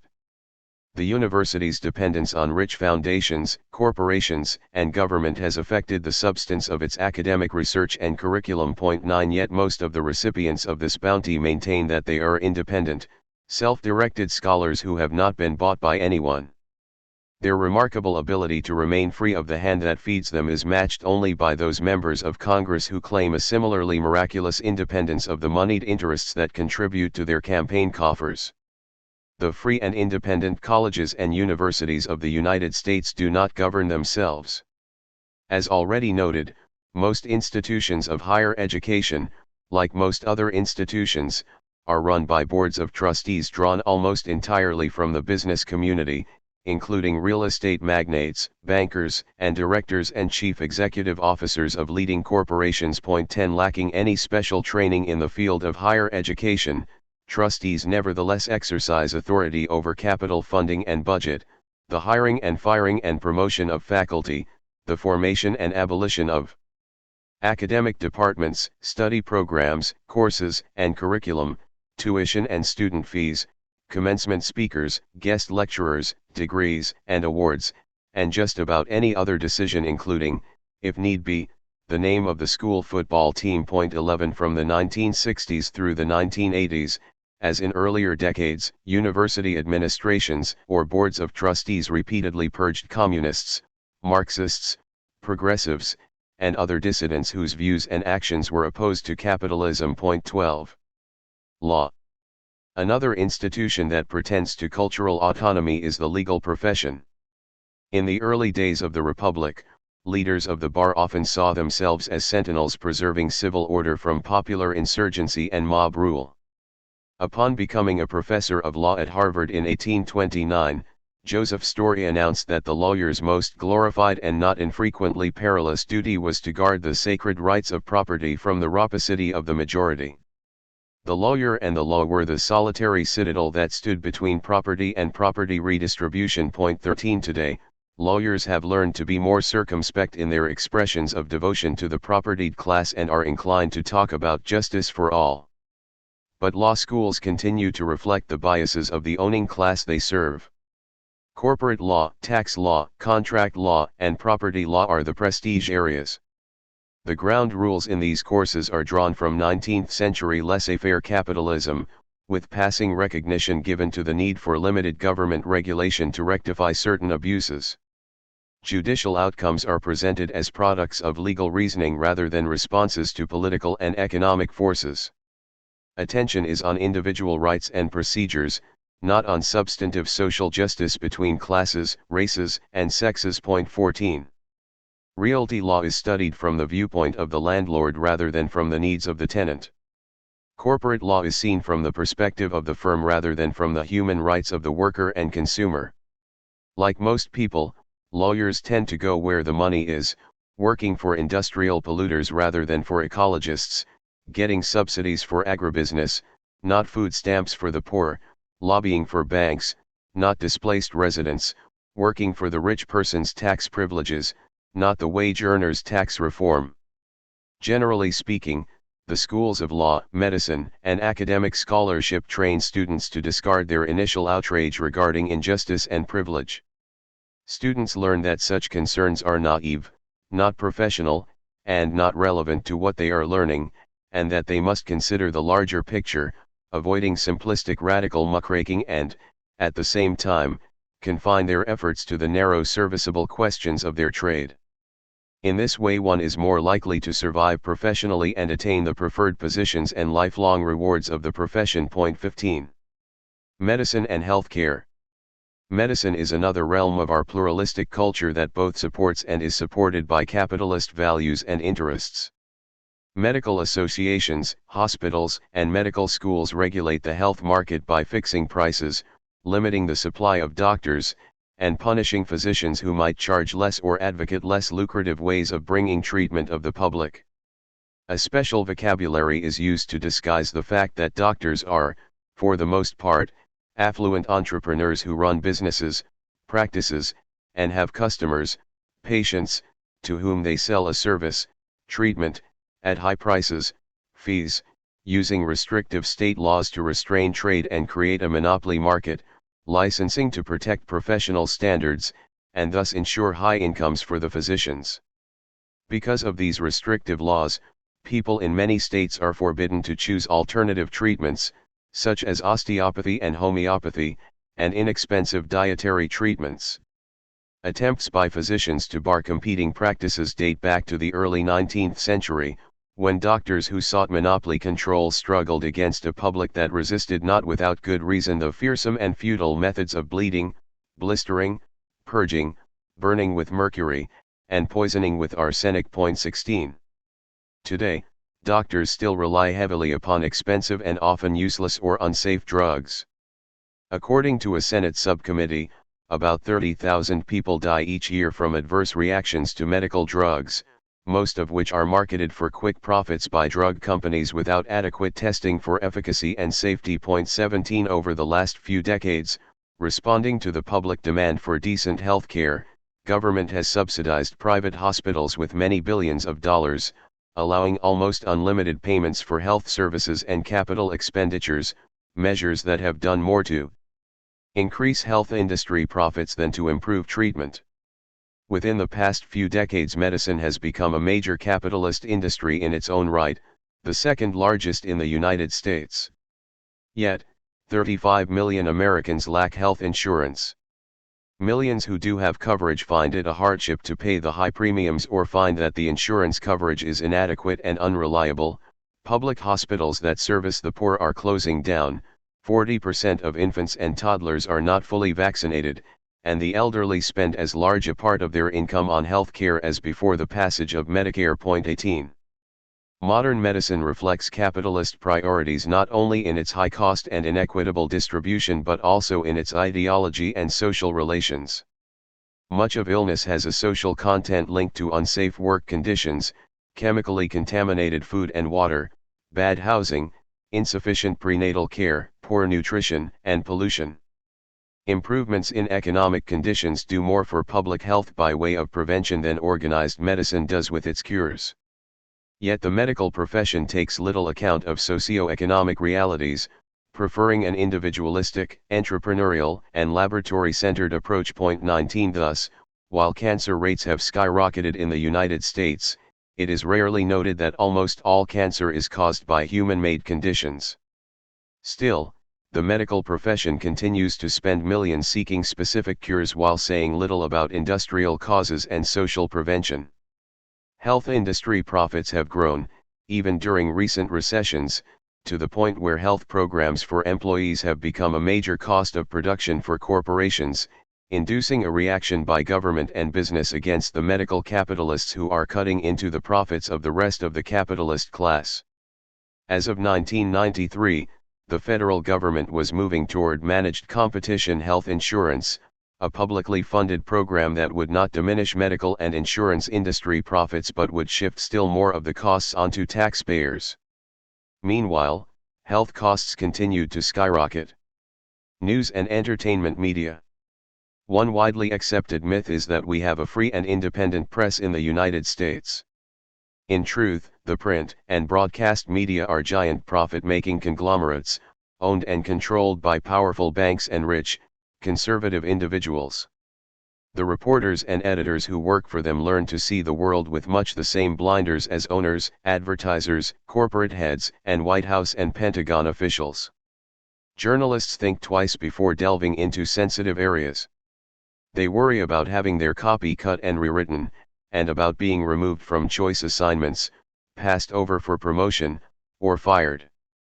The consequence is that coverage is limited and certain questions never get asked, according to a writer for the Chicago Tribune. 20 The business-owned news media portray the U.S. role throughout the world as essentially benign and providential, a bulwark against communist aggression, a view that is left unchallenged and largely unexamined, gaining certainty through decades of repetition. One myth news people have about themselves is that they are objective and neutral in their presentation of the news, though they rarely define these terms. In practice, objectivity means framing stories about Indochina, Central America, and Eastern Europe from a State Department perspective. Objectivity means heating up or cooling down the Cold War as ruling elites might want, and demonizing any nation that resists U.S. client state status. Objectivity means saying not a word about U.S. imperialism, and never questioning the premises on which the national security state rests. Objectivity means portraying Nicaragua, El Salvador, and the invasions of Grenada, Panama, and Iraq in a way the White House wants. Objectivity means reporting strikes as the bosses see them, talking about workers' demands and management's offers, dwelling on how costly the strike will be for the economy, without a word about what the costs will be to workers and their families if they do not win a contract. Objectivity means ignoring 50,000 people marching in Washington, D.C., to protest U.S. intervention in Central America, but sending a multitude of press people to cover a 12-person Nazi Klan rally in Arlington, Virginia. Objectivity means saying anything you want, presenting reality in any way, so long as it is within the parameters of the capitalist ideology. 21. The news media aside, the supposedly non-political entertainment media also present the world according to capitalism. With a few notable exceptions, films with progressive, pro-labor, pro-peace, pro-socialist, anti-imperialist content are consigned to oblivion or to limited showings before small, select audiences. In contrast, Over the years, television and Hollywood have inundated the mass public with Cold War films about the Red Menace at home and abroad, along with cop shows, spy films, and other programs that offer mind-boggling portions of violence, brutality, racism, sexism, crass consumerism, authoritarianism, militarism, jingoism, and other values so functional to modern capitalism. Point 22. Mass media entertainment has expropriated a great deal of the social and artistic activities that were once the people's culture. Capitalism moves into all areas of experience, recreating all things in its own image, influencing not only the way people work but the way they create, play, and consume. The storytelling arts have lost out to the canned dramas of Hollywood and television. Folk music and homespun songfests give way to a relatively few high-priced performers playing before mass audiences who pay to listen or who purchase tapes and recordings. What now passes for entertainment is a product marketed by a handful of corporate executives, network bosses, and distributors. With the exception of a few big stars, the profits of the entertainment industry go to distributors, promoters, and investors. It is not the artists and performers who control Hollywood, it is the powerful New York banks. Cultural workers can be as estranged from their workplace and product as any industrial worker. The arts. The image we have of the artist as an independent purveyor of creative culture may be as misleading as the one we have of the scientist. What is referred to as the art world is not a thing apart from the art market. The latter has long been heavily influenced by a small number of moneyed persons like Huntington Hartford, J. Paul Getty, Nelson Rockefeller, and Joseph Hirshhorn, who have treated artworks not as part of our common treasure but as objects of pecuniary investment and private acquisition. They have financed the museums and major galleries, the publishing houses that print art books, the expensive art magazines, the critics, the university endowments, and the art schools and centers, reaping considerable tax write-offs in the doing. Point 23. As trustees, publishers, patrons, and speculators, they exercise an influence over the means of artistic production and distribution, setting political limits to artistic expression. Artists who move beyond the acceptable boundaries run the risk of not being shown. Art with radical political content is labeled propaganda by those who control the art market. Point 24. All of socialist realism, both the brilliant and the mediocre, is by definition not art, since it is political. While professing to keep art free of politics, art for art's sake, the gatekeepers impose their own politically motivated definition of what is and is not art. The art they buy, sell, show, and have reviewed is formalistic, privatized, and detached from real events. Even when realistic in form, it is usually devoid of social content and political commentary. What is preferred is abstract expressionism, described by Norman Goldberg as highly personal, unrealistic, and sufficiently ambiguous to stimulate a broad range of aesthetic interpretations. It had the attraction of dissidents and yet it was apolitical. 25. Labor unions. The history of labor unions in the United States shows how difficult it is to function under capitalism without either becoming its auxiliary or its victim. A number of prominent union leaders, from Samuel Gompers to Lane Kirkland, have been pro-capitalist, hostile toward leftist parties, super-patriotic, intolerant of internal dissent, and often suspicious of rank-and-file militancy enough to leave many people convinced that unions are worthless, corrupt, co-opted organizations that are actually harmful to workers' interests. A closer look tells us that, whatever their deficiencies, unions often take progressive stances on a wide range of critical issues and have won some real democratic gains for workers. To the extent working people have any mass democratic organization that provides them with opportunities for collective action, and some protection from the relentless oppression of management, it is the labor union. Unions are the major countervailing class power pitted against the process of capital accumulation. Our pluralistic society does not easily tolerate this kind of pluralism. For this reason, business and government treat unions differently from all the social institutions previously discussed, attacking rather than subsidizing them. Union busting today is a major industry, with more than 1,000 firms doing a $500 million yearly business teaching companies how to prevent workers from organizing and how to break existing unions. Unions are severely constrained by right-to-work laws and legal restrictions on strikes, boycotts, and organizing activities. The result is that in recent decades they have been declining in membership. Point 26. The functions of cultural dominance.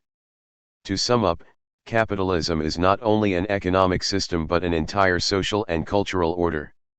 Capitalists exercise cultural hegemony, a. by direct ownership of the means of mental and physical production, b. by occupying positions of institutional command as trustees and directors, c. as prestigious patrons and contributors to artistic and educational institutions, and d. by procuring public funds to subsidize private institutions. While their cultural hegemony bolsters their state power, they also use their state power to finance and expand their cultural hegemony. This cultural dominance sustains the existing politico-economic system in several ways. First, cultural institutions, such as the media and the health and entertainment industries, are a major source of capital accumulation. Capitalists are involved in them because they make money from them. Second, non-profit institutions such as universities, professional schools, and research centers provide the kind of specialized services and trained personnel that business does not want to pay for itself. When capitalists realized they needed literate, punctual, and compliant machinists, they then favored public schools. When they needed lawyers, engineers, and managers, they approved of professional and technical schools. Point 27. The substantial public funds used to sustain these institutions represent an indirect subsidy to the capital accumulation process. Third, these institutions are crucial instruments of ideological and class control, socializing people into values that are functional to the existing system, while suppressing perspectives that are not. The goal is to maintain existing class relations while muting class struggle. Fourth, not only through propaganda and socialization but also through good works, or the appearance of such, do capitalists achieve hegemonic legitimacy. The ruthless industrialist becomes the generous philanthropist, the expropriator becomes a leader of society, a trustee of our social and cultural needs. Point 28. To appreciative American audiences, Mobil Corporation is better known as the sponsor of Masterpiece Theater than as the heartless exploiter of oil workers in the Middle East and elsewhere. Cornell, Johns Hopkins, Clark, Duke, Vanderbilt, Tulane, and Stanford are no longer ruthless business tycoons but prestigious universities. And Carnegie is remembered not for the workers he starved but for his hall, his institute, and his endowment. The primary goal of capitalist cultural dominance is not to provide us with nice concerts and museums but to give capitalism's exploitative reality a providential appearance, so that people learn not only to accept, but admire and appreciate, the leadership and stewardship of the owning class. So it is said, more for the rich means more for the rest of us because they create the jobs we need and, they do a lot of other good things for society. In fact, some of their undertakings do have beneficial spin-offs. This brings us back to Gramsci's insights about how hegemony works to induce people to consent in their own oppression. Gramsci noted that the capitalist class achieves hegemony not only by propagating the right values, attitudes, and beliefs, but by actually performing vital social functions that have diffuse benefits. Railroads and highways may enrich the magnates, but they also provide transportation for much of the public. Private hospitals are for profits not for people, but people who can afford them do get treated. The law is a class instrument, but it must also to some degree be concerned with public safety. The ruling class must act affirmatively on behalf of public interests some of the time, at least in those situations where private profits can be made while servicing public needs. If the ruling class fails to do so, Gramsci notes, its legitimacy will decline, its cultural and national hegemony will falter, and its power will shrink back to its police and military capacity, leaving it with a more overtly repressive but ultimately less secure rule. Point 29. Legitimacy and imperfect control. Ruling class power makes the struggle for democratic change long and difficult. But change and progressive victories are not impossible. The ruling class rules, but not quite in the way it wants. Its socializing agencies do not work with perfect effect. There is just so much cover rulers can give to their injustices. They also must make a certain number of concessions, which become points of vulnerability. The law is an instrument of class control but an imperfect one, for successful struggles have been fought to defeat retrogressive laws and pass progressive ones that are socially desirable and the basis for further struggles. In order to perform their class control function, the media must maintain their credibility. To do that, they must give some attention to the realities people experience. They must deal with questions like, why are my taxes so high? Why are people losing their jobs? Why is the river so polluted? Why are we spending so much on the military? The media's need to deal with such things, however haphazardly and insufficiently, is what leads conservatives to the conclusion that the media are infected with liberal biases. The ruling class must forever contend with the democratic forces of working people, women, African Americans, Latinos, and other disadvantaged groups. The struggles of particularly oppressed groups such as African Americans can become a catalyst for change throughout the society, as we saw in the late 1950s and through the 1960s when the civil rights movement strengthened the civil liberties struggle and then helped galvanize the anti-war movement, from which, in turn, emerged a long-dormant feminist movement. To maintain its legitimacy and popular acceptance, the ruling class must maintain democratic appearances, and to do that it must not only lie, distort, and try to hide its oppression and unjust privileges, but must occasionally give in to popular demands, giving a little in order to keep a lot. In time, the legitimating ideology becomes a two-edged sword. Bourgeois hypocrisies about democracy and fair play are more than just the tribute vice pays to virtue. Such standards put limitations on ruling class oppression once the public takes them seriously and fights for them. Legitimacy cuts both ways within cultural institutions. The danger with calling the oligarchic university a democratic institution is that students and faculty may take the assertion seriously and demand the right to ideological diversity and self-governance. We can observe the two-edged quality most dramatically today in one of the oldest of legitimating institutions, one I discussed in Chapter 4, the Church. Nothing is more revealing of the contradictory nature of hegemonic control than an anti-communist pope racing about the globe, ordering his priests to abstain from the class struggles of the impoverished, while simultaneously presenting himself as a champion of the poor. In sum, monopoly culture, like monopoly economy, suffers from internal contradictions. It can invent and control just so much of reality. Its socialization is imperfect and not without vulnerabilities. It cannot rest perfectly secure because it does not serve the people but must pretend that it does. Its legitimating deceptions are soft spots of vulnerability, through which democratic forces can sometimes press for greater gains. An understanding of monopoly culture shows us how difficult it is to fight capitalism on its own turf, but sometimes it is the only turf available. At the same time, we must continue to create alternatives to monopoly culture, alternative media, films, art, schools, and scholarship. But such a counterculture must be grounded in an alternative politics so that it confronts rather than evades the realities of class struggle and avoids devolving into cultural exotica and inner migration. It is easier to shock the bourgeoisie with cultural deviance than to defeat it with mass revolutionary organization. The struggle for democracy is, among other things, a struggle to win back the entire cultural and social life of the people, so that someday we can say, this land is our land, and so too this art and science, this learning and healing, this prayer and song, this peace and happiness. Chapter 8, Class Myth and Class Bigotry. The noted anthropologist Bronislaw Malinowski, writing about the Melanesian islanders, observed that a myth is not an idle tale but an ideological force. Myths of origin serve to legitimate property claims, distinctions in rank, and the dominance of a particular clan. Point 1. Similarly, Sigmund Freud wrote that every social order seeks to defend itself. Its organization, its institutions, and its laws, and one might add, its myths are all directed to this end. They aim not only at establishing a certain distribution of property, but also at maintaining it, In fact, they must protect everything that contributes to the conquest of nature and the production of wealth. Point 2. A myth can best fulfill its function as a legitimating force when not perceived as a myth, when propagated as common sense, correct learning, or sacred teaching. The myths of foreign peoples are easier to detect than our own.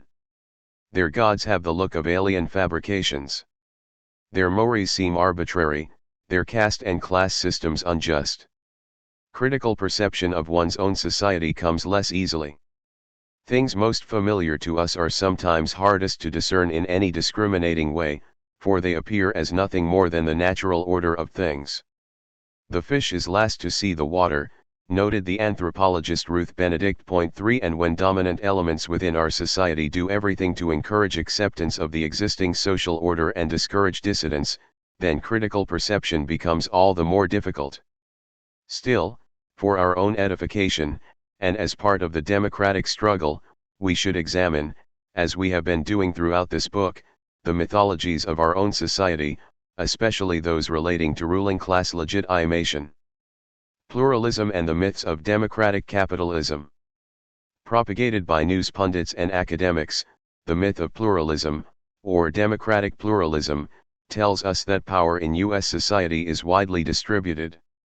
All important interests have their say and get their way at least some of the time.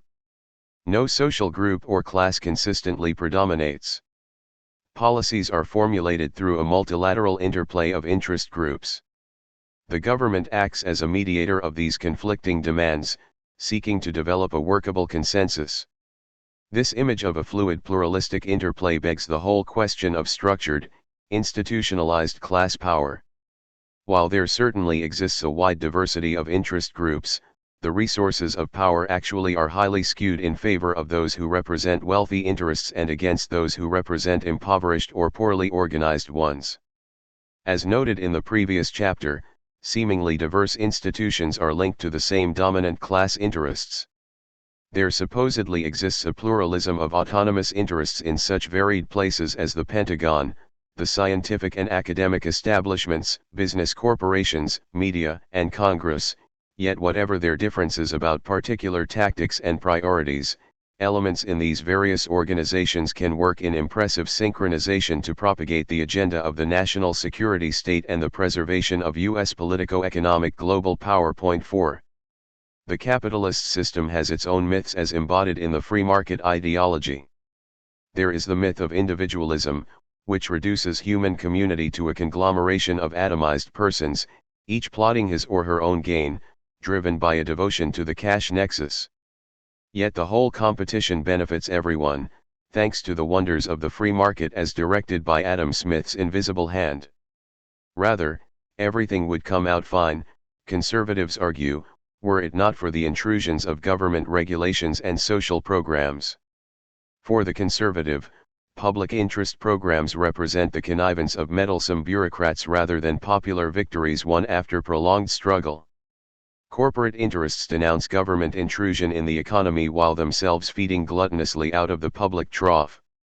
At the same time, conservatives denounce government meddling in our lives, yet advocate the extension of state power in the control of personal morals and political dissent, and the suppression of national independence movements throughout the Third World. Free market myths get woven right into our language. Think how the roles of producer and parasite are reversed. In an earlier day, it was assumed that those who worked hard to make the goods were the producers. Even as late as the 1790s, the term manufacturer meant worker literally, he who makes things with his hands. Today the title belongs to the owner who not only expropriates the worker's labor power but even his name. In an earlier day, creation denoted ownership, now ownership signifies creation. Thus, we speak of industrial corporations as producers and agribusiness firms as growers when, in fact, they produce and grow nothing. They are organizational devices for expropriating the wealth produced by the physical and mental labor of their employees. When the communist nations of Eastern Europe and the former Soviet Union collapsed, they were transformed into right-wing, pro-capitalist societies. The view propagated in the West was that democratic capitalism had triumphed. Democracy, it was said, can flourish only when socialism is replaced by capitalism. In fact, during Gorbachev's last 3 years, there was more political democracy in the socialist Soviet Union than under the subsequent capitalist rule of Boris Yeltsin. The new free market regimes in the former communist states purged left dissidents from government, media, labor unions, and universities. They suppressed demonstrations and rolled back gains won by women, national minorities, and workers. And they sought to curb the recently won democratic powers of the legislature and eliminate opposition to executive rule. 5. This association of democracy with free market capitalism overlooks capitalist nations such as Turkey, Zaire, Indonesia, Guatemala, Honduras, and a host of others that do not extend democratic rights to their citizens. Even among the capitalist nations that observe democratic forms, there is often a lack of democratic content, with most of the policy outputs benefiting the few over the many. Furthermore, democratic gains are usually won against the opposition of the wealthy and powerful and not with their encouragement.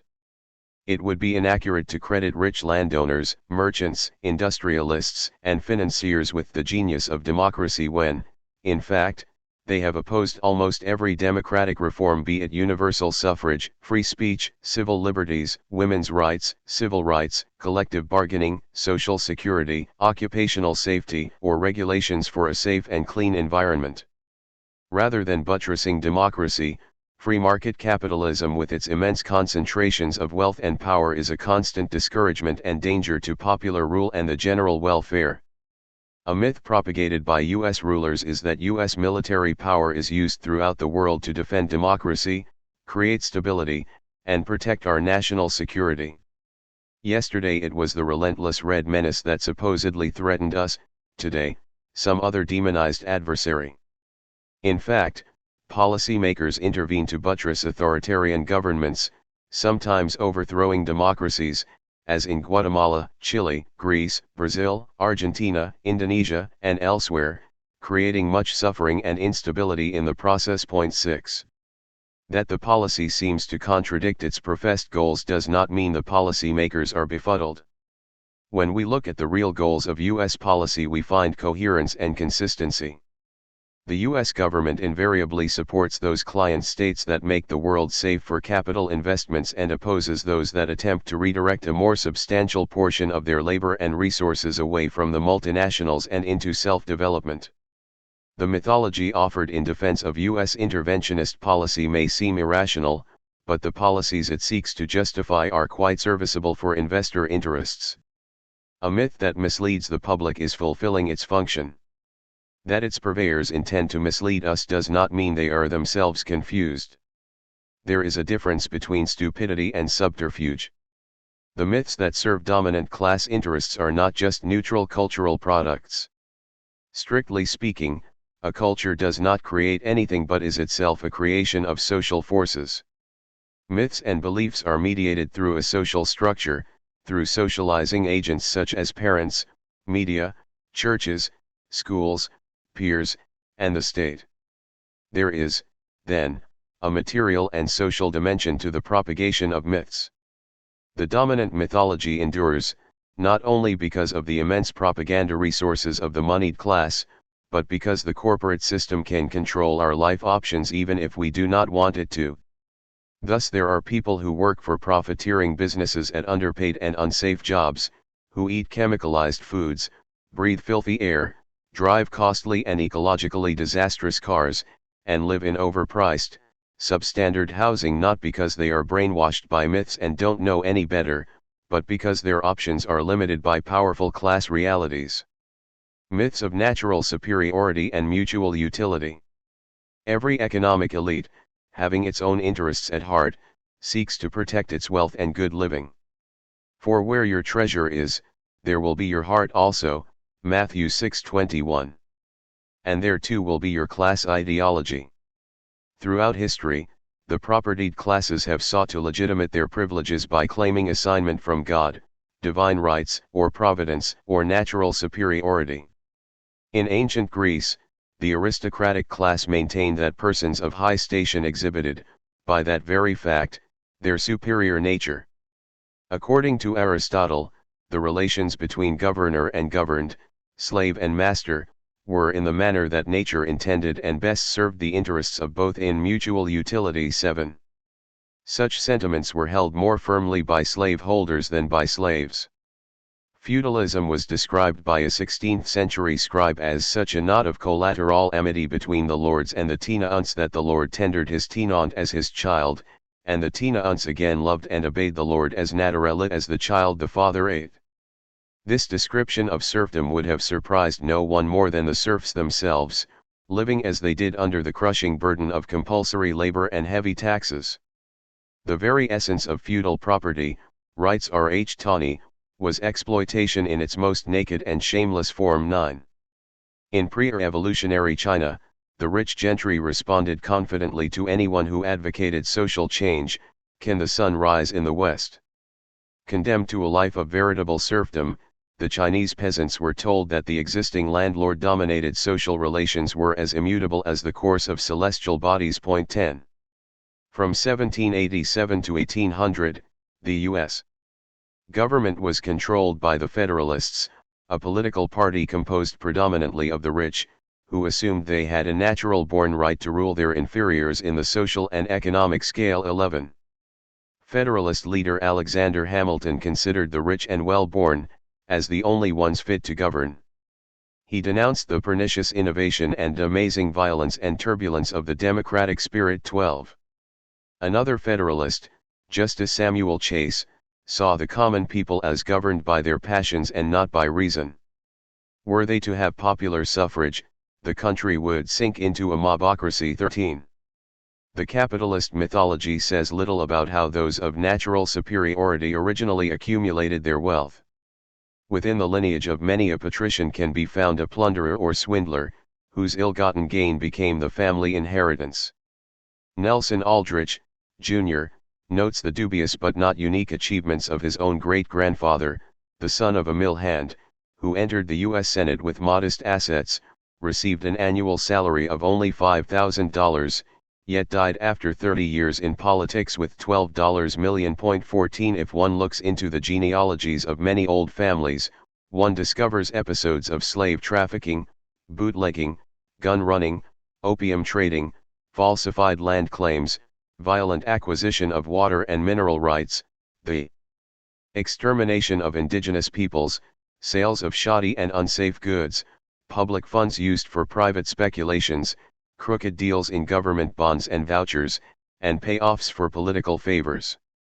One finds fortunes built on slave labor, indentured labor, prison labor, immigrant labor, female labor, child labor, and scab labor backed by the lethal force of gun thugs and militia.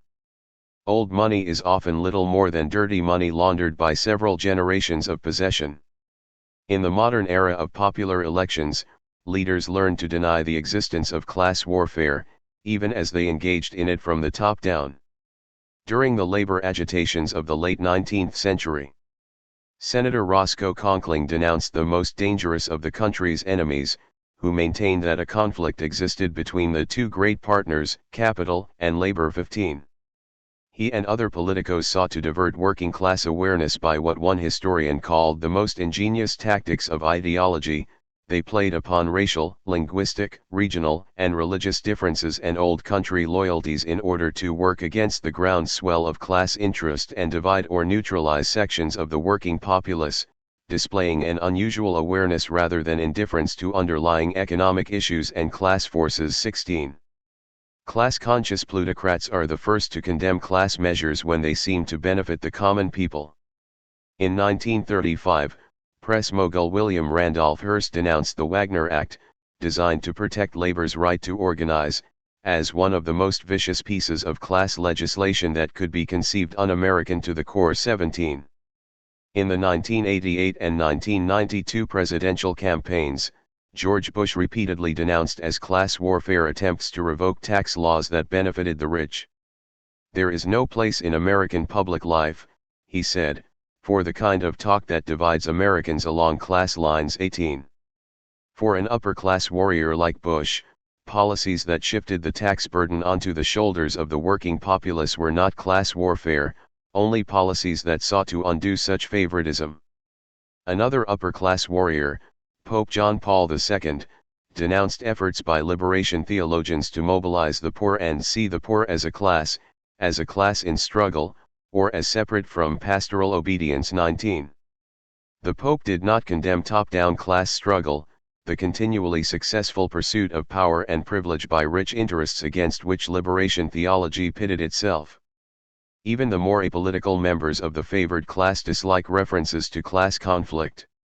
An affluent acquaintance of mine recently told me she disliked terms like ruling class and working class because they divided people into good guys and bad guys and categorized them in self-righteous ways. Discussions of such things as class oppression impressed her as just a lot of stereotypes and seemed to come from a certain type of person, itself a stereotype. She did not feel the same about references to racial and gender oppression. They were of a different order. Being of privileged background, she saw little value in critical deliberations about class privilege. Class distances. As noted in Chapter 5, class denotes a relationship to the means of production and to the expropriation of surplus value. But there is also a subjective dimension to class, as experienced in everyday life. Even if many of us are not all that aware of it, class experience pervades most of our existence, our speech, dress, education, career opportunities, lifestyles, and choice of friends and spouses. The well-to-do usually manage to insulate themselves from unpleasant class realities. In 1844, Engels noted how the bourgeoisie could live for years in Manchester without ever seeing poor neighborhoods. The city was planned for the conveniences of the rich, allowing them to travel to their places of business in town by routes that ran directly through working-class districts, without even realizing how close they are to the misery and filth which lie on both sides of the road. The main streets conveniently hid the misery with rows of lower middle-class shops. 20. More important than geographic distance is social distance. Even when residing only a neighborhood apart, rich and poor live worlds apart. The hunger and desperation of New York's poor in the late 19th century was a subject that never penetrated the social conversation within the charmed circles of Astor or Vanderbilt, who dwelled just on the other side of town. 21 In the mid-20th century. North Carolina communist Junius Scales, who came from a prosperous family, was astonished to discover after joining the party that he had been unaware of the poverty existing among thousands of people right in his own hometown. 22. A 1992 nationwide survey of Domino's pizza delivery employees reported that the longer the driveway and more upscale the residence, the smaller the tip. 23 Why are the rich so stingy with their tips? It may be a matter of social distance. They have little identification with low-level service people and so have less problem sending them off with a pittance. Generosity toward the lower classes historically has never been an important part of upper-class awareness. The patrician view is that the poor are not deserving and should not expect too much. For all the talk about noblesse oblige, the noblesse never measures up to the oblige. A revealing vignette about social distance and class feelings is provided by A. Hamilton Gibbs, an Oxford graduate who joined the British Army during World War I as an enlisted man. Gibbs describes the warm, kindly manner of the working-class soldiers who were his comrades. But apparently he never could feel toward them what he experienced upon meeting another upper-class enlisted man. I heard a voice with an H say, "How perfectly ruddy." I could have fallen on the man's neck with joy. I made a beeline for that man. In a few minutes we were swapping names and where we lived and, laughing at our mutually draggled garments. We both threw reserve to the wind and were most un-English, except perhaps that we may have looked upon each other as the only two white men in a tribe of savages. In a sense we were. But it was like finding a brother and made all that difference to our immediate lives. There was so much pent-up feeling in both of us that we hadn't been able to put into words. Never have I realized the value and comfort of speech so much, or the bond established by sharing experiences and emotions. 24. It might be mentioned that, by virtue of his elevated social background, Gibbs was soon plucked from the savages and awarded an officer's commission. One might dismiss this instance as inapplicable to the United States, which is said to be not as class-bound as British society. One of the myths circulated by the dominant class in the United States is that there is no dominant class in our supposedly egalitarian society.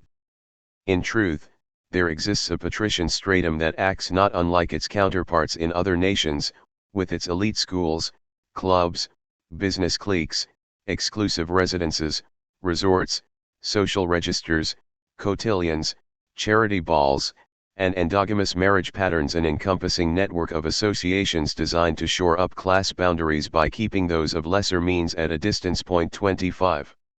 Social distance between classes is not something that just happens. It is actively fostered by the exclusivity of class institutions and individual socialization.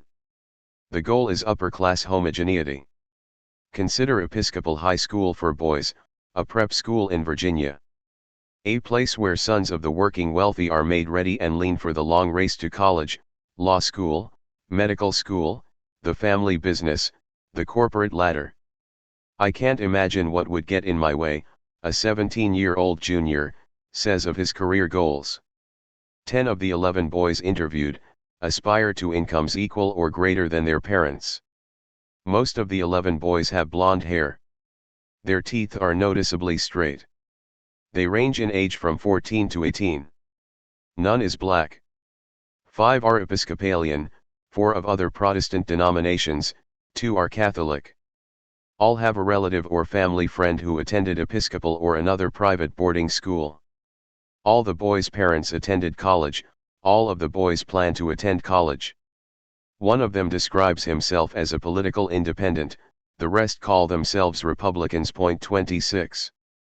One study shows that upper-class children sometimes have problems of conscience that clash with their family's class position. One child was upset that miners were killed in an explosion in his father's mine, another that migrant farm workers employed by her father were killed, another that people were burned to death in urban housing owned by her father's corporation. In that last case, the father told her to mind her own business.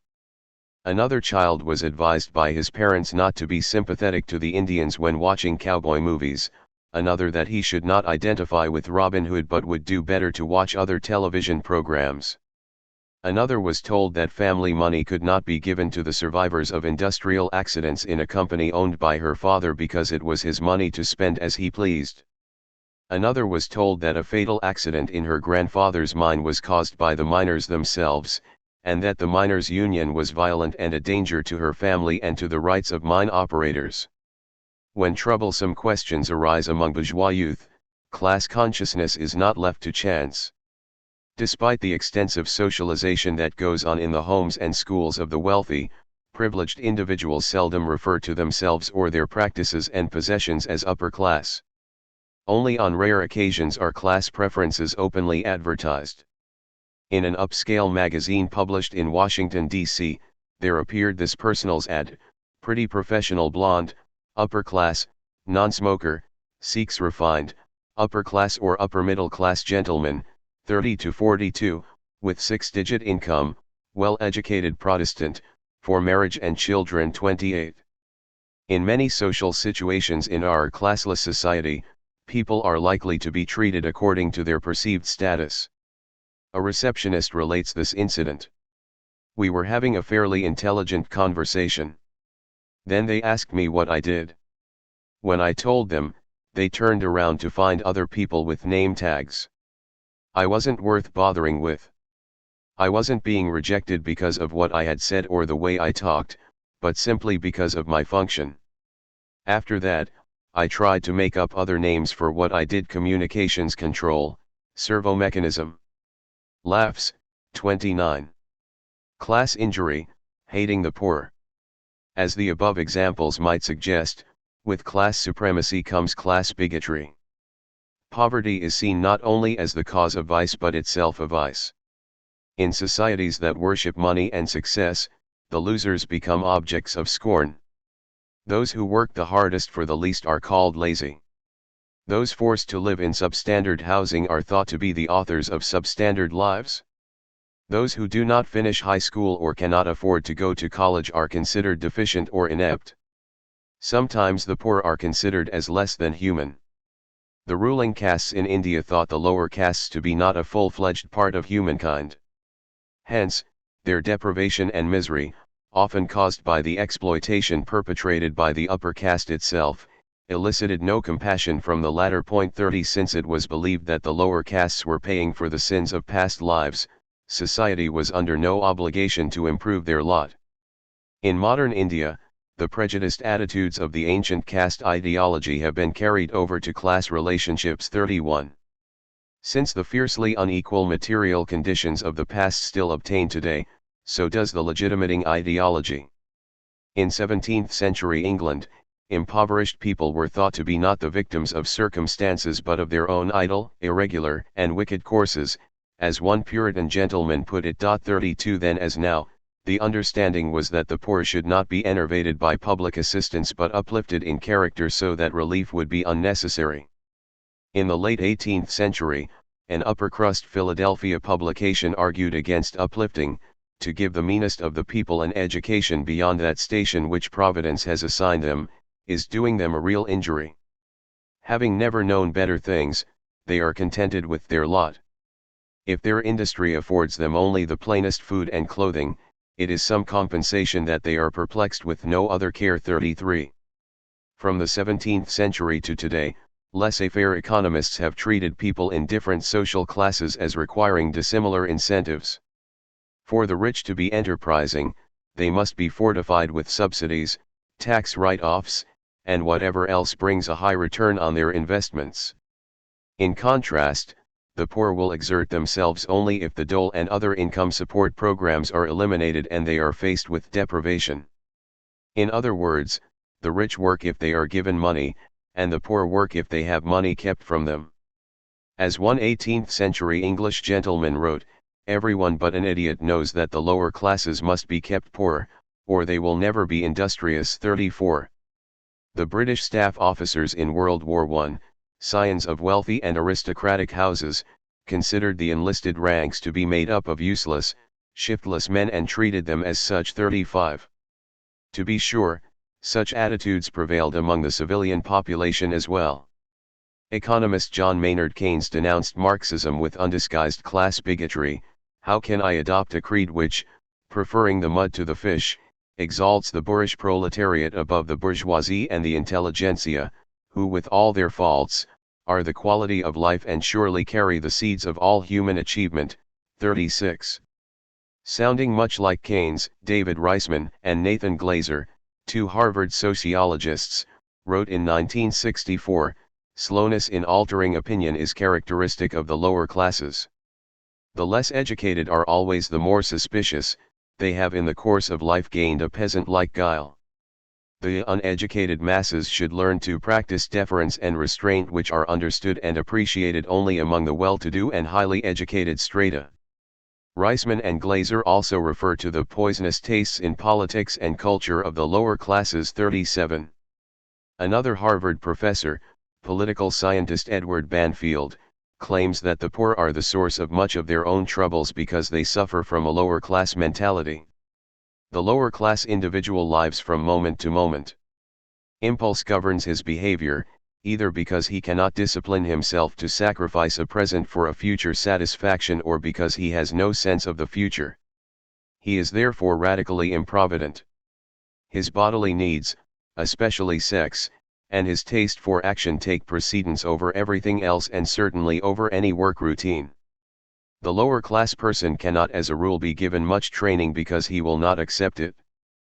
But even if he does, his earning power will not be much increased because his class outlook and style of life will generally make him an unreliable and otherwise undesirable employee. 38. For Banfield, the differences between white upper-middle-class suburban schools and impoverished inner-city schools are not due to staff inadequacy, racial discrimination, and inequitable funding. Rather, it is a matter of class-cultural factors. The suburban children have a more orderly control of their impulses and know how to delay gratification. 39 With equal class chauvinism, the economist Felix Rohatyn explained that the economic gap between classes grew in the late 1970s and early 1980s partly because most of the children who went to public schools came from families that failed to provide them with serious ethical principles. 40. Unlike Banfield or Rohatyn, Jonathan Kozol actually taught in inner-city schools and visited public schools across the country. He found schools with 5 classes being conducted simultaneously in an assembly hall without wall dividers, classes with 70 pupils crowded in one room, with desks crammed halfway into the coat closet, classes that lacked books and school supplies, classes with no regular teachers that saw 19 different substitutes in 20 days, some with no teachers at all, the students being warehoused in the gym or some other area, while someone stood watch over them. There were schools that regularly whipped the students for infractions and fired underpaid teachers who deviated in any interesting way from the stultifying curriculum, schools with roofs that were in such ill repair that water drenched the rooms when it rained, schools that were squalid, filthy, overcrowded, and backed up with sewage, with bathrooms that had no soap, water, or sinks. Kozol also found many students who were demoralized by these conditions and asked for repairs and improvements, students who came from neighborhoods that had unusually high rates of child asthma, infant mortality, untreated disabilities, and malnutrition. 41. Rather than fashioning theories about class culture or family ethics, Kozol concluded that impoverished schools suffered from a severe lack of money. President Ronald Reagan referred to the people who are sleeping on grates, the homeless who are homeless, you might say, by choice. 42. Anyone who actually takes the trouble to talk to the homeless will hear a different story, how difficult it is for them to change their condition, how they strenuously try to survive in the face of great hardship, how the safety nets have so shrunk, the cost of living so increased, and job opportunities so deteriorated that it is often impossible to feed and shelter oneself and one's family. 43. In 1981, George Gilder's Wealth and Poverty provided new reasons to cut social benefits for the poor and taxes for the rich. The book was profusely praised by conservative leaders and mainstream publications. Gilder argued with a straight face that capitalism begins with giving. Not from greed, avarice, or even self-love can one expect the rewards of commerce, but from a spirit closely akin to altruism. Capitalism transforms the gift impulse into creative investment based on an awareness of the needs of others. 44. The accumulation of great wealth is a creative process benefiting everyone. The poor, according to Gilder, are undermined by public support programs and by their refusal to work hard. 45. To this day, persons comfortably ensconced in universities, think tanks, and on the staffs of prestigious publications and broadcast media conjecture about the pathology and dysfunction of the poor, and continue to produce books and articles explaining that poverty is caused by the unwillingness of the poor to work. 46. Class bigotry, of course, is not uniquely American. Protracted armed struggle by the poor against the oligarchs in El Salvador evoked the undisguised class hatred of the latter. When a Jesuit priest asked many children of affluent Salvadoran families what they thought would resolve the conflict, most of them said that killing the poor would end the war. 47.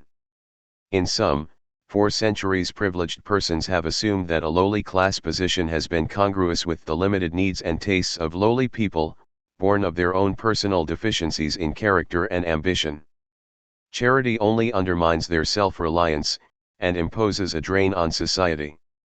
Idleness is self-inflicted, for work is available for anyone who wants it. 48. Poverty is a matter of volition. They do not want to better themselves is a commonly heard refrain to this day. The poor live poorly because that is their preference, and if not their preference, then certainly it is the result of their spendthrift ways, moral underdevelopment, indolence, unwillingness to pursue self-improvement, inability to defer gratification, weak or non-existent family structure, and dislike for hard work and education. For the privileged classes, the problem has not been the exploitation and mistreatment of the poor, but the difficulties caused by the poor's reactions to such mistreatment.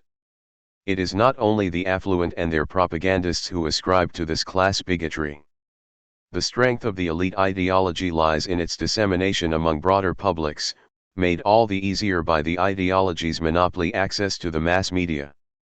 Many persons of middle and lower middle income status, struggling to maintain their standard of living, are among the most fervent haters of the poor, imagining themselves as the prime victims of lower-class criminal depravity and of the favoritism shown to the poor by tax-spend do-gooders. 49. Some social scientists assert that the poor suffer from a culture of poverty. By stressing culture, or class culture as does Banfield, the privileged apologists can ignore economic class realities, such as low wages, high unemployment, regressive taxes, rent-gouging landlords, overpriced goods, and substandard or non-existent community services. To be sure, among the poor can be found many demoralized, disheartened people, who are seriously damaged by the conditions of their lives. But where does the culture of poverty come from? Do the poor create it, or are they created by it?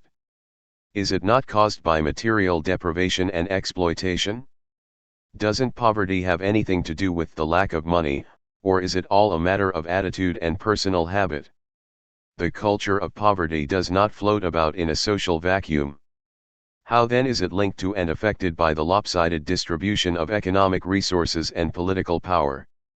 Culture of poverty theorists do not answer these questions. In fact, they never ask them. 50. Other research gives us a different picture of the poor. They do have strong kinship ties, though these may differ from middle-class patterns.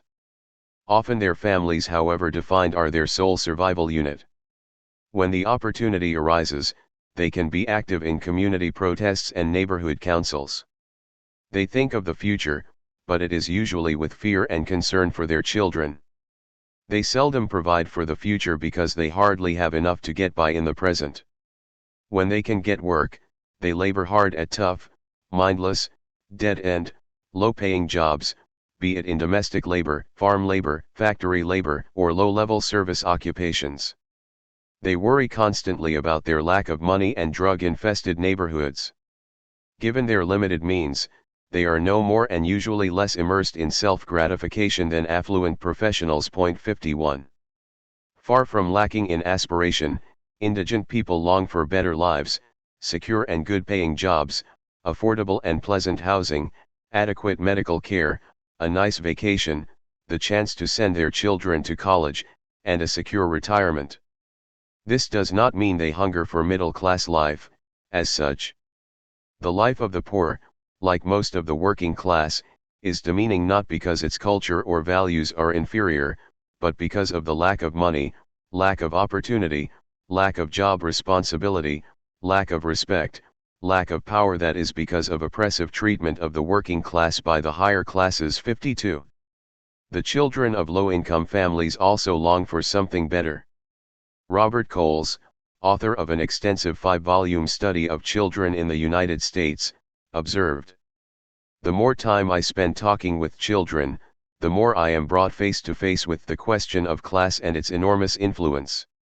Class persuasively tells us what really counts in this life. Poor children, for example, have told me for years that they do indeed worry about extinction, hunger and malnutrition are their lot, and their drawings reveal again and again recognition of terrible vulnerability." 53. The poor face all sorts of obstacles on the road to self-improvement, many placed there by the very people who chastise them for their indolence and profligacy. Their children are sent to inferior schools and judged as less intelligent after taking IQ tests that are standardized with built-in class and ethnic biases. 54. Their neighborhoods are redlined by banks and denied capital for housing and businesses. Their young men and women are economic conscripts and fight the nation's wars in what is called a volunteer army. Their streets are flooded with drugs, often distributed with the cooperation of corrupt law enforcement authorities. Their protest movements, court challenges, consumer and business cooperatives, and electoral efforts are not applauded as assertive displays of self-help but are often met with hostility and even overt repression. 55. The way they are treated by officials, professionals, and service personnel is markedly worse than the way more prosperous people are treated. Thus, one doctor tells us, "My reaction to death is different, depending on the kid. If the kid, or the family, is bright, upwardly mobile, if the parents seem to understand what I'm talking about, then I'm more likely to be upset if that kid dies than with people who don't know what the hell I'm talking about." 56. We hear that the poor must be made self-sufficient. But training programs designed to induce them to adopt a work ethic and develop employable skills are frequently misdirected because they assume the poor themselves are the problem, not the poverty and job market they face. One study found that a number of low-income people who return to school for training under public programs drop out before completion, even though they are performing well academically. One woman left because her 13-year-old son was beaten to death by an older boy and she could no longer apply herself. Another had to go into hiding when her ex-husband threatened her with a butcher knife. Another could no longer pay her babysitter when childcare checks stopped coming, and another found herself homeless after her father ran off with the rent money. 57. Workfare programs, like the pronouncements of conservative professors and economists, fail to address the social and material realities of single parents surviving on public assistance. Much job training is for jobs that do not exist. What is needed is a massive investment in housing, education, daycare assistance, family health care, income support, public enterprises, and vigorous law enforcement and support systems to stop spousal abuse, child abuse, and drug infestation.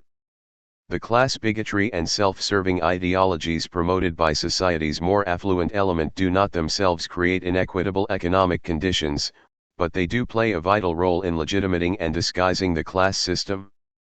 A new approach to the economically oppressed will come only after we develop a more realistic and critical understanding of the class society that produces them. Part 3, Oppression and Conspiracy. Chapter 9, Racism and the Ideology of Slavery. Racism is the belief and practice of treating some ethnically distinct groups as biologically, socially, and morally inferior. Along with condemning it as an evil, we must try to comprehend what causes it. Here I want to discuss its roots in the earliest forms of tribal identity, in slavery and imperialism, and its functions in modern capitalist society. Tribal campanilismo. The bonding of a band, clan, or tribe, operating together for mutual survival, leads to conflicts with other bands in the competition for food and territory. 1 With brotherhood comes otherhood. In claiming a special link to one segment of humanity, we implicitly set ourselves apart from the rest. That is not the only possibility nowadays. In modern times, we can feel pride and attachment for a particular ethnic group and still be internationalists. But in tribal times the idea of a universal humanity was quite incomprehensible. The dominant mentality was steeped in parochialism and territoriality. The Italians have a term for the provincialism of their peasantry, campanilismo, which might be translated as rule of the bell. One's loyalty extended only as far as one could hear the campanile, the bell tower of one's village church. Beyond that, one was in alien territory. With or without an actual church bell, campanilismo was the common mentality of most peoples, until well into the modern era. As late as 1966, I visited hill people in Appalachia who talked distrustfully about the denizens of the neighboring holler, warning me to watch out for them because they were no good people. I heard the same warnings in every holler I visited about the people in adjacent locales. In each instance, my informants were referring to fellow Appalachians who in ethnicity, physical appearance, custom, language, class, religion, and every other aspect were indistinguishable from themselves. Conflicts arise not only between strangers but just as frequently between those most proximate and often much like ourselves. Shakespeare gives us the Capulets and Montagues. Real life gives us the Guelphs and Ghibellines, the Iroquois and Algonquin, the Hatfields and McCoys. People of the same stock can be ferociously set against each other because of class, regional, religious, and cultural issues. 2 Louis Adolphe Thiers and his army were as much French as the revolutionary workers of the Paris Commune whom they slaughtered in such great numbers in 1871, demonstrating how relatively homogeneous nations can be torn by class warfare. No common blood bond prevented Anglo-Protestant factory owners from overworking and underpaying their Anglo-Protestant employees in England and the United States. And Chinese sweatshop owners in the United States did not hesitate to exploit Chinese immigrant labor. I would not argue that ethnic conflict is an inevitable or dominant human proclivity, but it exists as a powerful force and is, unfortunately, still very much with us. Recall the song from the Rodgers and Hammerstein Broadway musical South Pacific, "You've got to be taught to hate and fear / you've got to be taught from year to year / it's got to be drummed in your dear little ear / you've got to be carefully taught." I am suggesting just the contrary, you've got to be carefully taught not to hate and fear. Recent research indicates that letting children be children does not always ensure the absence of prejudice, not in a society that has so much of it to begin with. Children start to notice and react to sexual and racial differences and physical deviancies and disabilities rather early. Researchers conclude that conscious effort and an affirming framework are needed in multicultural situations. Point 3. From Deuteronomy to the Good Samaritan. In tribal times, the alien was perceived as an enemy, a moral inferior, not fully human or, in any case, not to be treated the same as one's own clanspeople, someone who when captured in war could be killed or enslaved. The operational ethic was set down in the Old Testament by Yahweh, better known as the Lord Jehovah, a tribal god if ever there was one.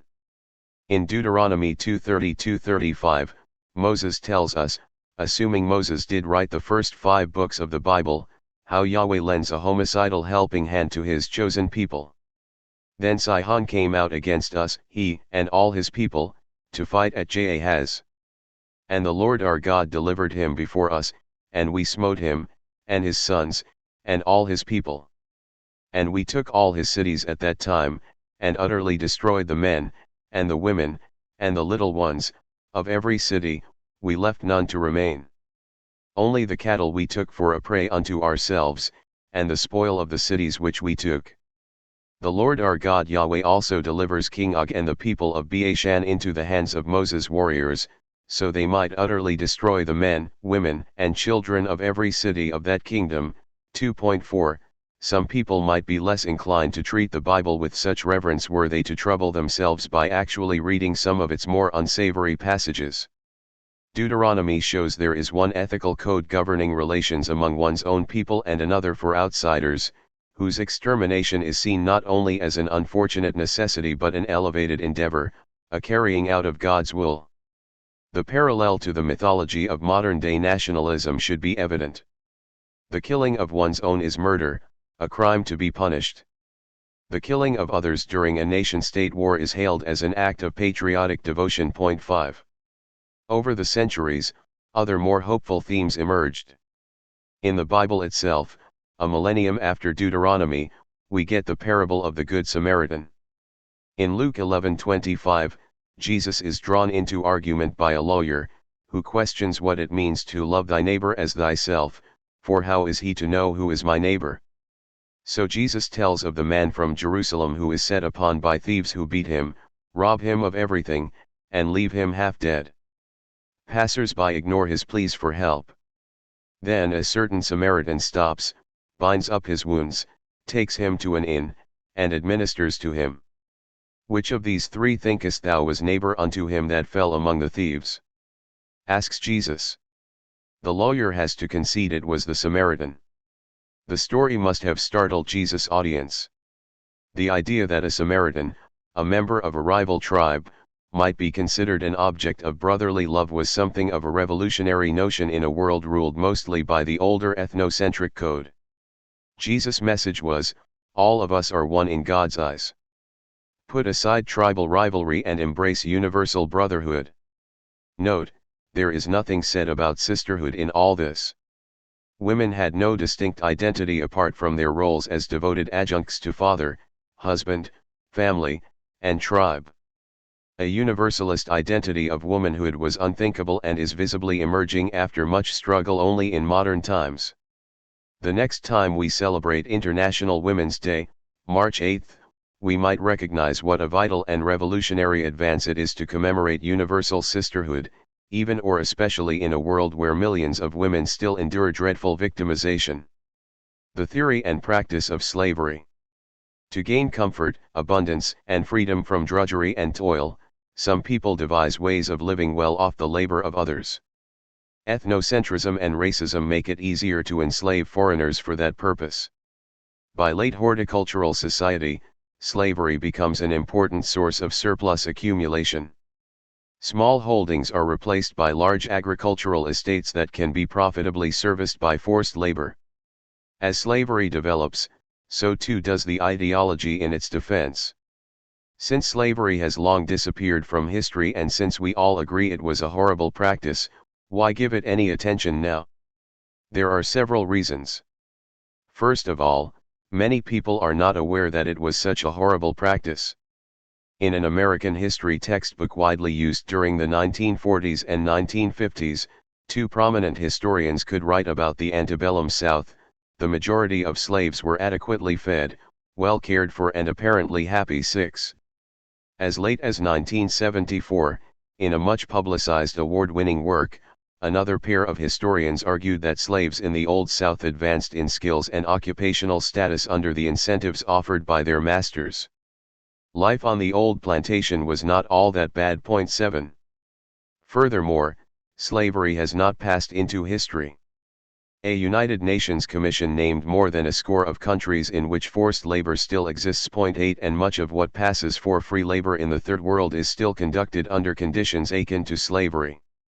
Also, slavery reveals in magnified fashion the nature of class society, how ruling interests are willing to reduce other human beings to utter misery in order to live well off their labor. Finally, for our purposes, the practice and ideology of slavery tell us something important about the virulence of racism. The earliest surviving defense of slavery is from the 4th century BC by the great philosopher Aristotle, who proves himself not so great on this question. He maintains that some men are slaves by nature, and others are freemen. By the condition of their souls, some are inferior to others. This being so, it is advantageous to both parties for this man to be a slave and that to be a master. 9. The existing social hierarchy is to Aristotle prima facie proof that those on top are most able and those at the bottom are less so. Writing before Aristotle, Plato tirelessly offered in his Republic and other writings the Socratic theme that each man must perform functions proper to his station and his nature, it being presumed that persons of a lower class were also of a lower nature.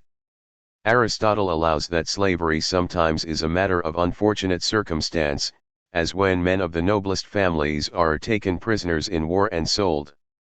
Persons of such class background are not slaves by nature and should not be so considered. 10. He seems not to realize that all slaves, not just a few captive nobles, are the products of forced circumstances, be it conquest, abduction, poverty, or birth. This defense of human exploitation is endlessly repeated down through the ages. Slavery is good and just not only for the enslavers who live so well but for the chattels. Slaves do best for society and themselves by accepting their servitude rather than aspiring for a freedom that does not suit their innately inferior nature. Socrates, Plato, and Aristotle did what class ideologists have done ever since. They argued that relations between rich and poor, privileged and underprivileged, were an inevitable manifestation of nature itself rather than something created by social convention, inheritance, economic exploitation, and state power. Even the greatest philosophers may share the blinkers of their time, where clearer vision would threaten a property right. 11. Some might argue that it is unrealistic to expect Aristotle to be free of the blinkers of his day. Slave labor was the normal mode of surplus accumulation. To criticize Aristotle for accepting what was then an acceptable institution is to be guilty of what historians call the sin of presentism, the anachronistic imposition of present-day standards upon a thoroughly different historical era. In response to that argument, it should be pointed out that, indeed, Aristotle's era was much unlike our own but not completely so. Were it utterly different in every conceivable way, then its social arrangements, literature, politics, and philosophy would be incomprehensible to us. In fact, they are not. There is much in them that transcends the fixedness of time and place so as to be a source of recognizable interest and enrichment. Furthermore, the enslavement of human beings is a human horror that transcends any era. If we can critically judge Greek literature and philosophy, we can critically judge Greek slavery and the self-serving justifications put forth by Greek enslavers. In any case, even in ancient Attica, slavery did not go completely unchallenged. From the 3rd century BC, we have fragments from the Stoic Chrysippus, who wrote that slavery was not according to nature. 12. The sophist Alcidamas, in a fragmentary note, is quoted as saying, God has left all men free. Nature had made none a slave. 13. In Aristotle's day, slavery must have been a source of contention, for why else would he have felt compelled to defend it? In his Politics, he acknowledges unnamed critics who hold the contrary opinion that all slavery is contrary to nature. 14. If a defender of slavery like Aristotle could be challenged in his day, it is not anachronistic to challenge him today. In addition, in every slave society I know of, there was another rather large group of individuals who detested slavery, the slaves themselves. Their sentiments seem never to be taken into account in debates about anachronism and presentism. Instead, we are urged to accept a society on its own terms. But to do so is to accept its dominant ideology, its prevailing class arrangements, values, and practices, and to ignore whatever victims it might produce. To acknowledge slavery uncritically as an institution of its time is to ignore the humanity of the slave and the injustices inflicted by one class upon another of a kind that no culture can justify. Uncritically accepting the dominant ideology of other societies is no more an indication of objectivity than is accepting the dominant ideology of this society. In the ancient world, slaves had few opportunities to promulgate learned tracts against the institution of slavery, but their rebellions spoke volumes.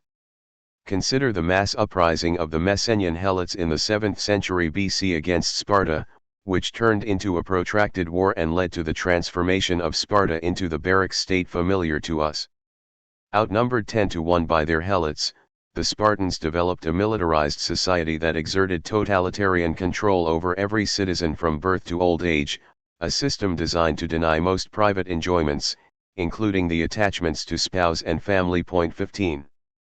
There is the comforting belief that oppressors are themselves oppressed because, in treating others badly, they violate their own humanity and so suffer from their own tyranny. One can be skeptical of this view. Most oppressors live lavishly well at the expense of those beneath them, which is the whole point of the oppression.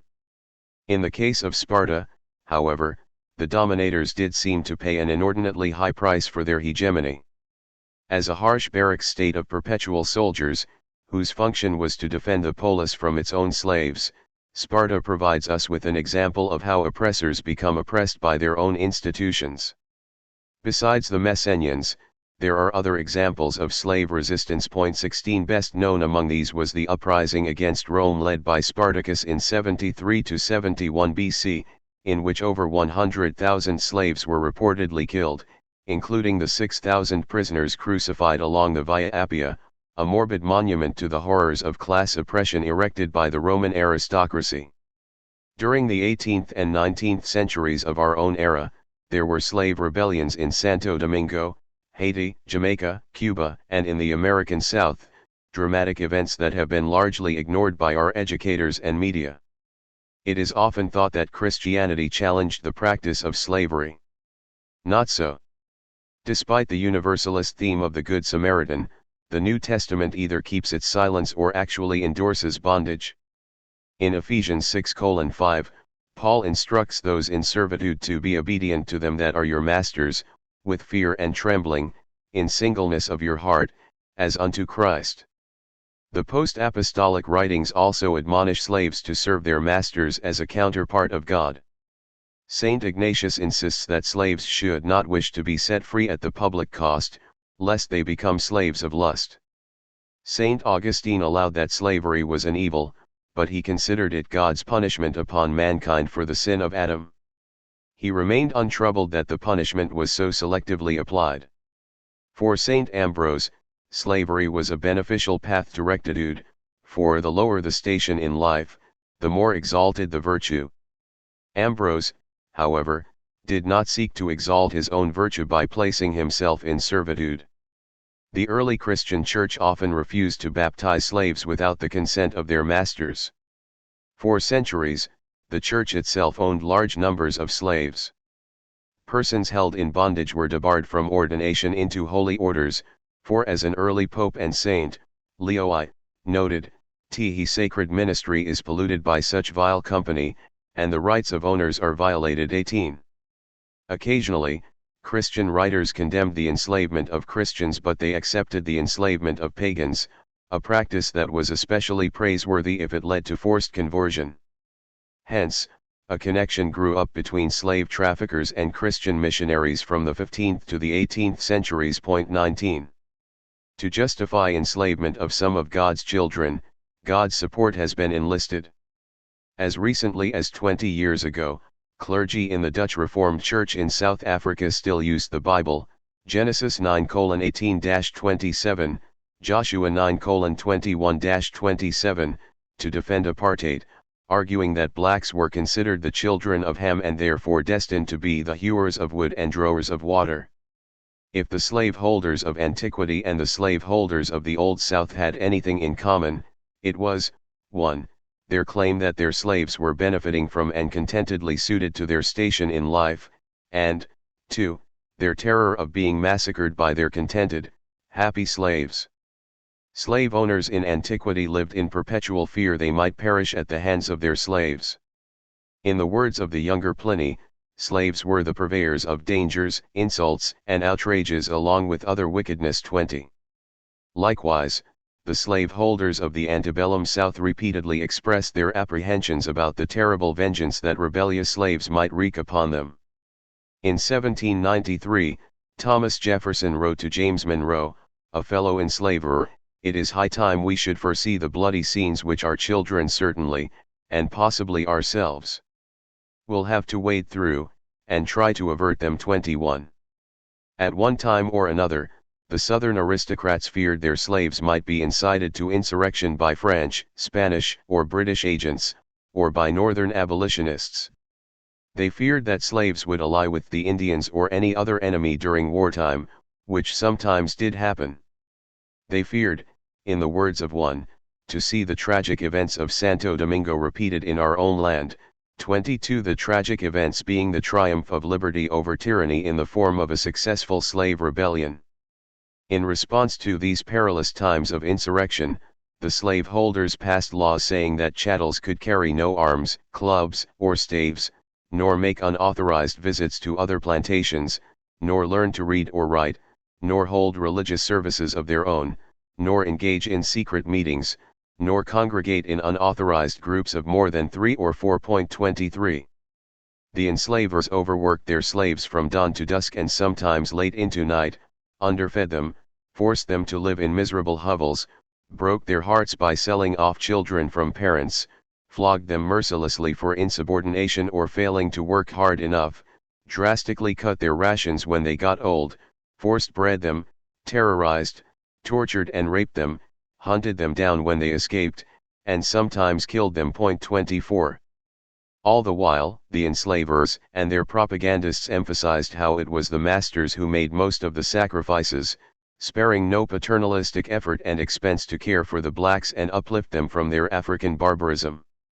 The opinion of one Confederate militant and presidential assassin, John Wilkes Booth, is not atypical. I, for one, have ever considered slavery one of the greatest blessings, both for themselves and us, that God ever bestowed upon a favored nation. Witness heretofore our wealth and power, witness their elevation and enlightenment above their race elsewhere. Yet heaven knows, no one would be more willing to do more for the Negro race than I, could I but see a way to still better their condition. 25. Emphasis in the original. Built upon the whip, gun, chain, and rope, slave society presented itself as a natural, happy, and mutually beneficial social arrangement. In fact, slavery may not have been all that natural, even for those who enjoyed its wealth and other advantages. Writing about his life as a slave, Frederick Douglass reflects on the character of his old master Capt. Anthony, who could, when it suited him, appear to be literally insensible to the claims of humanity. Having unlimited power over others, Capt. Anthony could treat trifling faults as momentous offenses when feeling so inclined. Douglass wonders why his master was so incapable of compassion. Was he dead to all sense of humanity? No. I think I now understand it. His behavior is part of the system, rather than a part of the man. 26. Rather than damning the slave owner, Douglas is more interested in condemning the system that produces that kind of behavior. His may not be the only moral stance to take, but it is sociologically the most insightful. He observes that this same master, capable of cruel and dark deeds, also had a mild and gentle side, although mildness and gentleness were not the prevailing or governing traits of his character. These excellent qualities were displayed only occasionally. If Douglas refuses to blame the slave owner's personality for slavery, it is not because he is such a forgiving person who cannot think ill of another man nor harbor hatred in his heart. In fact, he has quite a bit of anger and hatred in his heart, but it is for the corrupting system that encourages the merciless, limitlessly self-interested impulses of human character. He expresses it well. Capt. Anthony was not by nature worse than other men. Had he been brought up in a free state, surrounded by the just restraints of free society, restraints which are necessary to the freedom of all its members, alike and equally, Capt. Anthony might have been as humane a man, and every way as respectable, as many who now oppose the slave system, certainly as humane and respectable as are members of society generally. The slaveholder, as well as the slave, is the victim of the slave system. A man's character greatly takes its hue and shape from the form and color of things about him. Under the whole heavens there is no relation more unfavorable to the development of honorable character than that sustained by the slaveholder to the slave.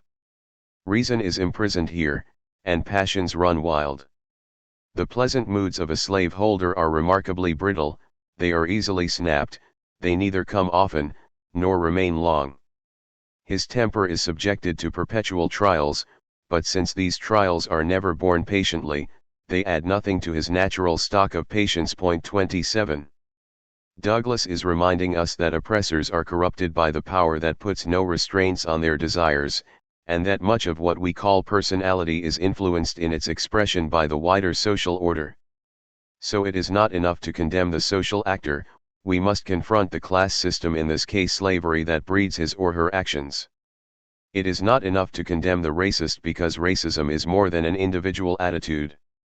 The travails of slave masters like Capt. Anthony should not be overstated. In fact, the plantation aristocrats, who hired overseers to carry out the more unpleasant and unsavory slave-driving tasks, usually found life to be wonderful on the old plantation. They knew it and often said so. 28. They devoted themselves to hunting, dueling, riding, courting, whoring, sporting, gambling, traveling, drinking, feasting, and partying. But they also knew that most of what made Southern life such a dream of delicious self-indulgence was built on black servitude. 29.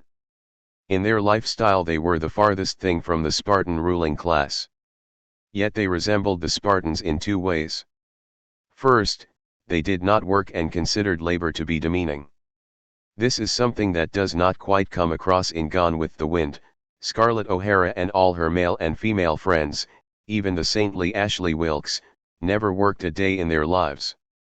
Second, the South, with its city police and country patrols of armed men on horseback, was something of an armed camp like Sparta, designed to safeguard itself against its slave population.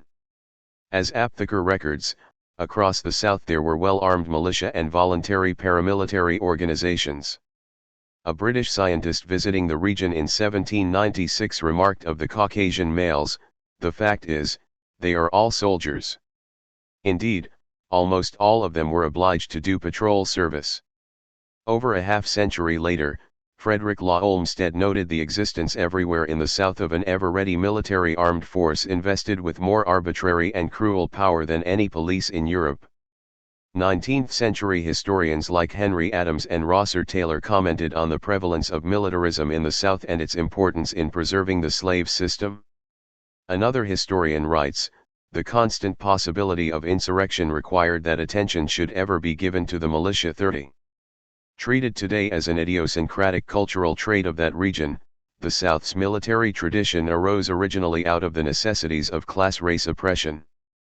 After emancipation, the erstwhile slaveholders expressed outrage at the ingratitude shown by ex-slaves who joyously proclaimed their freedom, plundered the plantations, and tried to claim ownership to the land they had worked for generations. Equally horrid were the ones who fled to the Union lines and joined the Union Army.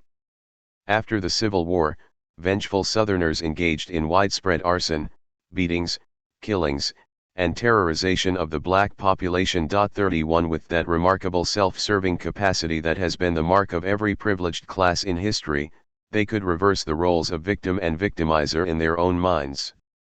In his trip through the South immediately after the war, journalist Whitelaw Reid noted the refrain repeated endlessly by former slaveholders, "We have been the best friends the nigger ever had. Yet this is the way they treat us." 32. No one in the South worked harder than those of African descent, yet they were said to be lazy and shiftless. Emancipation did little to change that opinion. As one observer commented, it is not an uncommon thing to see 5 or 6 of these young aristocrats, who never worked a day in their lives, and who are depending on bank stock which is no longer worth a cent, cursing and damning the Negroes for not working. 33. The functions of racism. Engels once noted that ancient slavery left its poisonous sting long after it had passed into history. The same could be said of servitude in our own country. One of the poisonous after-effects of slavery is racism, a point so obvious that it is often overlooked. As already noted, fear and hatred of other ethnic groups antedate slavery. But with the advent of slavery, racism worked its way into law and ideology. In ancient Attica, most slaves were deracinated foreigners, better known as barbarians, and were accorded the contemptuous term andropoda, man-footed creature, a dehumanizing, racist designation suggesting biological inferiority. 34 In contrast, the Athenian opponents of slavery protested the notion that barbarians were inferior to Greeks. Whether they consciously realized it or not, in opposing slavery they also opposed racism. In Rome, the patrician philosopher, and slave owner, Cicero stigmatized Syrians and Jews as peoples born for slavery, thus giving servitude a racial blood delineation rather than treating it as a matter of circumstance and ill fortune. 35. In the Old South, the laws intended to protect slavery also codified racial supremacy. Slave status was restricted to non-whites and interracial marriage was banned. 36 Theories were fashioned regarding racial psychology and physiology, including skin pigmentation. By 1750 or so, as the need to defend slavery became more urgent, curiosity and supposition about racial distinctions gave way to certainty and dogmatism, respect for differences became contempt and even hatred, attempts to reason gave way to racism. 37. The African slave was portrayed as congenitally irresponsible, indolent, childlike, devious, dangerous, primitive, inferior in intelligence, and not fully human. It was long maintained even among some of the abolitionists that the slave was not fit for immediate freedom. Therefore, emancipation should be gradual. But if not fit for freedom, then slaves must remain in bondage forever, for it was the system of slavery itself that was preventing them from becoming fit for anything but slavery. After emancipation, not fit for freedom became and remains to this day not fit for equality. 38. Slavery and racism go together because they bolster the same oppressive class relationships. Why did the colonizers forcibly bring African people to the Western Hemisphere? Was it to add warmth and color to their joyless Calvinist lives? More likely, it was to gain access to a profitable workforce and live splendidly off the super-exploitation of African labor. The white colonizers abducted black people to toil on land they stole from red and brown people. Speaking of stolen lands, racism is a byproduct not only of slavery but of imperialism. The imperialists were not out to victimize darker peoples per se. They readily exploited persons of any color. In fact, the earliest regions upon which the Western powers imposed economic underdevelopment were Eastern Europe in the 16th century and Ireland long before that, both populated by Caucasians. 39 If the imperialists exploited darker peoples, it was for economic gain, but in short order they rationalized their atrocities in racist terms. As they invaded Africa, Asia, and the Americas to plunder the land, burn crops, destroy herds, incinerate villages and townships, and slaughter and enslave the inhabitants, the colonizers had to deny the humanity of their victims and ascribe to them the very homicidal ferocity and savagery they delivered upon them. There were rare exceptions. One inhabitant of Plymouth Bay Colony from 1627 to 1645, the pleasure-loving Thomas Morton, took the trouble to fraternize with the Massachusetts Indians and found them more full of humanity than the Christians. They were neither dangerous nor mischievous nor dull as some have thought. In fact, Morton found them to be subtle and intelligent, possessing an admirable competence in farming, hunting, midwifery, and medicine, and living rich and contented lives. Morton also celebrated the wonders of the land, the forests skillfully cleared of underbrush and transformed into hunting parks by the Indians, the great flocks of ducks and wild turkeys and herds of venison that passed by, the rivers and bays teeming with fish, the oyster banks a mile long, the endless beds of mussels and clams, the many goodly groves of trees, dainty fine round rising hillocks, delicate fair large plains, sweet crystal fountains, and clear running streams 40. But where Morton wanted to fraternize, the Puritan saints of Plymouth Bay wanted to colonize.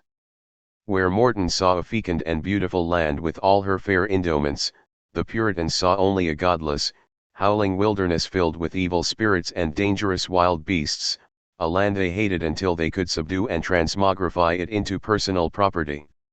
Where Morton saw a friendly, intelligent, indigenous people, the Puritans saw brutes, devils, and devil worshippers, whose souls were to be consigned to their proper place in hell by a process of extermination.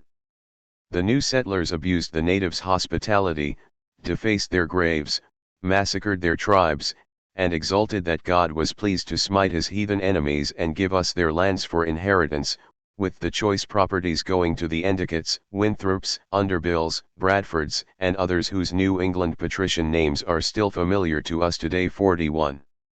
It is remarkable how often pleasing God became a matter of murder and real estate acquisition. The Puritans' extermination of the Pequot tribe was a genocidal act that was to be repeated again and again by other colonizers against Indian nations and Third World peoples. As the victims of imperialism were exterminated, so were they demonized and dehumanized with racist terminology. During the Black Hawk War of 1832, in which the men, women, and children of the Sauk tribe were systematically slaughtered, there was talk of fast getting rid of those demons in human shape and exterminating the wretched wanderers who were more like the wild beasts than man. 42. George Washington likened the red savages to wolves, both being beasts of prey, though they differ in shape. While colonizing and slaughtering the people of Southwest Africa in 1900-10, the German imperialists described them as baboons. In his poem, The White Man's Burden, Rudyard Kipling referred to the Asian victims of British imperialism as half-devil, half-child. In 1897, Winston Churchill judged Afghans to be dangerous and as sensible as mad dogs, fit to be treated as such, and recommended the use of poison gas against them. British Prime Minister Lloyd George said his government retained the right to kill niggers. He was referring to Asians and Africans. To justify U.S. overseas expansionism, American presidents talked of the Anglo-Saxon obligation to upfeed and civilize inferior peoples, as President William McKinley said of the Filipinos and President Woodrow Wilson of the Latin Americans. 43. Note: these racist pronouncements issued not from Bubba or Joe Redneck but from the most eminent members of society, the upper-class gentlemen, the leaders and patricians, the imperialists. To this day, racists explain away the inferior social status of people of color by treating it as a manifestation of their inferior biological and mental capacities rather than as something fostered within the socio-economic system itself. Since emancipation, racist beliefs have persisted both as a cause and a justification of oppressive class race conditions. Lynch mob terrorism, sharecropper poverty, limited or non-existent job opportunities, substandard education and housing, and discrimination in all walks of life were symptomatic of long-standing racist attitudes, but also of the social conditions of scarcity, competition, class power, and workforce exploitation. In other words, racism has been not just an internalized personal attitude but an externalized social relation that continually bolsters the very conditions that make it so functional. Discussions of racism usually fix upon attitudes. Why do people feel that way? I have already acknowledged the human proclivity for ethnic conflict, but we should also keep in mind the larger system of power and interest that sustains racist attitudes. The problem of ethnic oppression is not purely one of hearts and minds. It has a class structural component that operates with independent effect. In modern-day capitalist society, racism serves a number of systemic functions. First, employers have always desired a surplus workforce. When there is full employment and labor is relatively scarce, workers can command better pay. But higher wages cut into profits. Conversely, when workers are in superabundant supply in an overcrowded job market, then wages can be kept down and the workforce more easily expanded and contracted according to seasonal demands and business cycles. For generations, women, children, and immigrants served as a reserve army of labor, increasing the competition for jobs and depressing wages. So too have people of color. By keeping African Americans, Latinos, and others in an ethnically delineated underclass, racism helps to secure the reserve army of labor and relegates its victims to the low-wage sector of the labor force in disproportionate numbers. Second, underclass ethnics, the plebs urbana of modern America, victimized by racism in education and occupational opportunities, are more likely to do the dirty work of society. It is often the only work they can get, the grubby, unpleasant, unhealthy, and grossly underpaid jobs that better organized, skilled workers are reluctant to take.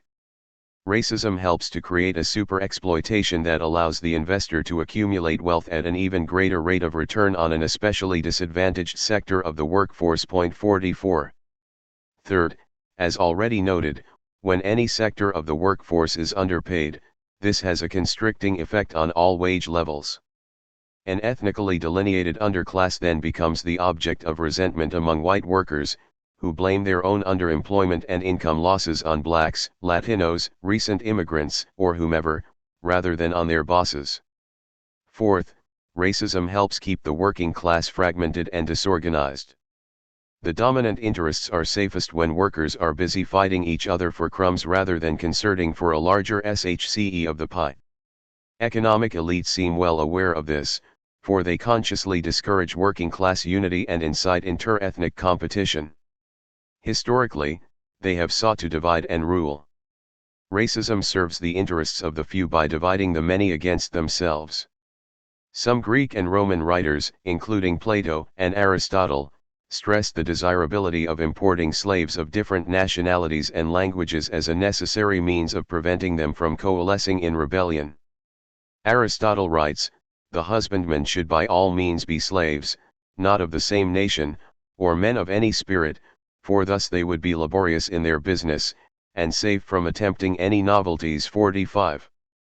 European invaders of Africa and North America used bribes, deception, threats, and gifts of firearms to play off tribe against tribe. 46. In 17th century America, before the laws and ideologies of slavery and racism were well developed, white indentured servants and black slaves not only worked together but fraternized and seemed notably unconcerned about differences in skin color. That laws had to be passed prohibiting racial mixing testifies to the prevalence of such relations. Slaveholders endured a lively fear that indentured servants would join with blacks or Indians in uprisings against the propertied class, as happened more than once. So the colonial governments pursued a deliberate policy of creating aversions between the three racial groups, turning Indians against blacks, and poor whites against both. 47. In the post-bellum era, the Ku Klux Klan was used by bosses to terrorize labor combinations and keep whites and blacks at odds. In the late 19th and early 20th centuries, industrial firms consciously promoted disunity and hostility among immigrant groups in the company towns, even going so far as to deliberately mix work teams with Swedes, Poles, Hungarians, Irish, and others in the very manner advocated by Aristotle. 48. In U.S. prisons, officials consciously have promoted friction between white and black inmates, doing everything to discourage unity among them. 49 The same strategies are used by urban police forces in regard to street gangs. 50 Racism deflects the anger of Caucasian workers away from their wealthy and privileged employers and toward persons of different ethnicity but similar class. Racism also serves the interests of right-wing political leaders who are ever on the lookout for cultural issues such as crime in the streets, busing, school prayers, flag burning, abortion, gay bashing, pornography, and the like, issues that blur class lines, incite working people against each other, and distract attention from economic policies. In the 1988 electoral campaign, when the Republicans ran notorious race-based television ads designed to stoke white resentment about black crime and job quotas, the practice of reserving some portion of occupational slots for ethnic minorities, they were operating in the time-tested ruling class tradition of setting race against race.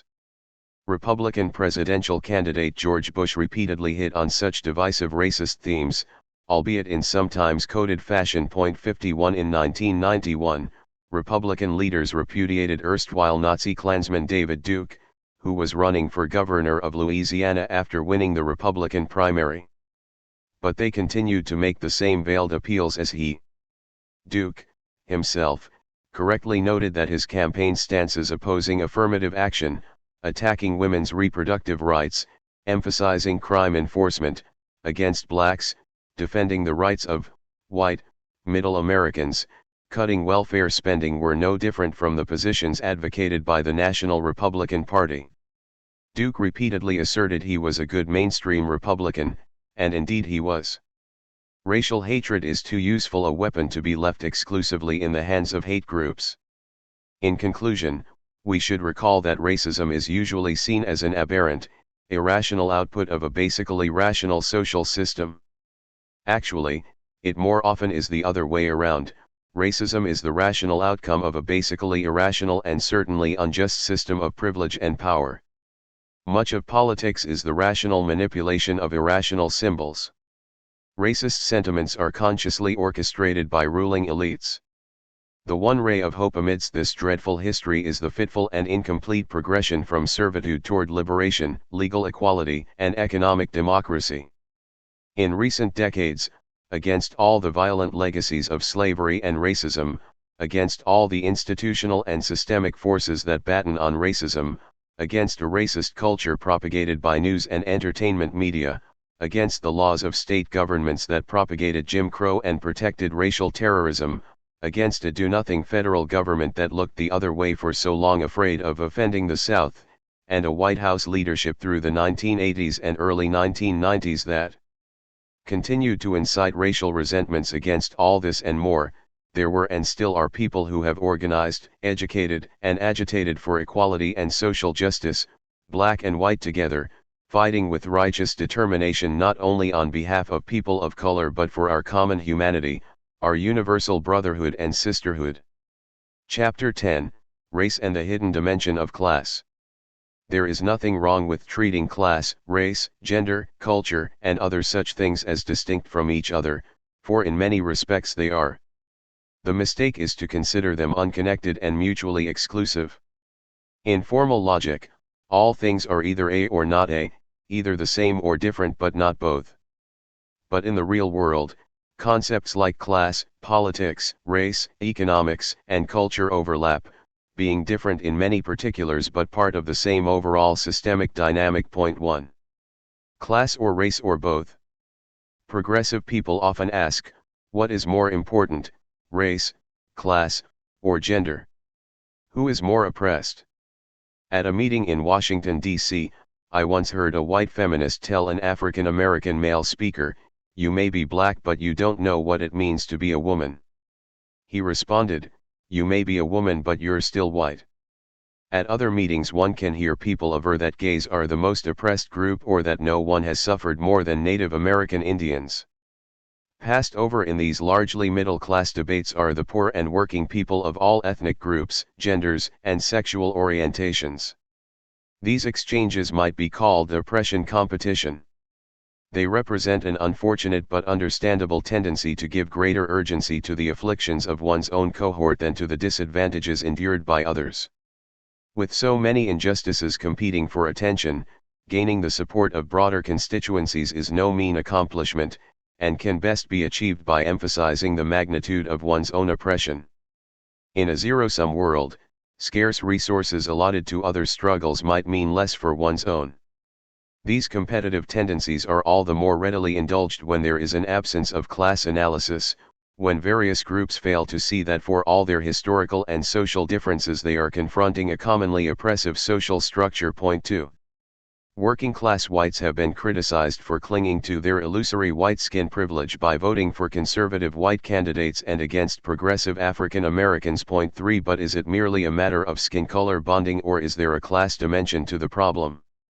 The gross inequities created by capitalism provide fertile soil for bigotry, making whites more receptive to racist views, making them resent both the special treatment supposedly rendered to impoverished minorities and the gains made by successful African Americans. Point 4. Having to compete with other ethnic groups for scraps off the table, many whites fear that an African American mayor or president will favor their own kind, resulting in less for whites, less access to patronage, jobs, police protection, city services, decent housing, safe neighborhoods, and adequately funded schools, and more taxes. Point 5.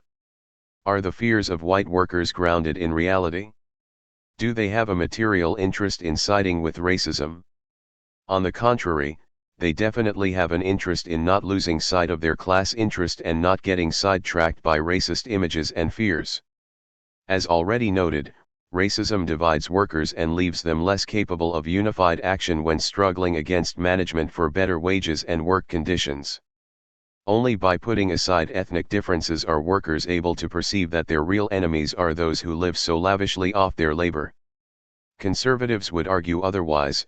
Workers should not be concerned about struggle but about being more cooperative with management. Ours is not a zero-sum society. More for the rich does not mean less for working people. As the pie gets larger, so do the slices for everyone, conservatives claim.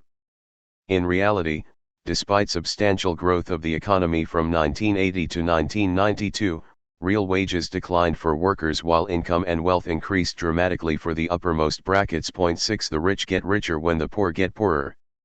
Not class collaboration but class struggle is the name of the game.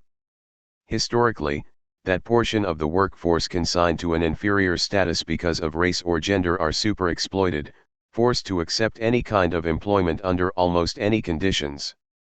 The low pay they must accept drags on the wage levels of the entire workforce.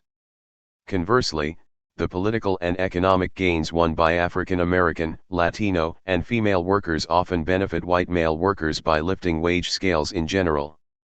When minorities win open admissions to public universities, this also benefits low-income white students who otherwise might not be able to gain entry. When people of color defeat nepotism in craft unions and win special apprenticeship programs, this opens the way for unskilled white workers who also have been deprived of such opportunities. Point 7. When torn by racial animosity, workers are more prone to follow right-wing political candidates who pose as their champions by playing upon their racial class fears, and less likely to support progressive candidates who might serve their common interests. Far from being hurt or neglected by progressive office holders who are also Black or Latino or Asian or whatever ethnicity, white workers generally fare better with them than with conservatives. The resurgence of racism does not mean class oppression is less important. Quite the opposite. The growing virulence of racism goes hand in hand with deepening class divisions. As already noted, racism is more than just an attitude that arises spontaneously among narrow-minded people. It is cultivated by dominant class interests to discourage working-class unity and divide people from each other.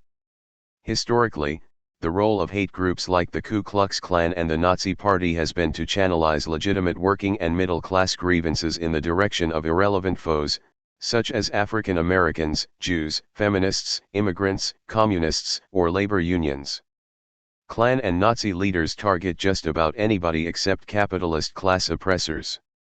Labor struggles in the United States over the last century have been characterized both by divisive racial strife and sometimes remarkable racial unity. In recent years, black and white workers have stood shoulder to shoulder in major strikes by steel workers, coal miners, teachers, and hospital employees. For this and other reasons, some writers conclude that race has become less important than class. 8 But they use class as a function of income rather than as a relationship to the means of production and a designation of who controls the value produced by labor. When race was the problem, the white racist was to blame.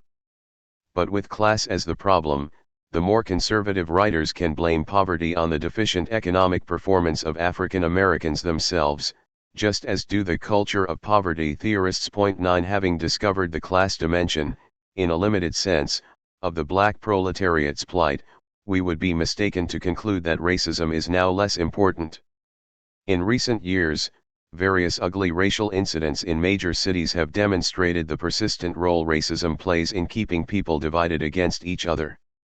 Despite the decades of education against racism, when class anxieties are provoked, then racism reemerges. Class power gives attitudinal racism much of its virulence. A white calling a black nigger is uttering a more offensive and threatening racial slur than a black calling a white honky. Why? Because of the past and present reality of class-race power behind the words. Honky has not the backdrop of threat, violence, terrorism, injustice, and exclusion that nigger has had for 3 centuries. If blacks react to racial slurs more vehemently than whites, it is because they have more reason to. They have been the oppressed minority. On occasions when conservatives explicitly link class with race, it is to discourage critical considerations of both, as when a representative of the Daughters of the American Revolution denounced attempts to array class against class and race against race. 10. Such a view represents a deliberate blurring of moral reality. Setting race against race is a social evil when it refers to lynch mob terrorism, segregation, and the hate-mongering that white authorities and white individuals have practiced. But it is something else when it refers to the struggles waged by people of color against white violence, privilege, and exploitation. The latter instance does not involve arraying race against race but mobilizing people of goodwill against injustice. There is a difference between conflict that is initiated by racial oppressors and conflict that arises from resistance to racial oppressors. The hatred expressed by the racist has no basis in reality. Blacks are not oppressing whites, though many whites convince themselves that they are.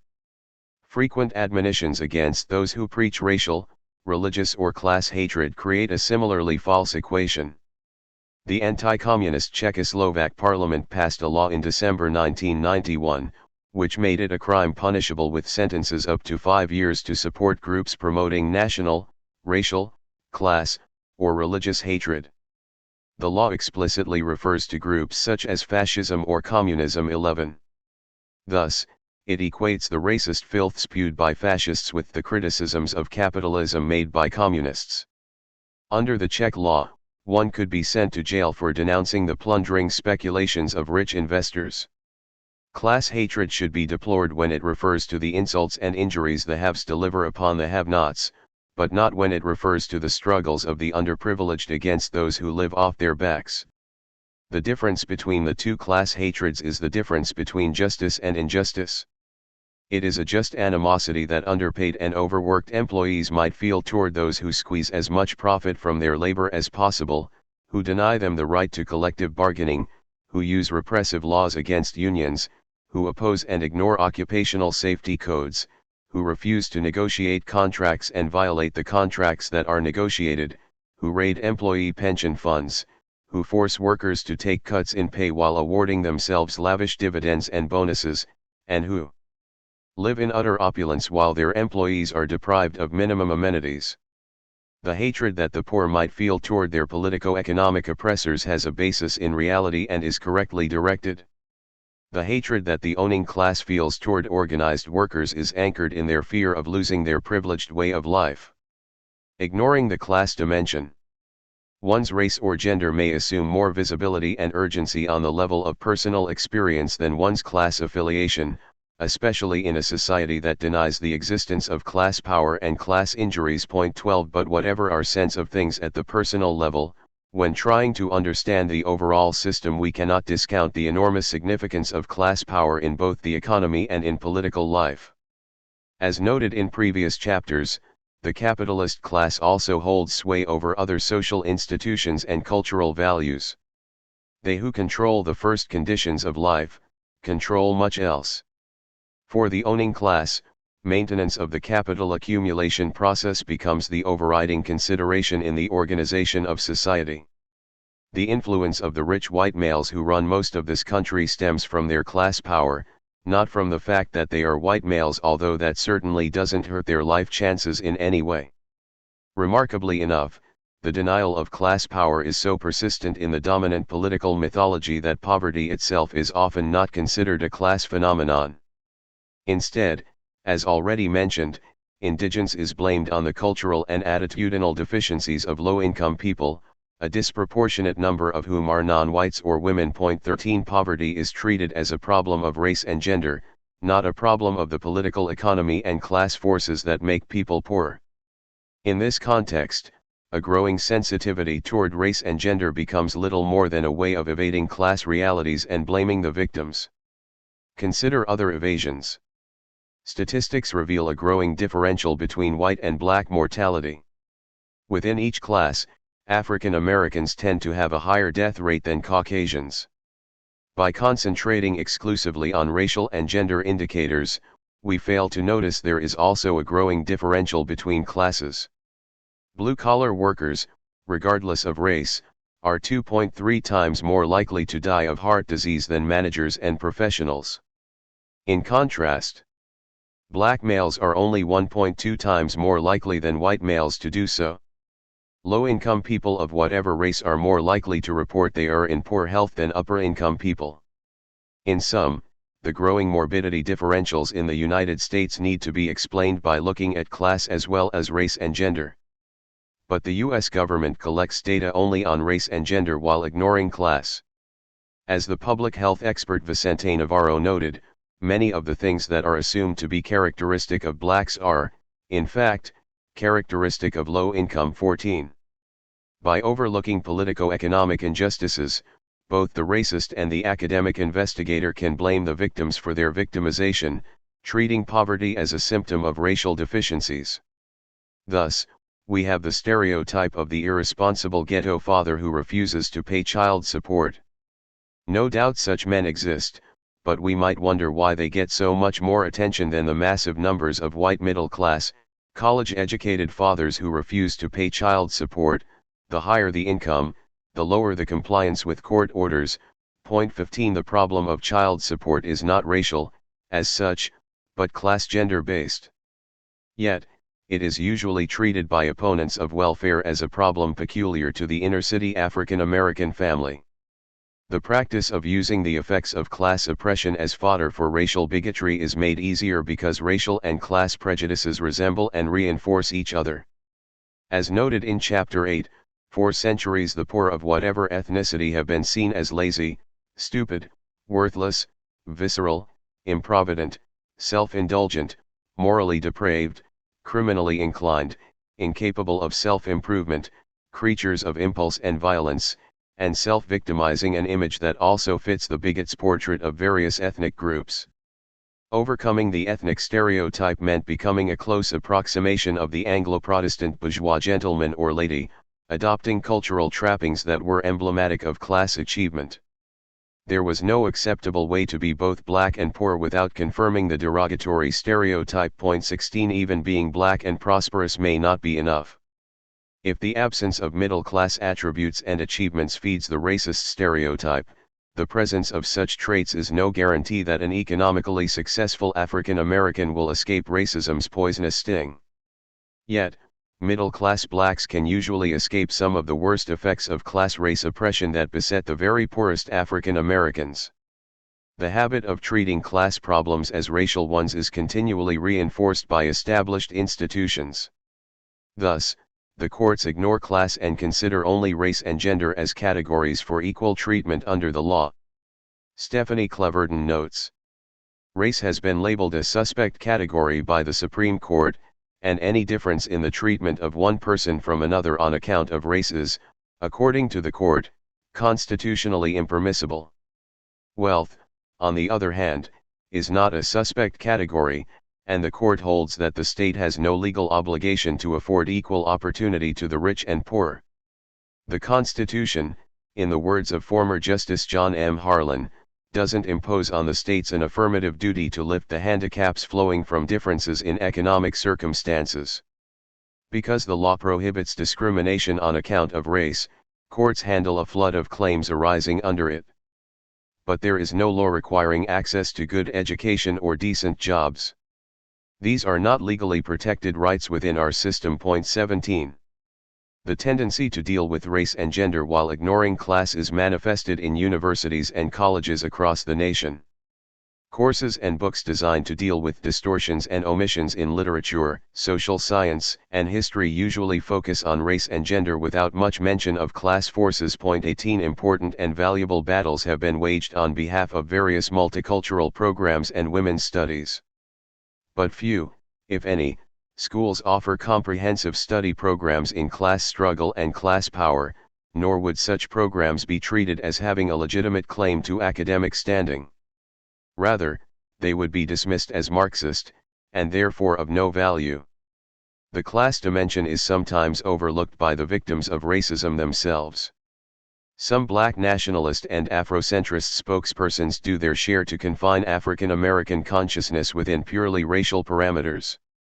Rather than looking at the politico-economic system that has victimized their people, and others, they blame an undifferentiated white racism, judging all whites guilty of the oppression suffered by African Americans.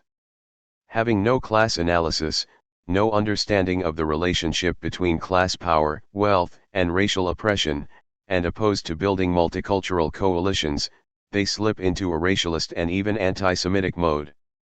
Some construct pseudo-scholarship to buttress obscurantist theories claiming that all of civilization and early creativity is African in origin, that white people are especially vicious because unlike other humans they are descendants of the brutish Neanderthals, with the Jews being the purest and oldest Neanderthal Caucasoids, that the role of black people in the Bible was deleted by whites around the year 1900, that whites oppress and colonize blacks out of fear of genetic annihilation. Since white pigmentation is recessive, that blacks will find liberation and betterment only by returning to their African cultural roots, and so forth. Point 19. Other African American spokespersons do see the link between racism and class interest. In 1953, the noted African American scholar W.E.B. Du Bois wrote, "I still think today as yesterday that the color line is a great problem of this century. But today I see more clearly than yesterday that back of the problem of race and color, lies a greater problem which both obscures and implements it, and that is the fact that so many civilized persons are willing to live in comfort even if the price of this is poverty, ignorance, and disease of the majority of their fellow men." 20. During the protest movement of the 1960s, when African American leaders broadened their racial protest to include a class analysis, they did so at their own peril. They became a threat to the ruling class and were no longer tolerated. Thus scores of members of the avowedly anti-capitalist, revolutionary Black Panther Revolutionary Party were murdered by police and FBI in raids on Panther headquarters in cities across the nation. In January 1965, after evolving from a black separatist into an internationalist and anti-imperialist leader, Malcolm X stated, "It is impossible for capitalism to survive, primarily because the system of capitalism needs some blood to suck. Capitalism used to be like an eagle, but now it's more like a vulture." He further opined, "You can't have capitalism without racism. And when you find people who don't have this racism in their outlook, usually they're socialists or their political philosophy is socialism." 21. A month later Malcolm X was assassinated by persons whose affiliations the police never bothered to investigate. He had long been under surveillance by the CIA and FBI. 22. Another African American leader, Martin Luther King, Jr., after years of struggling for the civil rights of his people, also began to voice criticism of the nation's political economy and foreign policy.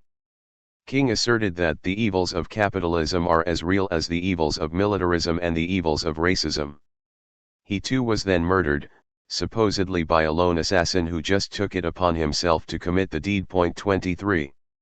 Along with great leaders like King and Malcolm, many ordinary African Americans have a sense of class power, as psychologist Robert Coles discovered in his investigations of families in the United States. His African American respondents would ask him if he also had interviewed the rich folks. Didn't they mean white instead of rich? He asked. No, they meant the rich, the ones who decide how the poor folks live. An African American lawyer told Coles that if he wanted to know why black people lived the way they do, he should talk not to the ordinary working class white people who were also victimized but to the affluent and powerful ones, who own the farmlands and factories. They own everything, and they decide what happens in the city, and in all the other cities. Coles found surprisingly similar opinions among working class whites. They too railed against the rich or the big shots with plenty of money and all the power they want. 24. Coles's subjects were introducing him to the concept of class power. Racism as racism, a momentum of its own. Along with being an expression of class society, racism develops a momentum of its own. Be they frothy ranters or more gentile sophisticates, bigots develop their own inbred mentality, with its contradictory and repetitive images, half-baked arguments, and selective immunity to evidence. They condemn minorities both for intruding into places where they are not wanted and for sticking clanishly to themselves and not mixing with the general population, for not Americanizing and for presuming a too ready acceptance into American life, for lacking all religious virtue or for having the wrong brand of religion, for being slothful and lacking a work ethic or for working too hard and monopolizing opportunities for advancement. Minorities are accused of lacking proper ethics, being licentious and morally depraved, and for being unworthy of full membership in society. Racism as racism is unfortunately alive and well at the attitudinal and institutional levels. We can recall Earl Butz, Secretary of Agriculture in the Nixon administration, who caused a furor after a newsperson overheard and reported his racist comments. There was Marianne Melly Hall, appointed by President Reagan to head the Copyright Royalty Tribunal, who claimed that most African American males insist on preserving their jungle freedoms, their women, their avoidance of personal responsibility, and their abhorrence of the work ethic. 25. A tenured philosophy professor at the City College of New York teaches his students that it has been amply confirmed over the last several decades that on average, blacks are significantly less intelligent than whites. 26. Senators, Supreme Court justices, and presidents have signed racist real estate covenants or joined country clubs that ban people of color. Every year there are hundreds of acts of violence or vandalism perpetrated by hate groups.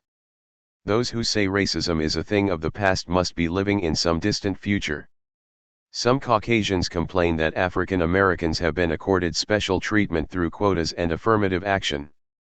In truth, far from winning special favors, people of color have had to confront discrimination in industry, business, labor unions, courts, entertainment, sports, the arts, medicine, and other professions. African Americans still encounter racism in housing and schooling, when dealing with police and the law, when starting businesses, getting loans, buying real estate, and in job recruitment, training, evaluation, and promotion. 27 Studies show that even after controlling for income level and severity of illness, African Americans are less likely than Caucasians to receive medical services, coronary surgery, and intensive care in hospitals. 28 Government programs in a variety of policy areas have operated with discriminatory effect against people of color. 29 For years the FBI routinely investigated, without probable cause, elected and appointed African American officials, deeming them intellectually unfit to govern or politically troublesome. 30. White commentators repeatedly have admonished African Americans to work their way up the ladder, as did European immigrants of an earlier era. 31 Harvard sociologists Nathan Glazer and Daniel Patrick Moynihan could assert that the African American, being only an American and nothing else, has no values and culture to guard and protect, and is not likely to launch massive self-help efforts, as have other groups that have moved up in American life. 32 Knowing next to nothing about the realities of African American culture, some academicians assume it does not exist. Thus their perceptions are often racist in effect, despite their conscious claims to the contrary. The Germans, Swedes, Irish, Welsh, Poles, Jews, Italians, and others, who migrated to the United States from the 1820s to the 1920s, did not move up so much as they moved in at certain modest levels of the social structure. They took over the small farms and businesses in some regions. One or another European ethnic group moved into the mines and mills, dominated the building and garment trades, the sanitation, fire, and police departments, school teaching, and other public services. And they were still there when African Americans began to demand entry. Sometimes the destitute European arrivals replaced the African Americans who actually were more economically advanced than the immigrants. In cities like New York and Boston, before the Civil War, freed blacks held many of the skilled and unskilled jobs coveted by the Irish and others. 33 But in time, racism did its work and they lost out to the newcomers. The Irish and other immigrants, themselves, faced no small amount of bigotry. Differences between them and native-born Caucasian workers were used to further divide the working class. But they did have the one big advantage of being white in a white racist society. Today, newly arrived Koreans, Pakistanis, Cubans, Eastern Europeans, and Vietnamese, often fairly well educated and financially solvent and facing relatively less discrimination, have moved in ahead of the African American proletariat. Rather than emulating the immigrant experience, as they are so often admonished to do, African Americans have been repeatedly victimized by it, being pushed to the back of the line as each newly arrived group jumps in ahead of them. Despite all this, African Americans have made advances, especially in entertainment, sports, and to a lesser extent, the professions. From 1977 to 1982 the number of black-owned businesses almost doubled, grossing $12.40 per loan in 1982. In 1964 there were 280 African American elected public officials. By the late 1980s there were more than 5,000. But while the black middle class has grown, African American proletariat life has worsened. What is needed even more than selective advancement into the middle class is the collective betterment of life and work conditions for the impoverished mass. Such a course brings us back to class struggle. One group of African Americans is shown favoritism and special treatment by the media and other conservative institutions, they are the black conservatives. One study compared the media exposure, from 1984 to 1992, accorded conservative and progressive African American scholars, persons with PhDs holding university-affiliated post-ions in the arts and social sciences. Conservatives received anywhere from 6 to 20 times more newspaper and magazine citations. In addition, the top 3 black conservative academicians had been the subject of 26 feature stories, while the 3 top progressives could claim only one such story. 34 All this despite the fact that progressive black scholars greatly outnumber conservatives ones. But it is the conservative ones who say and do the things that are looked upon with favor by the conservative corporate media. The same is true in other areas. For a black progressive to get on the Supreme Court, he must be as brilliant as Thurgood Marshall. For a black conservative to get on the court, he can be as mediocre as Clarence Thomas. Among whites, generally speaking, those who are more conservative also tend to be more racist. 35 By definition, a conservative is someone who wants to preserve the inequalities of life. Conservatives are distrustful of government policies that might interfere with the advantages of wealth and economic power. They are opposed to demands for an equalization of life chances and a more equitable distribution of the surplus value of society. Hence, they tend to be against the claims made by the have-nots. And many of racism's victims certainly qualify as have-nots, done-ins, down-and-outs, and ripped-offs. Yet, as noted in the previous chapter, in the face of all history there also has appeared those who have fought against ethnic hatred, fear, and oppression, those who are determined that no human being be treated as inferior to any other, or be diminished or dehumanized in any way. Only such a dedication gives us the full measure of our own humanity. Chapter 11, The Victimization of Women. What does woman want? Is Sigmund Freud's famous question. After decades of listening to the tormented histories of his female patients, the patriarch still was not sure. What women want is what most of us want, the opportunity to live decent, fulfilling, loving, and secure lives. And before all that, women want something else, they want to stop being victimized by men. The practice and ideology of male domination. In most societies, women have been relegated to subordinate positions.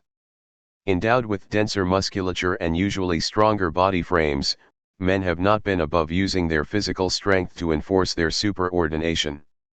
In addition, a protracted pregnancy period, repeated and sometimes debilitating childbirths, and offspring with a long lactation and dependency period have left women reliant on males and vulnerable to male exploitation. The child's dependence on the mother increases the mother's dependence on others. 1. Such biological differences make male supremacy possible but not inevitable. They are a necessary condition for abuse, not a sufficient cause. Not every male mistreats women. There are adults who do not abuse children, even though adults are physically stronger and socially more experienced. Other conditions must obtain. According to one theory, patriarchy arose with the advent of property. In early hunting societies, there was a relatively non-possessive enjoyment of children, a non-exploitative relationship between mates, and no private property other than utensils and personal effects. With the emergence of more developed horticulture and the advent of landed property, private profit was now possible. Family lineage was tied to land and wealth. The labor of women and children became a source of accumulation. Women themselves became possessions, their sexuality controlled in the service of profit. With class society came the wholesale subjugation of women. With the advent of property, most men too became subordinate to the few who accumulated vast holdings. 2. Patriarchal dominance exists because it provides gratifying privileges. The traditional patriarch has women who do all the drudgery work and child rearing, who tend to his personal needs, submit to his sexual desires, do not question his right to extramarital indulgences, are economically dependent upon him, and have no defense against his tyrannical commands and more corrupt impulses. Nowadays, when there is much talk about how, because of their own sexism, men cheat themselves of mutually gratifying relationships with women, it is important to remind ourselves that female subjugation has worked to the advantage of males. The husbands, fathers, and employers who have reaped its benefits have not noticeably complained of feeling deprived of the deeper gratifications that come with gender equality, no more than have the pimps who live lavishly off the labor of their prostitutes. Male dominance extends beyond the family into other social institutions. Like racists and class oppressors, male supremacists develop an array of myths justifying their privileged status as the natural order of things. Folklore, religion, philosophy, science, and literature have been enlisted to keep women in their place. Aristotle tells us, so is it naturally with the male and the female, the one is superior, the other inferior, the one governs, the other is governed. 3. Holy Scripture revealed that God is not only a male but a male supremacist. Thy desire shall be to thy husband and he shall rule over thee, Genesis 3:16. The head of every man is Christ, and the head of the woman is the man. The man is not of the woman, but the woman of the man. Neither was the man created for the woman, but the woman for the man, I Corinthians 11:3-9. Wives, submit yourselves unto your own husbands, as it is fit in the Lord, Colossians 3:18. Ye wives, be in subjection to your own husbands, while they behold your chaste conversation coupled with fear, I Peter 3:1-2. Let the woman learn in silence with all subjection. But I suffer not a woman to teach, nor to usurp authority over the man, I Timothy 2:11-12. Female rebellion is not new. In 1776, in a letter to her famous husband, Abigail Adams urged that the laws of the new nation should remember the ladies and not put such unlimited power into the hands of the husbands. Remember, all men would be tyrants if they could. Why then, not put it out of the power of the vicious and the lawless to use us with cruelty and indignity? In a manner reminiscent of many privileged individuals, John Adams responded by reversing the roles of victim and victimizer. As to your extraordinary code of laws, I cannot but laugh. We men have only the name of masters, and will not give up this, which would completely subject us to the despotism of the petticoat. For in the 19th and early 20th centuries, political leaders, educators, and clergy thought females, as creatures of emotion, were innately unqualified to vote. Speaking for many males of his day, a minister referred to the logical infirmity of mind which constitutes one of the weaknesses, and I might also say, one of the charms of the feminine constitution. 5. It was said that women voters would have their heads turned by handsome candidates, they would forfeit their right to chivalric protections, they could best inspire their men toward the virtuous life by remaining above politics, suffrage would cause them to forego marriage and motherhood and succumb to the temptations of free love and socialism. Furthermore, the turbulence of political life would be too taxing on a woman's delicate nature and health. 6. In considering the frailty of females, the anti-suffragists had to overlook the working-class women who stood from dawn to dusk toiling at a factory loom, or who put in endless days of stoop labor picking crops in a hot field, or 70-hour weeks sewing garments in fire-trap sweatshops. And as subsequent events demonstrated, even the most delicate middle-class ladies proved hardy enough to withstand the rigors of walking into a polling booth and casting a ballot. Economic realities. It is not men in toto who are the oppressors of women, but men in particular roles. 7. The mode of gender oppression often varies according to class and race, resulting in dramatic differences in the destinies of women. Bourgeois feminist consciousness is both class-bound and indifferent or overtly hostile to the recognition of class differences and class conflict. The same Abigail Adams, who forthrightly argued woman's cause, expressed undiluted hostility toward the farmers of western Massachusetts who, facing ruinous taxes, foreclosures, and the prospect of debtor's prison, took up arms in 1787. In a letter to Thomas Jefferson, she denounced Shays' rebellion. Ignorant, restless desperadoes, without conscience or principles, have led a deluded multitude to follow their standard, under pretense of grievances which have no existence but in their imaginations. Some of them were crying out for a paper currency, some for an equal distribution of property. Abigail Adams called for the most vigorous measures to quell and suppress economically oppressed women and men, these mobbish insurgents who dared to rebel against her class. 8. Similarly, the French novelist George Sand, who defied 19th-century conventions by wearing men's clothes and demanding equality for women, denounced the revolutionary women and men of the Paris Commune who fought against the class privileges she herself enjoyed. The mob is composed in part of dupes and fools, in part of the most degraded and criminal elements of the population. Nothing but a lot of coarse clowns. 9. When push came to shove, the otherwise iconoclastic Sand showed her bourgeois colors and class bigotry, demonstrating once again that wearing pants is no guarantee of wisdom or fairness. In 1908, the labor militant Clara Zetkin sharply criticized a great and very influential portion of the English women's writers who opposed the legal protection of female labor. 10. Anne Sullivan, teacher of Helen Keller, repeatedly tangled with Boston Brahmin women, who advocated female suffrage and abolitionism, yet treated their Irish servant girls like dirt. 11. Through the 19th century in most states of the Union, women could not hold office or vote. They could not sit on juries. They were barred from medical schools, law schools, and postgraduate training either by law or custom.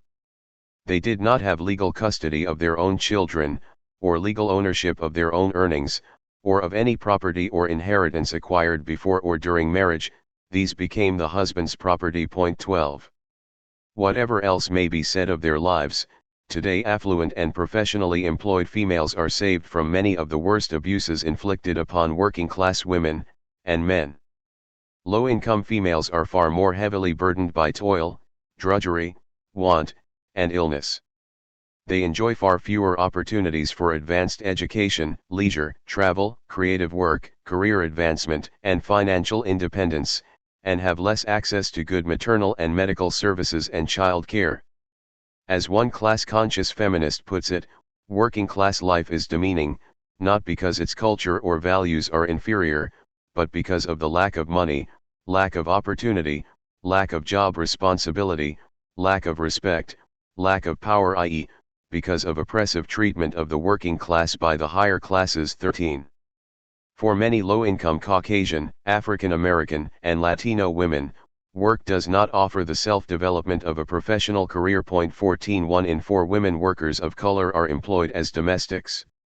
Among their stingiest employers are the professional women who hire them in order to free themselves for career pursuits.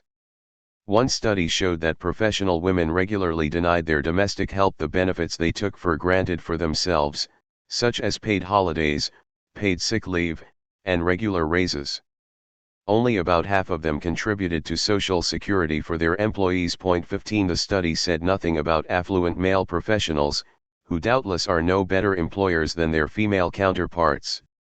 Mostly because of hard times, from 1970 to 1990 the number of women who have more than one job has increased almost 400%, from 636,000 to 3.1 million. 16 The mistreatment of women knows no class boundaries but is more pernicious among economically deprived groups, as oppressive class conditions and gender mistreatment reinforce each other even within the labor movement itself. 17 The double oppression of class and gender becomes a triple oppression when we include the racism that low-income women of color encounter. One statistic might suffice: premature death among black females is nearly 5 times higher than for white females. 18. The super-exploitation faced by working women is a long-standing one, highlighted in a government report released in 1911. The low wages at which women will work form the chief reason for employing them at all. A woman's cheapness is, so to speak, her greatest economic asset.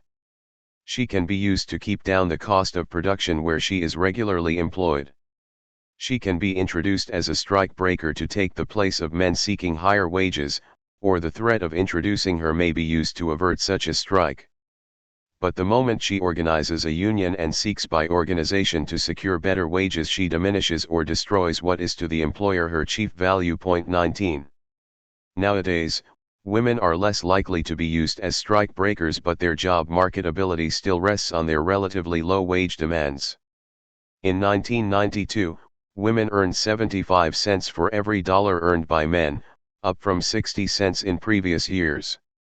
This jump did not reflect any gain in women's wages, but losses in men's earnings because of the 1990-92 recession and the downgrading of higher-paid male occupations.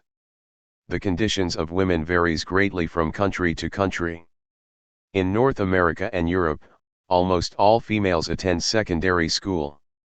In Pakistan, only 17% are enrolled in school. 20 In Iran, women are denied an advanced education. Important government posts are closed to them. An Iranian male can divorce his wife at any time without informing her, but she has no such option. If women were given the right to divorce their husbands, according to the head of the Islamic Republic's Supreme Court, being emotional by nature, they could make irrational decisions. This does not apply to men. 21. Iranian President Hashemi Rafsanjani concurred, men are stronger and more capable in all fields. Men's brains are larger. 22. Here is yet another head of state who cannot tell the difference between his brain and his ego. Though woman's lot may differ from country to country, common patterns persist. In all countries, females are disproportionately concentrated in the lowest paying employments and greatly underrepresented in the more desirable positions. Across the globe, women grow approximately half the world's food, but own almost none of the land. In every country, be it Bangladesh or the United States, women take primary responsibility for child rearing and other life maintenance chores, unpaid labor that is essential for social production and biological reproduction. In every country, women with dependent children who lack spousal support are among the very poorest. 23. To conclude, however, that men as a class exploit women as a class is to ignore class reality. Throughout the world, most men also suffer from the economic oppressions of capitalism and imperialism. Since they compose 2/3 of the workforce, they make up most of the impoverished workers. And relatively few of the men who grow the other half of the world's food own any land. To some degree, men's desperate economic situation increases their abuse of women. True, abuse knows no class boundaries, but it occurs with greater frequency among unemployed or poor males taking out their frustrations by getting drunk and neglecting or abusing their female partners and children. 24 Class oppression fosters sexual oppression. Here again, low-income women have it the worst. It should be evident by now that economic factors underlie much, but not all, of women's oppression. Yet some writers claim that poverty is essentially gender-based, noting that white women in the United States earn less than black men. 25 Are we to conclude from this that white women are more economically oppressed than black men? The data on income takes into account only persons with jobs and does not factor in unemployment, which is far worse for African American males than for white or even black females, being as high as 60 and 70% in inner-city neighborhoods. By every other indicator, be it high school dropout rates, college attendance, homelessness, suicide, drug addiction, incarceration rates, and death rates, African American males do not fare as well as white females. 26. Poverty is a class condition not fundamentally determined by gender or race, although both gender and race are major contributing factors. The economic vulnerability of women is brought home, literally, by the no-fault divorce laws. Intended to treat the sexes as equal before the law, no-fault divorce has had a disastrous effect on women and children. The new laws assume that women, including ones who have spent most of their lives as housewives and mothers, are independent and employable rather than dependent. The result is that only 1 in 6 divorced women are awarded any alimony, and only 13% of women with preschool children are granted child support. A year after divorce, men experience a 43% increase in their standard of living, while women suffer a 73% decline in theirs. Estimates of non-compliance on child support range from 60 to 80%. 27 As a result, more than half the families headed by single mothers are low income and most of the poor are children. With 1 of every 5 children in this country living in severely deprived conditions, there is an infantilization of poverty. 28 Much of this stems from a policy that pursues an abstract gender equality, without making adequate allowance for economic realities, specifically the limited job market ability of females who have been long-term homemakers. To highlight the economic factors that are interlaced with women's oppression is not to dismiss such oppression but to explain something about its virulence. Sexism, capitalism, and socialism. We frequently list the underdogs of our society as workers, women, and people of color, as if these were 3 distinct groups and as if all workers were white males. But people of color and women, of all colors, are highly concentrated in the laboring class. They too are workers. This is not to deny that race and gender present their own particular imperatives, it is to note that class is a broader and more inclusive designation than normally thought. The various modes of gender, racial, and class oppression are woven into a social system of power that is itself based on class. 29. When we think of class as a relationship to the means of production, a relationship to social power in capitalist society, we are talking about a process that includes everyone on one or another side of that systemic relationship. Class divisions differ from other social cleavages. As Victor Wallace points out, classes are by definition unequal. One can talk about equality between women and men, and, between different ethnic groups, but one cannot talk about equality between the capitalist class and the working class. The capitalist class would not exist if it did not dominate the working class. 30. As workers, women, and people of color can never achieve equality with their employers, no more than can white male workers. How then can women win equality under capitalism if no one else can? For one thing, they can fight to end the super-exploitation they endure, improving their life chances within the confines of the working and middle classes just as those classes in toto may do within the existing economic system. And women and people of color do fight against a host of other discriminatory policies and practices that are not directly related to class. Some feminist theorists maintain that the oppression of women is older than capitalism and involves the first essential relationship of life itself, that which exists between the sexes. Furthermore, it is more widespread than capitalism, being found in every sort of society. From this they conclude that patriarchy is the primary contradiction of society, a more fundamental causality than capitalism. Domination over women provides the patriarchal substructure of later class dominations, including even slavery and imperialism. 31 In fact, a lot of things besides patriarchy preceded and are more widespread than capitalism: crime, war, authoritarian states, racial oppression, and the exploitation of human labor itself.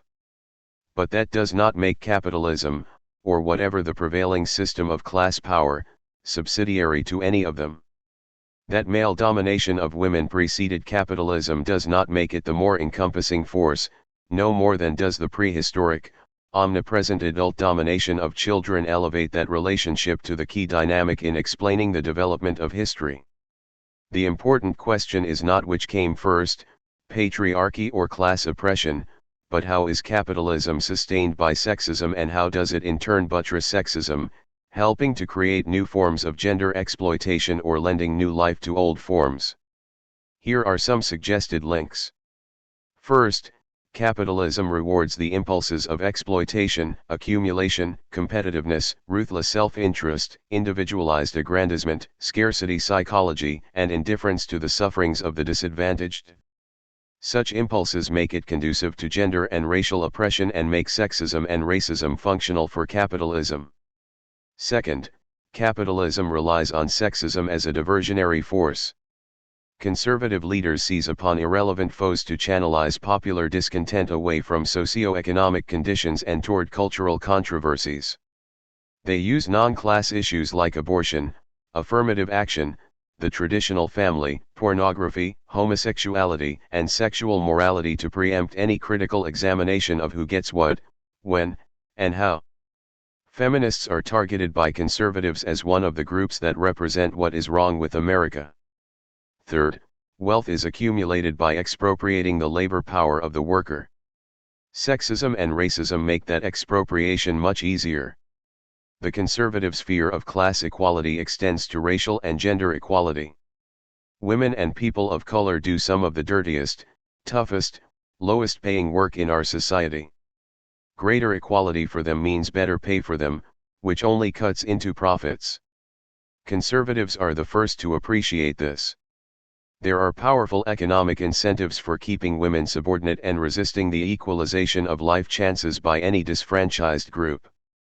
It is no accident that the most persistent attacks against feminism have come from fervent conservative defenders of capitalism, in right-wing magazines and in books with titles like The Failure of Feminism and The Inevitability of Patriarchy. 32 Conservatives have been at the forefront of the fight against the Equal Rights Amendment, legal abortion, affirmative action, lesbian and gay rights, family leave, and support for women with dependent children. 33 In traditional patriarchal society, women are treated as the property of men. Under capitalism they are treated as class commodities, which is a variation of the same thing. To be sure, the commodification of women is not unique to capitalist culture. By commodification I mean the process of objectifying and transforming the female appearance and body to fit marketable, that is, marriageable, standards. Through the ages, women have stretched their necks and lips, painted, tattooed, and design-scarred their bodies, crushed their vital organs into corsets, flattened their breasts with chest bands, protruded their breasts with padded brassieres, flattened their buttocks with girdles, protruded their buttocks with bustles, pierced their ears and noses, painted their nails and lips, widened their upper torsos with enormously padded shoulders, and dyed, bleached, teased, cut, sprayed, and combed their hair in every imaginable way. For this it is said, woman, thy name is vanity, as if women acted solely on their own initiative, without the pressures of social conformity and the connivances of an entire fashion industry. Women adorn themselves primarily not out of vanity but to gain the attention and approval of men, to persuade men to buy them either as wives or workers. What passes for feminine beauty tends to reflect the dominant class standards of society. In parts of Africa, prospective brides of more prosperous families are kept in idleness and isolation for 6 months or more in order to be fattened up to enormous size, becoming representations of abundance. In feudal China, mutilation by foot binding transformed upper-class women into class commodities who would have neither the capacity nor the need to walk because they were served by others, a luxury not available to the peasant women who worked in the fields. In the West, during the 19th and early 20th centuries, women of affluent background avoided the sun with broad-rimmed hats, long gloves, and parasols. Skin untouched by sun was the mark of a lady of leisure who never toiled exposed to the elements. In later decades, when affluent, leisure life took on a more outdoors aspect with sailing, swimming, and elaborate vacations, a suntan especially off-season became emblematic of both beauty and the good life. In contemporary U.S. society, the prototype of feminine beauty, blonde, tallish, slim, well-tailored, and polished, is a close approximation of the upper-class, Anglo-Protestant ideal. Females who fit that description are even referred to as classy, and are paraded in the media as paragons of feminine desirability. 34 Meanwhile, millions of ordinary U.S. women seek to fit the idealized mold by subjecting themselves to the mutilations of cosmetic surgery, reshaping their breasts, lifting their faces, and flattening the natural contours of their buttocks and thighs. Or they resort to diets, weight reduction drugs, and fitness centers where they attempt to develop the upper body and narrow the lower, so that the new woman better resembles the old man. For millions of American women, the worst of all fates is to be endowed with a large posterior, an attribute numerous men find appealing, but it is out of line with the increasingly slim hip image paraded in present-day capitalist culture and pursued desperately by multitudes of women. The average 5'8" Miss America contestant weighed 132 pounds in 1954 and 117 pounds in 1980. The average model, the epitome of svelte, upper-class fashion, is 5 feet 10 inches and weighs 111 pounds. One study found that 80% of fourth-grade girls in California, mostly 9-year-olds, had already been on their first diet. Another survey found that 75% of young women thought themselves too fat, though 45% were actually underweight. Over half of US and Canadian women are on a diet at any given time. Some 25% of North American females suffer from either anorexia nervosa, uncontrollable self-starvation, or bulimia, induced vomiting or laxatives after eating. Hundreds of thousands of people have died of anorexia, almost all of them women. 35 The self-starvation of women demonstrates how people collaborate in their own oppression by internalizing the victimizing idolatry. Capitalism commodifies women in more obvious ways as marketable objects of sexual desire. A highly profitable, multi-billion-dollar entertainment industry has been built on the propagation of glamorous, sexy images of women, the art of respectable pornography. In television and magazine advertisements, female images are used to attract the viewer's eye to a particular product. Women quite literally become commodities for the marketing of other commodities. Is the condition of women any better under socialism? Having understood the functional relationship between female subjugation and class domination, many socialists anticipated that, with the passing of class society, sexism would become a thing of the past. Women would take their place as equals to men in the revolutionary struggle and in the subsequent development of the new productive system. The transformation of class relations would transform gender relations. As men stopped oppressing men, they would also stop oppressing women. In actuality, woman's place at work and at home did not change as dramatically as expected in existing communist societies.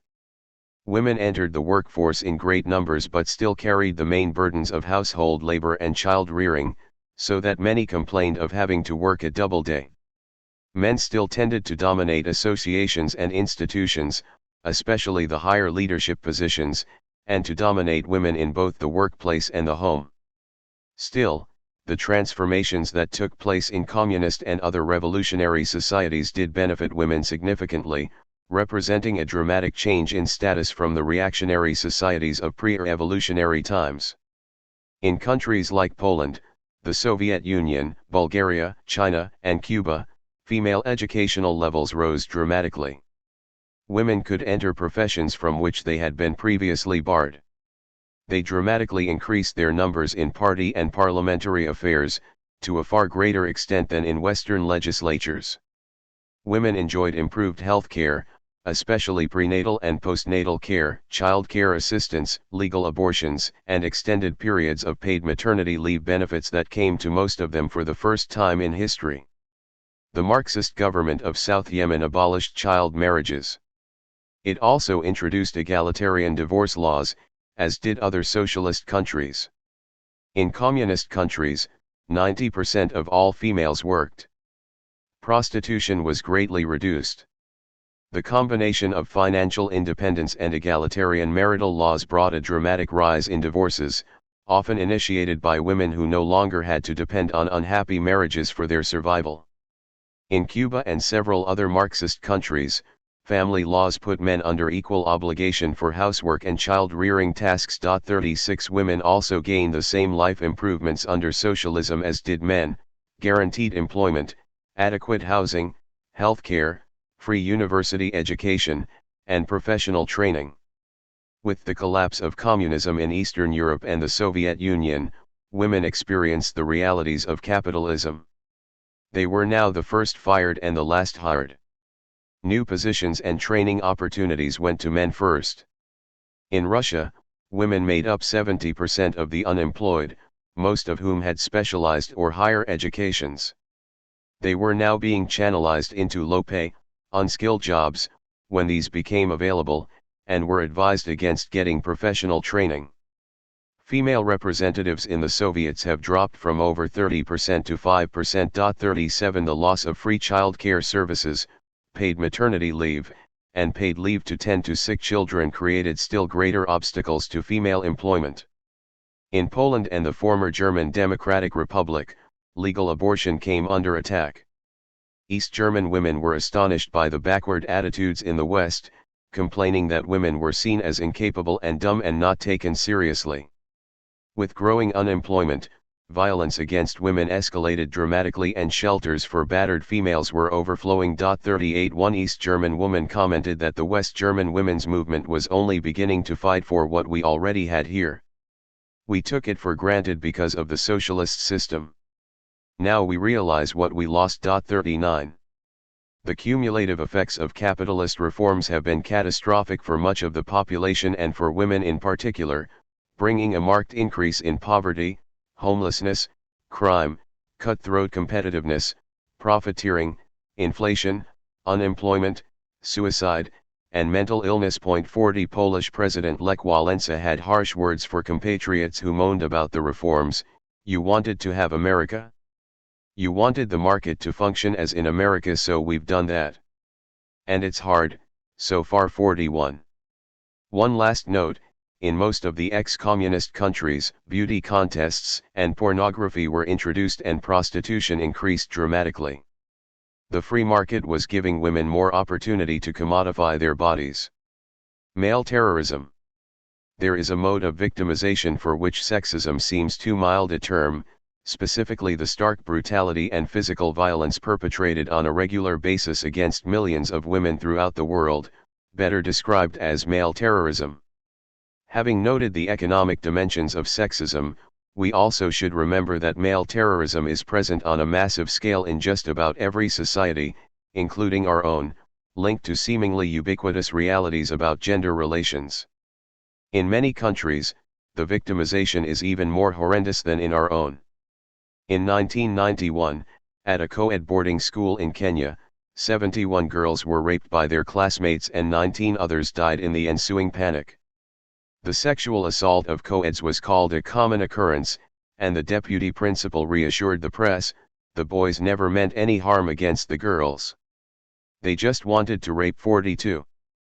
Throughout much of the world, rape is considered a male prerogative or a crime not against the woman but against the honor of her family or husband. Frequently the rapist is himself a family member. In the maternity hospital of Lima, Peru, 90% of the young mothers aged 12 to 16 have been raped by their father, stepfather, or close relative. 43 In parts of Asia and the Middle East, the shame of rape is so great that the rape victim is sometimes killed by family members to reclaim the family honor. Or she may be cast out as damaged property, too tainted for marriage. Or, as in Pakistan, she might be thrown in jail for having been guilty of fornication outside marriage. One study in India found that 80% of prostitutes came to their profession after being ejected from their communities because they had been raped. 44. In Latin American and Islamic countries, men go unpunished for defending their honor by killing their allegedly unfaithful wives or girlfriends. 45 In fundamentalist Islamic Iran, the law explicitly allows for the execution of adulterous women by stoning, burning, or being thrown off a cliff. Men may kill their wives, sisters, and daughters for immorality. 46. In Niger, self-proclaimed holy men incited mobs to attack women in bars and bordellos. The men said the women's indecent dress and conduct were responsible for the drought. 47. An estimated 100 million females in Africa and the Middle East are genitally mutilated during childhood or before marriage by infibulation and clitoridectomy, sometimes perishing in the process. 48 Such mutilation practically destroys a woman's capacity for sexual pleasure and supposedly frees her from wanton desires. In some countries, women are bartered into marriages not of their choice or murdered so that husbands can remarry for a better dowry. 49 Many of these practices are tolerated and even sanctioned by the governments under which they occur. There is an economic dimension to some aspects of male terrorism. In numerous countries, thousands of women are kidnapped or sold into sexual slavery by their impoverished families, a transfer from the class that cannot afford to feed itself to the class that can use its surplus funds to procure whatever sexual services it desires. 50 An estimated 100 million females are missing from China, India, Pakistan, and other Asian countries. They are aborted or killed at birth or done in by neglect and underfeeding. 51 As long as girls are seen as an economic drain, to be married off at great cost to the family, and boys as economic assets, who can earn income and care for parents in their old age, female infanticide will continue among rural, and even urban, poor. For all the advances made by U.S. females, they still endure dreadful victimization. An estimated 12.1 million U.S. women have been raped, or 1 in 8, some estimates are 1 in 4, often by men they know, including members of their families. A random sample of women in Los Angeles County found 1 in 5 reporting that their first experience with coitus was a rape. Every hour, 16 women in the United States face a rape or attempted rape. Only 16% of these rapes, or 1 in 6, are reported.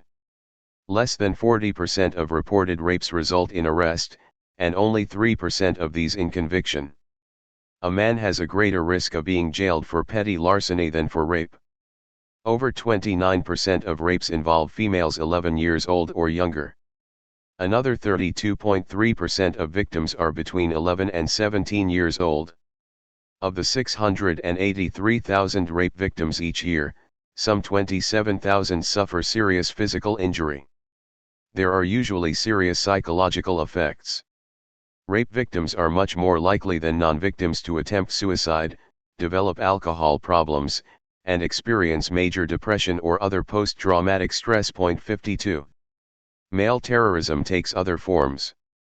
1 in 4 U.S. women report being sexually molested as a child, usually repeatedly over prolonged periods of time by a male family member. 53 Tens of thousands of U.S. women either turn to prostitution because of economic need or are forced into it by a male exploiter and kept there by acts of violence and intimidation. 54 Every day in the United States, 4 women are murdered by men with whom they have been intimate. Murder is the second leading cause of death among young women. In 1966, there were 644 serial murders in the U.S. In 1982, 4,118. Almost all serial killers are Caucasian males, 9 out of 10 of their victims are females. 55.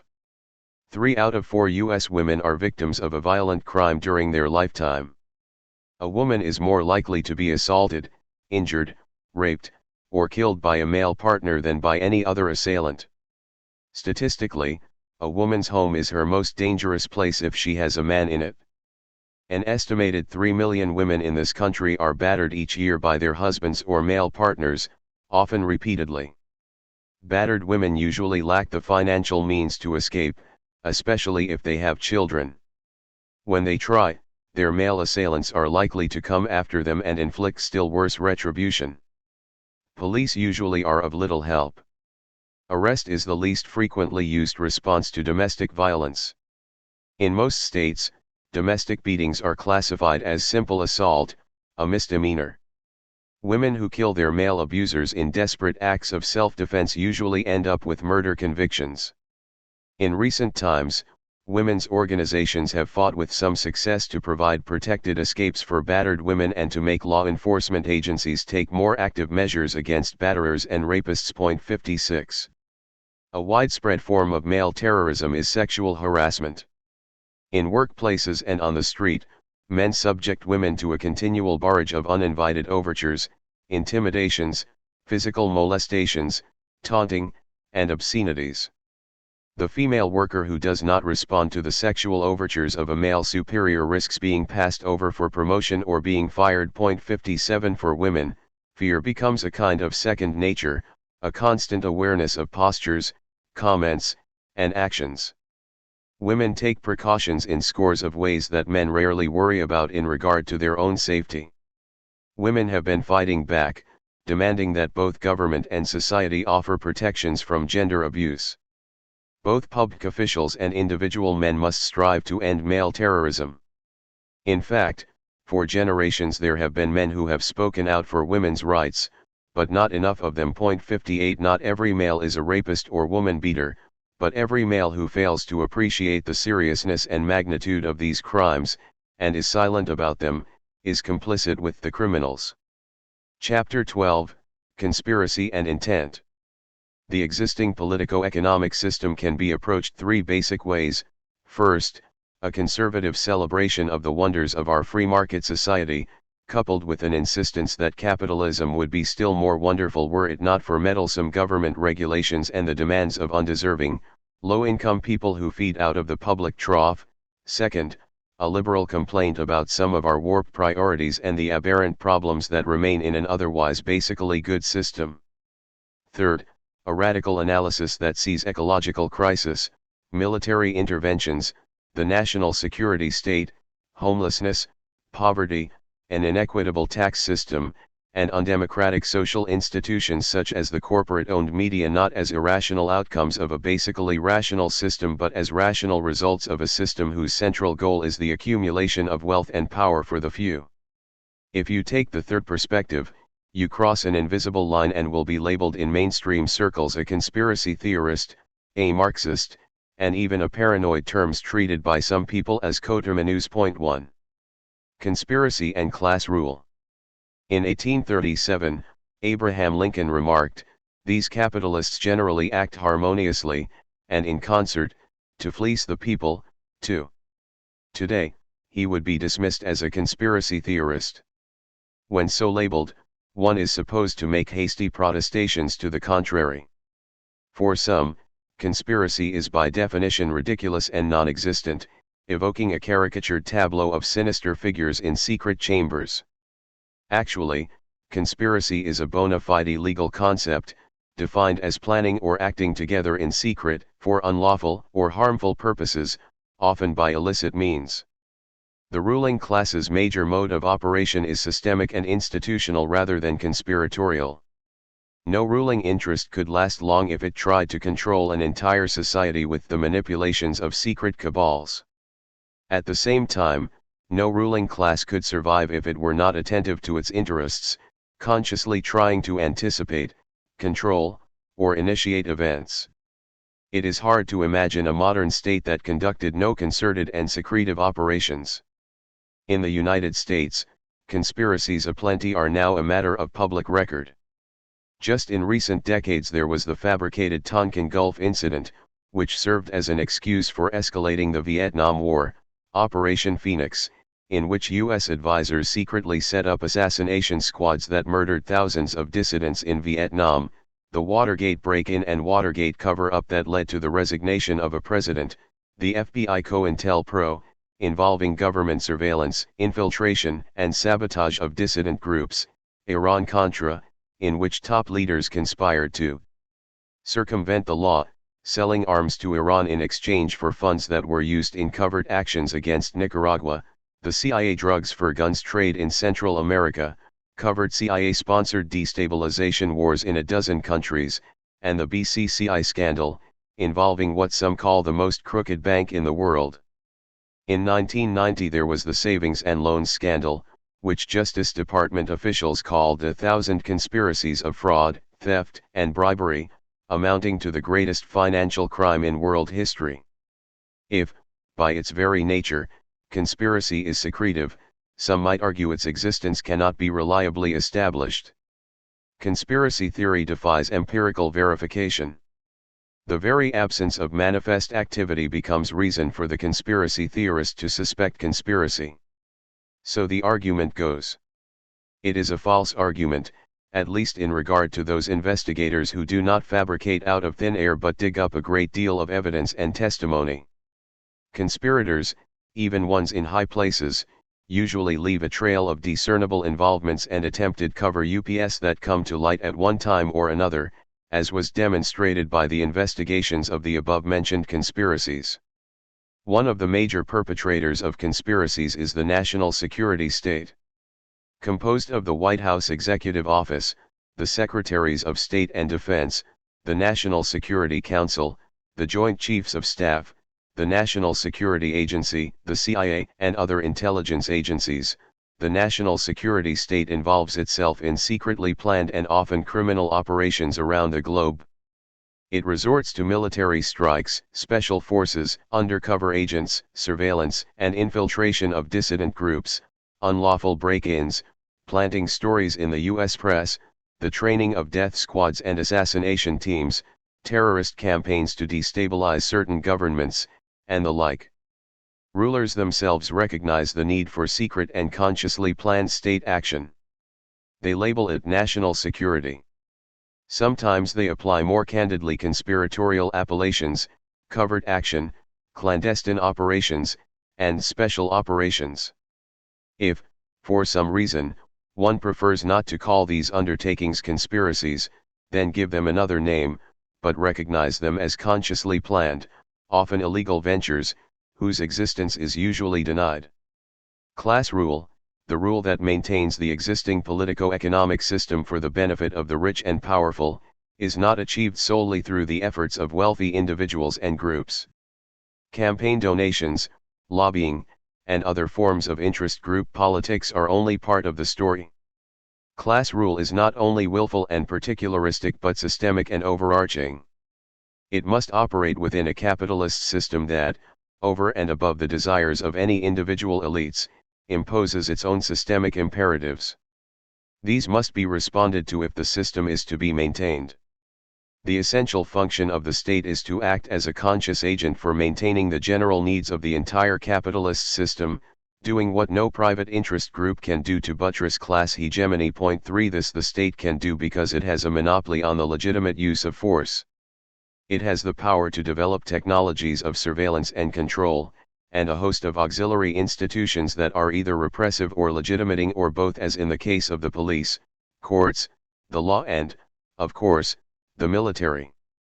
The military is very much a class-structured institution, as the phrase, an officer and a gentleman, might indicate.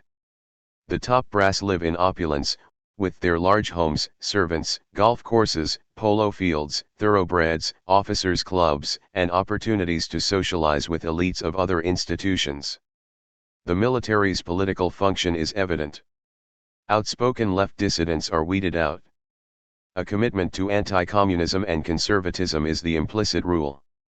There are some politically progressive officers, but they are decidedly in the minority. The Army has been used repeatedly against indigenous peoples and workers in the United States during the 19th and early 20th centuries, and against Third World peoples to this day. Gramsci refutes the myth of a non-political military. It is not true that armies are constitutionally barred from making politics. The Army's duty is precisely to defend the Constitution, in other words the legal form of the state together with its related institutions. Hence, so-called neutrality only means support for the reactionary side for. Along with its coercive agencies, the state has access to the public wealth through a compulsory taxing system and through its power to borrow monies from the rich, which the public must eventually pay back with interest. A substantial part of this public wealth is utilized by the state to protect private wealth. The corporate class is not really willing to pay the enormous costs of protecting their own interests. Through the state, they get the public to do it for them. The capitalist state also develops practiced coteries of policymakers who move in business, military, and government circles, those whom I have been calling the ruling elites. These individuals have a class ideology and a loyalty to the existing system. They could not otherwise move in the top echelons of power. One historian's description of the power wielders in the Woodrow Wilson administration is still apt. First, none of them was naive or innocent. They very seldom blundered into either success or failure. Many more times than not they won because they shrewdly picked their spots and deployed their power effectively. All of them, furthermore, had extended experience in business and politics.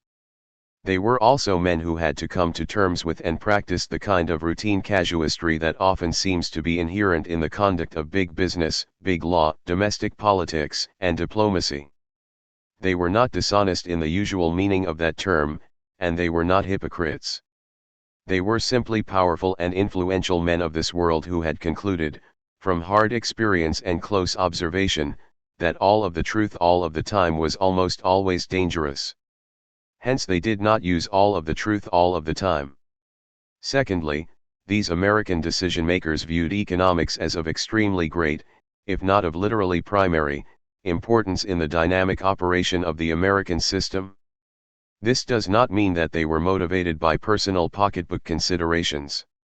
It means that they thought about economics in a national sense, as an absolutely crucial variable in the functioning of the system per se, and as the foundation for constitutional government and a moral society. And all of them viewed overseas economic expansion as essential to the continued successful operation of the American free enterprise system. Finally, these men shared a central conviction that the good society and the good world were defined by the forms and substance of Western civilization as they had manifested themselves in the United States. Some were conservatives concerned to preserve aspects of the status quo that they considered particularly valuable. Others were reformers more interested in improving the existing order. But all of them shared a fundamental belief in, and a commitment to, the established system. 5. Theories of innocence. One is likely to be called a conspiracy theorist, not only if one believes that ruling class leaders sometimes use conspiratorial methods, but if one thinks there is even such a thing as a ruling class that seeks to maintain hegemony. A critical study of David Rockefeller's Trilateral Commission concludes, a conspiracy on the part of certain members of the international ruling class is not being suggested here, but rather that many of these people, who have a great deal of influence, are consciously making efforts to guide and control the direction of the world's political and socio-economic system in their class interests. 6. But any assertion that a ruling class tries to direct the system for its own interests is, by definition, considered a conspiracy fantasy in mainstream political discourse. In this broader sense, conspiracy refers to something more than just illegal acts. It serves as a dismissive label applied to any acknowledgement of ruling class power, both its legal and illegal operations. In place of conspiracy theory, we get somnambulist theory. Those in power just do things as if walking in their sleep, without a thought to their vast holdings. Or we have coincidence theory. By sheer chance, things just happen repeatedly and coincidentally to maintain the existing array of privileged interests, without any conscious planning or pressure from those who benefit from such interests. Then there is incompetence theory. or even stupidity theory, which maintains that people at the top just don't know what they're doing, they are befuddled, incapable, and presumably not as perceptive as we. For years we heard that Ronald Reagan was a moronic, ineffectual president, his administration a reign of errors, even as he successfully put through most of his conservative agenda, serving the interests of corporate America, the military, and the ideological right with which he had long been actively associated. During the Iran-Contra hearings, stupidity and incompetence were even claimed as a defense. The Tower Commission handpicked by Reagan himself concluded that the president was guilty of a lackadaisical management style that left him insufficiently in control of his subordinates. In fact, as some of his subordinates eventually testified in court, the president not only was informed, he initiated most of the Iran-Contra policy decisions that led to a circumvention of the law and the Constitution. 7. Another theory of innocence is what might be called spontaneity theory, or idiosyncrasy theory. Stuff just happens. The event is nothing more than an ephemeral oddity, unconnected to any larger forces. In 1978, the House Select Committee on Assassinations reported that there was more than one assassin and therefore a conspiracy involved in the 1963 murder of President John Kennedy. In response, the Washington Post editorialized, "See old it have been some other malcontent whom Mr. Oswald met casually. Could not as many as 3 or 4 societal outcasts, with no ties to any one organization, have developed in some spontaneous way a common determination to express their alienation in the killing of President Kennedy? It is possible that 2 persons, acting independently, attempted to shoot the president at the same time. 8. Sometimes, those who deny conspiracies create the most convoluted fantasies of all. Studiously ignoring the evidence pointing to a conspiracy to murder Martin Luther King, Jr., one writer patronizingly concludes, a large majority of the American people do believe in assassination conspiracies. That allows events to have large, mysterious causes instead of small, idiosyncratic ones. They like that. 9. But the question of conspiracy should be decided by an investigation of evidence, not by a priori unscientific and patronizing presumptions about the public mind. In any case, the evidence in King's assassination did not involve large mysterious causes but immediate actualities. 10. Closely related to idiosyncratic theory is aberration theory. Secret, criminal state behavior is dismissed as an atypical departure from normally lawful behavior. For 5 years, beginning in 1983, the FBI carried out a surveillance of the committee in solidarity with the people of El Salvador, CISPs, to determine whether the group had links to international terrorism. The Bureau utilized all 59 of its field offices, yet uncovered not a shred of evidence to support its conspiracy theory. CISPs charged that the Bureau's actions were politically motivated and part of a concerted and illegal government effort, i.e., conspiracy, to suppress opposition to U.S. involvement in Central America. The FBI had collected information on more than 13,198 people and 11,087 organizations during the CISP's investigation and refused to release the files for public scrutiny. The Bureau had a long history of harassments against a wide range of protest groups, as evidenced by its illegal and widely condemned COINTELPRO campaign under the late J. Edgar Hoover. Yet the Senate Intelligence Committee found no pattern of abuse by the Bureau and concluded that the FBI investigation of CISPs was an aberration. 11. In sum, those who embrace theories of innocence would have us believe that unjust social arrangements, malevolent acts, and wrongful policies are the outcome of momentary aberrations, human folly, incompetence, happenstance, isolated and deranged individuals, innocent cultural proclivities, and unintended consequences. To be sure, such things do exist, but do they explain every major development in public life? Evidence and common sense suggest something else. The rich and powerful are not oblivious to their interests and no more stupid than the rest of us.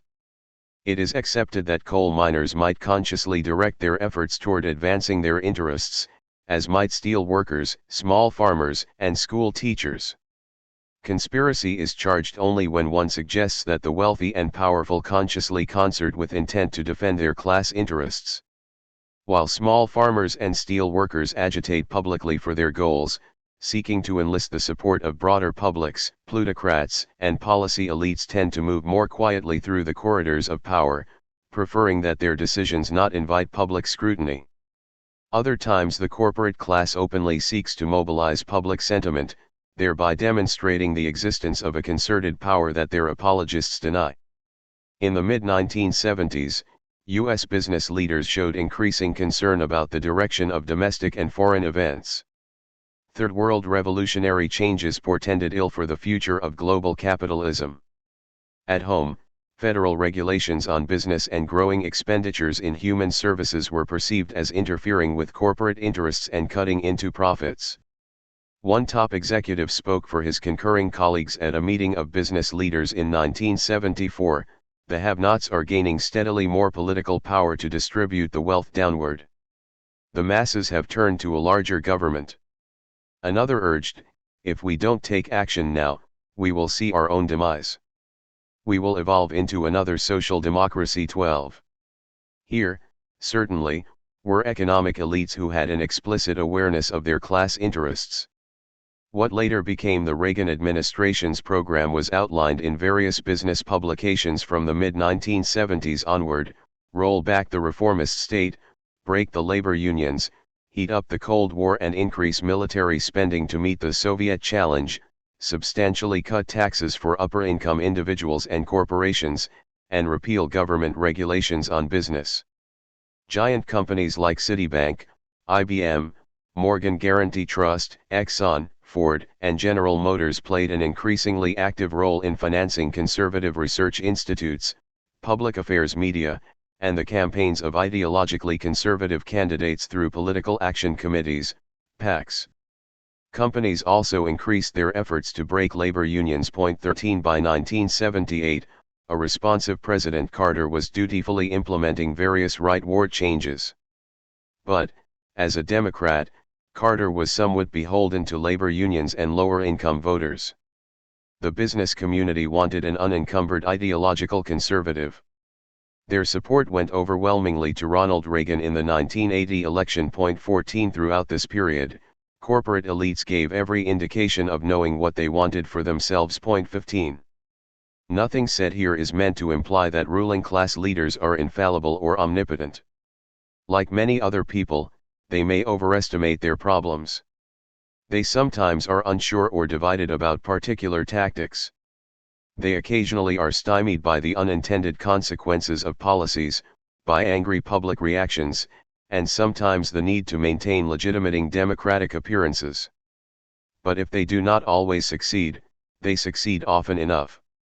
They are far from infallible, but they have a plenitude of resources to minimize their losses when mistakes are made. They may not be omnipotent, but they are enormously powerful. And at times, they will put aside democratic restraints and apply the same naked state oppression as might any dictatorship. Whatever the limits of their power, they are as involved in class struggle as any communist. Denying intent. Conscious intent is not always denied. If the issue involves anti-war dissenters, labor unions, militant feminists, leftist guerrillas, or communists, then intent often of a quite sinister kind is readily ascribed. Only when talking of the dominant politico-economic elites of capitalist nations is one or another innocence theory called into play. It is recognized that revolutionaries are capable of concerted actions directed toward consciously desired goals but not counter-revolutionaries. Thus, one denies the existence of ruling class power and intent. If everything happens because of innocent causality, then no one is to blame. Sometimes the innocence theorists apply what might be called universalist theory. It places responsibility on everyone, an undifferentiated we, which means no one in particular. We produce cars with built-in obsolescence. Knowing the possible dangers, we continue to pollute the environment. Eric Fromm once claimed. 16 We are all guilty of John Kennedy's assassination and we are all guilty of the Gulf War, asserted a KPFA radio commentator who was interviewing me in January 1991. Sometimes the public is told that we must defend our interests abroad, including our oil in the Middle East and our investments throughout the world. Many critiques of corporate and state policies never move beyond a liberal complaint to a radical analysis, that is, they denounce the policy but never ask why such things prevail. What interests are involved? Does anyone benefit from the victimization? On the infrequent occasions when mainstream investigators do ask why, they often come up with innocuous answers. Hence, when they ask why there is so much poverty and hunger among indigenous peoples throughout the Third World, they conclude by blaming the deficiencies of the poor themselves, as with poverty at home. Supposedly the poor need to be taught to farm, fish, or build. In fact, they usually already know how to do those things, but they do not own the land or nets, boats, and building materials. Nor do they own the factory that kills the fish by dumping toxic waste into the bay, nor the dam that floods their lands and villages, nor the corporation that destroys their orchards and strips their forests. If they are hungry, it really is because of what powerful interests are doing to them. The rich get richer when the poor get poorer. That is not a conspiracy theory, it is a reality of class society. In a PBS television program aired several times in April 1992, host Bill Moyers pointed out the gross inequalities of the federal tax structure, how corporations avoided payments by investing overseas, how foreign firms earned hundreds of millions of dollars in the United States and paid almost no taxes, and how the tax structure was riddled with tailor-made exemptions that favored particular companies and campaign contributors. To explain why such policies prevailed, Moyers turned to his panel of experts and said, "Isn't this just a case of good intentions gone awry?" 17. He and the panelists proceeded to talk about the economy and the deficit, without mentioning that the existing tax policy was decidedly not good intentions gone awry but an example of how wealthy interests consciously use their influence to win special treatment under the law. New York Times columnist Anthony Lewis noted that Indonesian troops invaded East Timor, a former Portuguese island colony, in 1975, perpetrating a bloody repression that has brought death to upwards of 200,000 Timorese. Lewis asked, "Why have we done nothing about such massive inhumanity? Why have we not put pressure on Indonesia, a recipient of much American aid?" 18. Here again the undifferentiated we. Getting no satisfactory response from the State Department, Lewis preferred to leave the issue as an unsettling mystery. He did inch closer to the truth when noting that Indonesian forces used arms received from U.S. aid in the invasion which violated American law, and Secretary of State Henry Kissinger excoriated his aides for letting a cable go out with that information in it. So Kissinger was fully aware of the invasion, was giving the Indonesian military the arms needed to carry it out, and wanted that fact kept secret.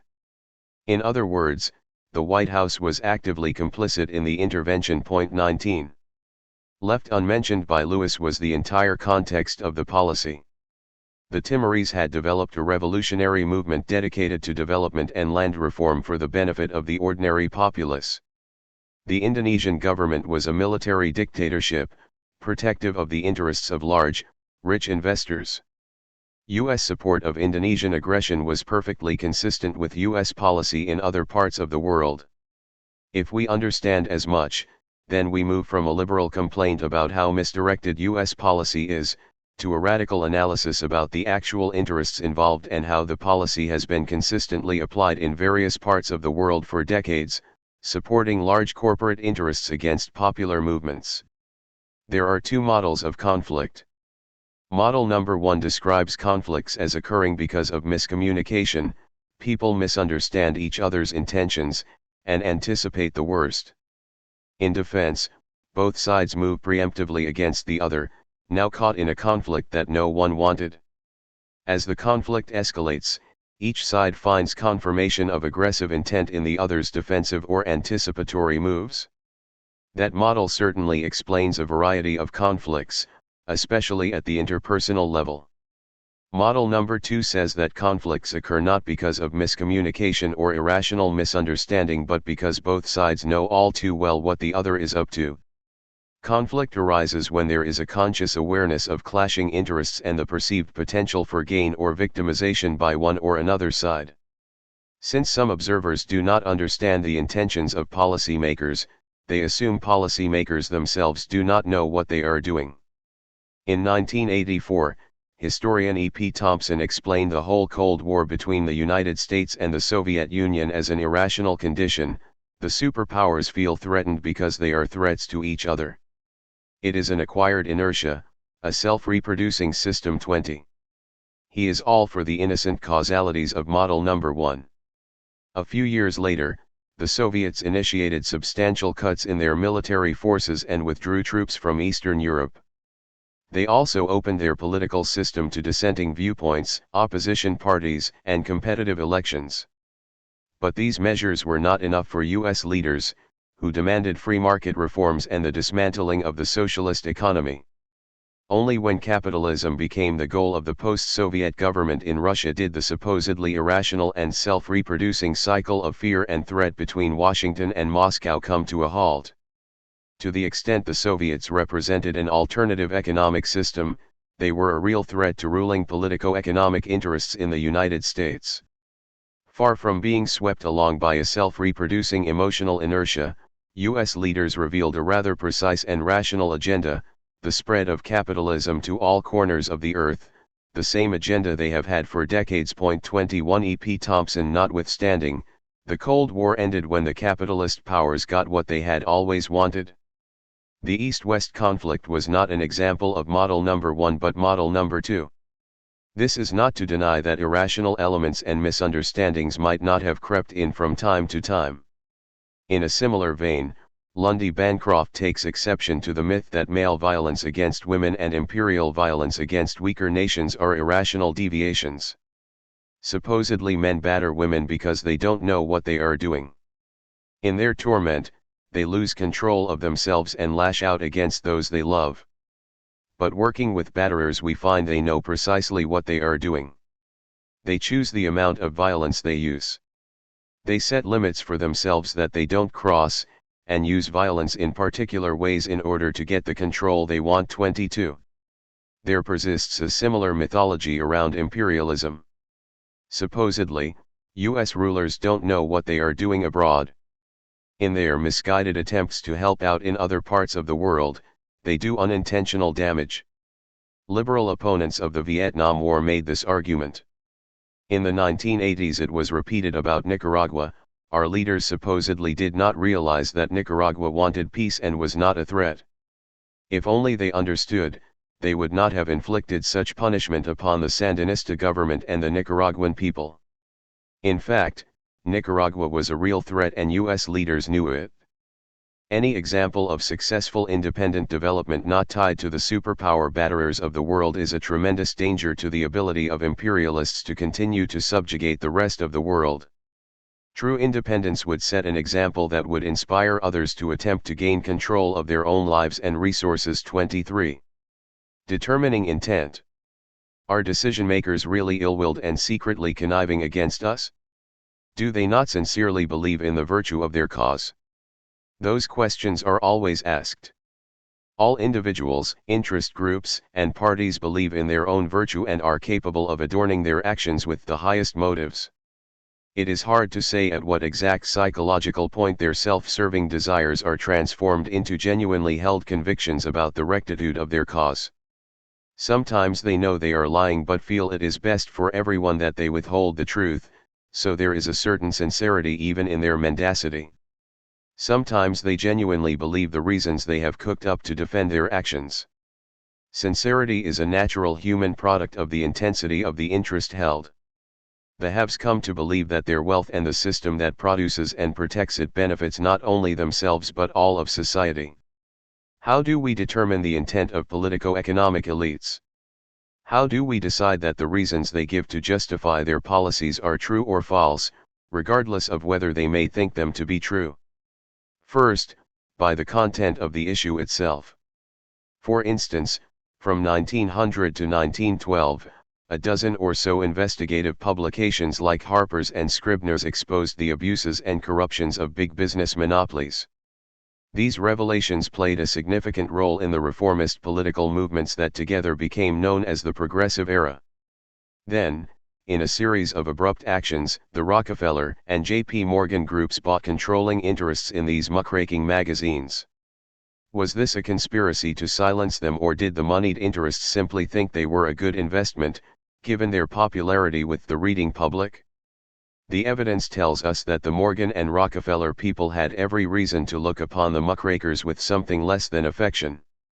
They proceeded to install their own managers, and announced that the public was tired of exposes about monopolies. The era of muckraking investigative journalism came to an end. 24 The content of the issue, the actions of the Morgan and Rockefeller investors, makes it difficult to hide their intentions. Second, content is closely linked to context. We can better judge intent by looking at the larger context in which the action occurs. As I tried to show earlier, U.S. policy toward Indonesian aggression in East Timor becomes less of a puzzlement if we see how it is part of a repeated pattern in U.S. foreign policy, not a mysterious anomaly. Similar contextual patterns can be found in other policy areas. Generally, news reports are notoriously devoid of historical and political context, especially of a kind that might be too damning to the established system. Third, sometimes the testimony of participants can reveal what is on the minds of decision-makers. Testimony is not always easy to come by, not only because of secrecy, but because much intent goes unstated. The White House tapes made public during the Watergate scandal do not reveal Nixon and Haldeman expressing their devotion to overthrowing world communism. Such a goal was understood and needed no explicit reference. But not all intentions go unstated. Consider the following. From 1984 through 1987, U.S. leaders and their faithful media commentators repeatedly charged that Nicaragua refused to agree to the Contadora plan to end hostilities in Central America. 25 In fact, having everything to gain from a ceasefire, Nicaragua repeatedly announced it would sign the Contadora agreement. The U.S., at that time, had imposed an economic blockade against Nicaragua and supported armed intervention with surrogate Contra troops in an effort to destabilize the Sandinista government.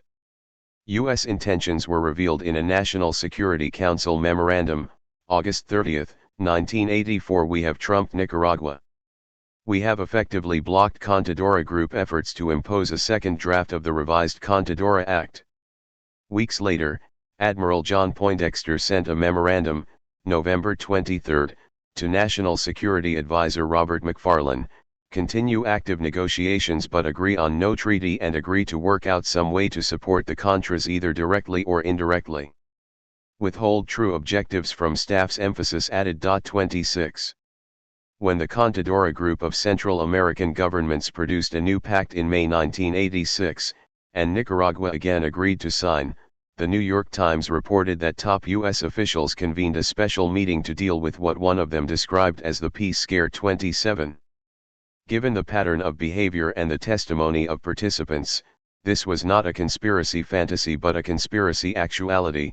U.S. leaders were not interested in reaching a peaceful accord with the Sandinistas and were withholding their real intentions from the public and even from their own staffs. Another example of testimonial evidence, critics long have accused the oil industry and various governments of conspiring to suppress the development of alternative energy sources in order to keep the public dependent on fossil fuels. This was dismissed as conspiracy theory. But in 1989, the Saudi oil minister told the Petroleum Association of America that the interests of both Saudi Arabia and oil independence are best served by cooperation that keeps oil prices down and alternative energy uneconomical. Emphasis added. 28. If the oil moguls express to each other their opposition to alternative energy, we can conclude that we are not suffering from a conspiracy fantasy. Is it paranoia? Those who feel threatened appear somewhat paranoid in the eyes of those who deny the existence of threat.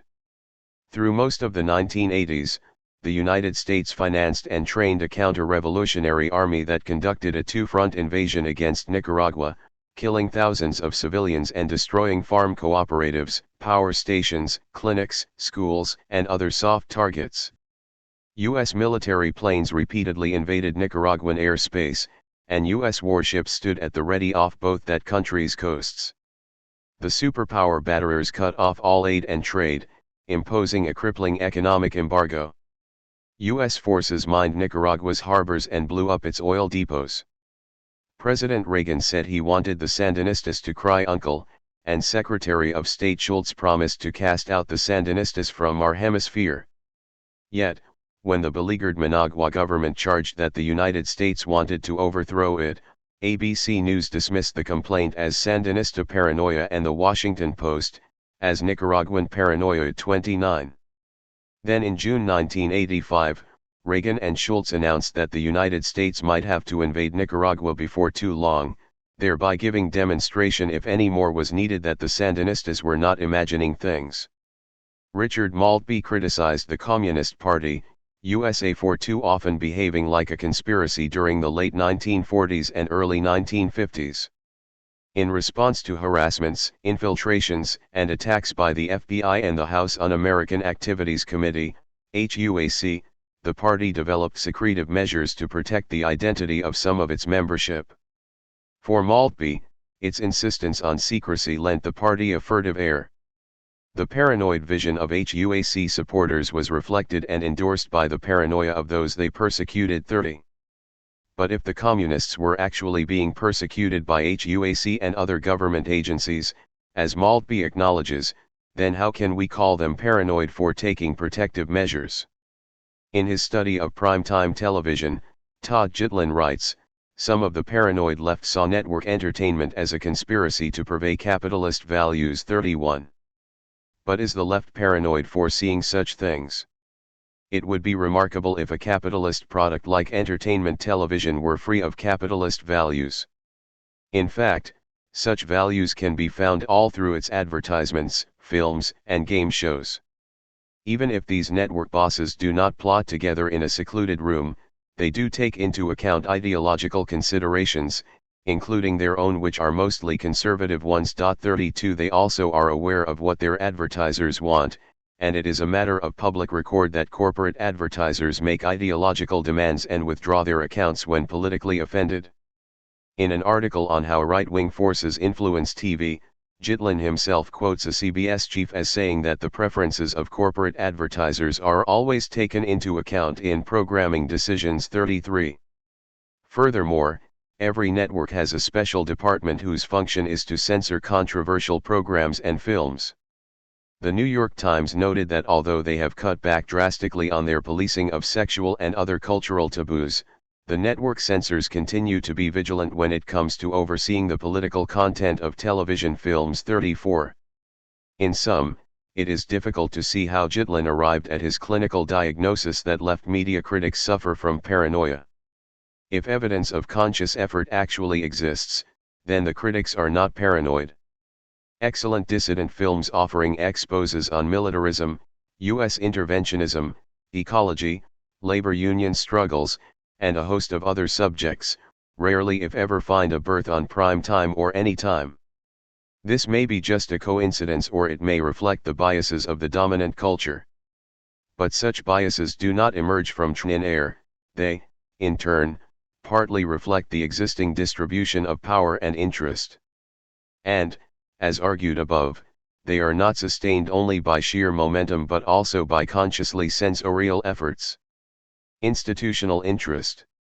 There are ultra-rightists who claim that liberals, Jews, labor leaders, communists, feminists, and homosexuals have taken over and are undermining the fabric of America. Some see the devil himself as the arch-conspirator. Televangelist and sometimes presidential aspirant Pat Robertson wrote that various American presidents have been unknowingly and unwittingly carrying out the mission, and mouthing the phrases of a tightly knit cabal whose goal is nothing less than a new order for the human race under the domination of Lucifer and his followers. 35. Some ultra-rightists have a critique of finance capitalism that superficially resembles the left's version. They see monopoly capitalism as having usurped free enterprise through a conspiracy of government controls and internationalist financiers. Once these elite conspirators are exposed and their influence is destroyed, the rightists believe, our country will return to a system of free enterprise with its independent businesses and small government. The leftist view differs markedly in that it sees the concentration of power and wealth as part of the evolving logic of capitalism itself. Big firms take over or force out smaller competitors. They search for new markets, natural resources, and cheap labor and begin to integrate on a global scale, while waging war against labor, using both economic means and state power. For the left, the monopolization of capital is not necessarily the result of a sneaky plot by some backroom elite, rather the system of capitalism produces monopolies and elites as natural byproducts of its own evolution. 36. Having observed right-wing nuts who have conspiracy fantasies, some writers incorrectly conclude that every conspiracy is a fantasy or, in any case, not worth bothering about. 37 They urge that we concentrate on institutions and not lose sight of the great continuities in corporate and class interest by focusing on conspiracies. 38 To be sure, conscious planning and deliberate effort, whether conspiratorial or otherwise, is not the whole equation. People make history and its institutions, but not always exactly as they want. Systemic and institutional imperatives can affect social actors in ways none of them expect. The social structure and class order prefigure much of our personal behavior, generating forces that may be intimately experienced even if remote from the proximate scene. If Marx and Freud have anything in common, and they have very little, it is their understanding that human behavior is greatly influenced by forces removed from immediate perception. For Freud, these forces go back into the personal history of the individual, internalized within the psyche. For Marx, they extend back into history and across existing institutional and class structures. Behavior is not just self-generated by personality and disposition. There is a whole range of dispositions in any one person. What emerges is much influenced by the position the individual occupies within the social order. But systemic imperatives are not neutral forces. Like the cultural biases discussed earlier, they are shaped in part by power and interest. In other words, the social order itself and its various institutions and much of its culture are not without intent. Society is not just an indirect conglomerate of individuals in a mass, interacting haphazardly out of private motives. Much of social intercourse is pre-structured by interested parties. What is considered personally generated behavior is often behavior evoked by imperatives within the social system itself. But the system, or important parts of it, are dominated by powerful interests. As we noted in Chapter 7, formally structured social institutions do not just exist with the innocence of mountains. They are there because they serve some purpose and someone's interests, or, as in the case of the state, the interest of preserving the entire system itself. Once we understand this, we can better understand the connections between immediate experience and the larger structural forces that shape that experience. A friend of mine went to nursing school. In training, she cared for 3 patients. She enjoyed chatting with them, tending their needs, and lifting their spirits in a kind of interchange that may not be inconsequential to the healing process. She felt a real dedication to her work and was good at it. But, when put on a hospital ward, she was given 25 patients and could not keep up with their calls for assistance. She felt harried by the workload and anxious about not being able to give them the kind of attention they needed. In time, she learned to ignore certain requests and found herself feeling annoyed and speaking sharply to sick people. The patients saw her behavior as a deficiency in her temperament, yet she was the same conscientious person she had been before. It was the force of circumstances that had brought out another side of her personality, one that did not fit her preferred inclinations. Institutional arrangements affect the personal dimensions of our everyday life in ways not readily evident. But what creates the institutional arrangements? Overlooked in this story is that the hospital was controlled by directors who drew large salaries and extracted generous profits for the corporate shareholders, some of whom numbered among the directors themselves. In order to maintain profit levels, there had to be cutbacks in staff. 1 nurse on an entire floor would have to do. Thus the interpersonal experiences of nurse and patient were deeply affected, as Marx would argue, by interested forces well removed from both and not directly visible to either. It is not that the directors took wicked pleasure in overworking the nursing staff. Quite the contrary, they prefer that staff be content and pleasant to patients. but the fact that a dispirited workforce is unintentional does not mean there is no interested power involved. The directors might consider improving services because they want patients to be satisfied customers. But if the improvement necessitates an increase in staff that cuts seriously into profits, then the directors can convince themselves that one nurse for 25 patients is sufficient. In short, if institutional arrangements are serving explicit interests, how really unintentional are the effects? Institutions and classes do not exist as disembodied, self-generating, abstract forces. They are populated by flesh and blood people, engaged in the furies of private interest. There is no institution or class power that is devoid of human agency, although the human input may be obscured by the complexities of institutional structure. In 1907, the sociologist E. A. Ross noted that as society develops, so does sin. With commerce comes piracy and smuggling, with banking comes embezzlement and forgery. Many latter-day sins are impersonal. The victimizer is far removed by an elaborate organizational system from the victim. Rather than using the gun or bludgeon, as might the brigand, the impeccable gentlemen who preside over great business empires resort to bribery, false claims, safety violations, child labor, toxic dumping, war profiteering, and the like, causing material loss, physical injury, misery, and death to persons whom they never see. While their actions and decisions may harbor no malicious intent towards specific individuals, they are guilty of neglect, deception, illegality, and hability. Still, these estimable individuals never think of themselves as criminals, nor does the press or any other established opinion maker. On the contrary, the systemic sinners sit on the boards of foundations, museums, churches, and universities, are given honorary degrees, and are welcomed into the best clubs. 39. So, too, with the state and its wars and various other crimes. Those who plan, do not kill, and those who kill, do not plan. Thus, everyone can feel free of responsibility for the oppression they inflict on troublesome people at home and abroad. The task of the investigator is to penetrate appearances and see the inner qualities and moving forces of things.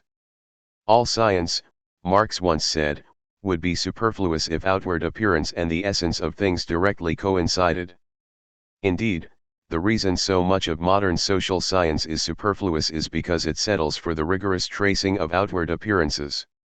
To move from appearance to essence means we gain a greater awareness of the realities that play upon us. We discard fatalistic resignations and do more than rage against the dying light. We try to liberate ourselves from the mythologies of spurious appearances and turn away from false idols, so better to struggle toward real democracy.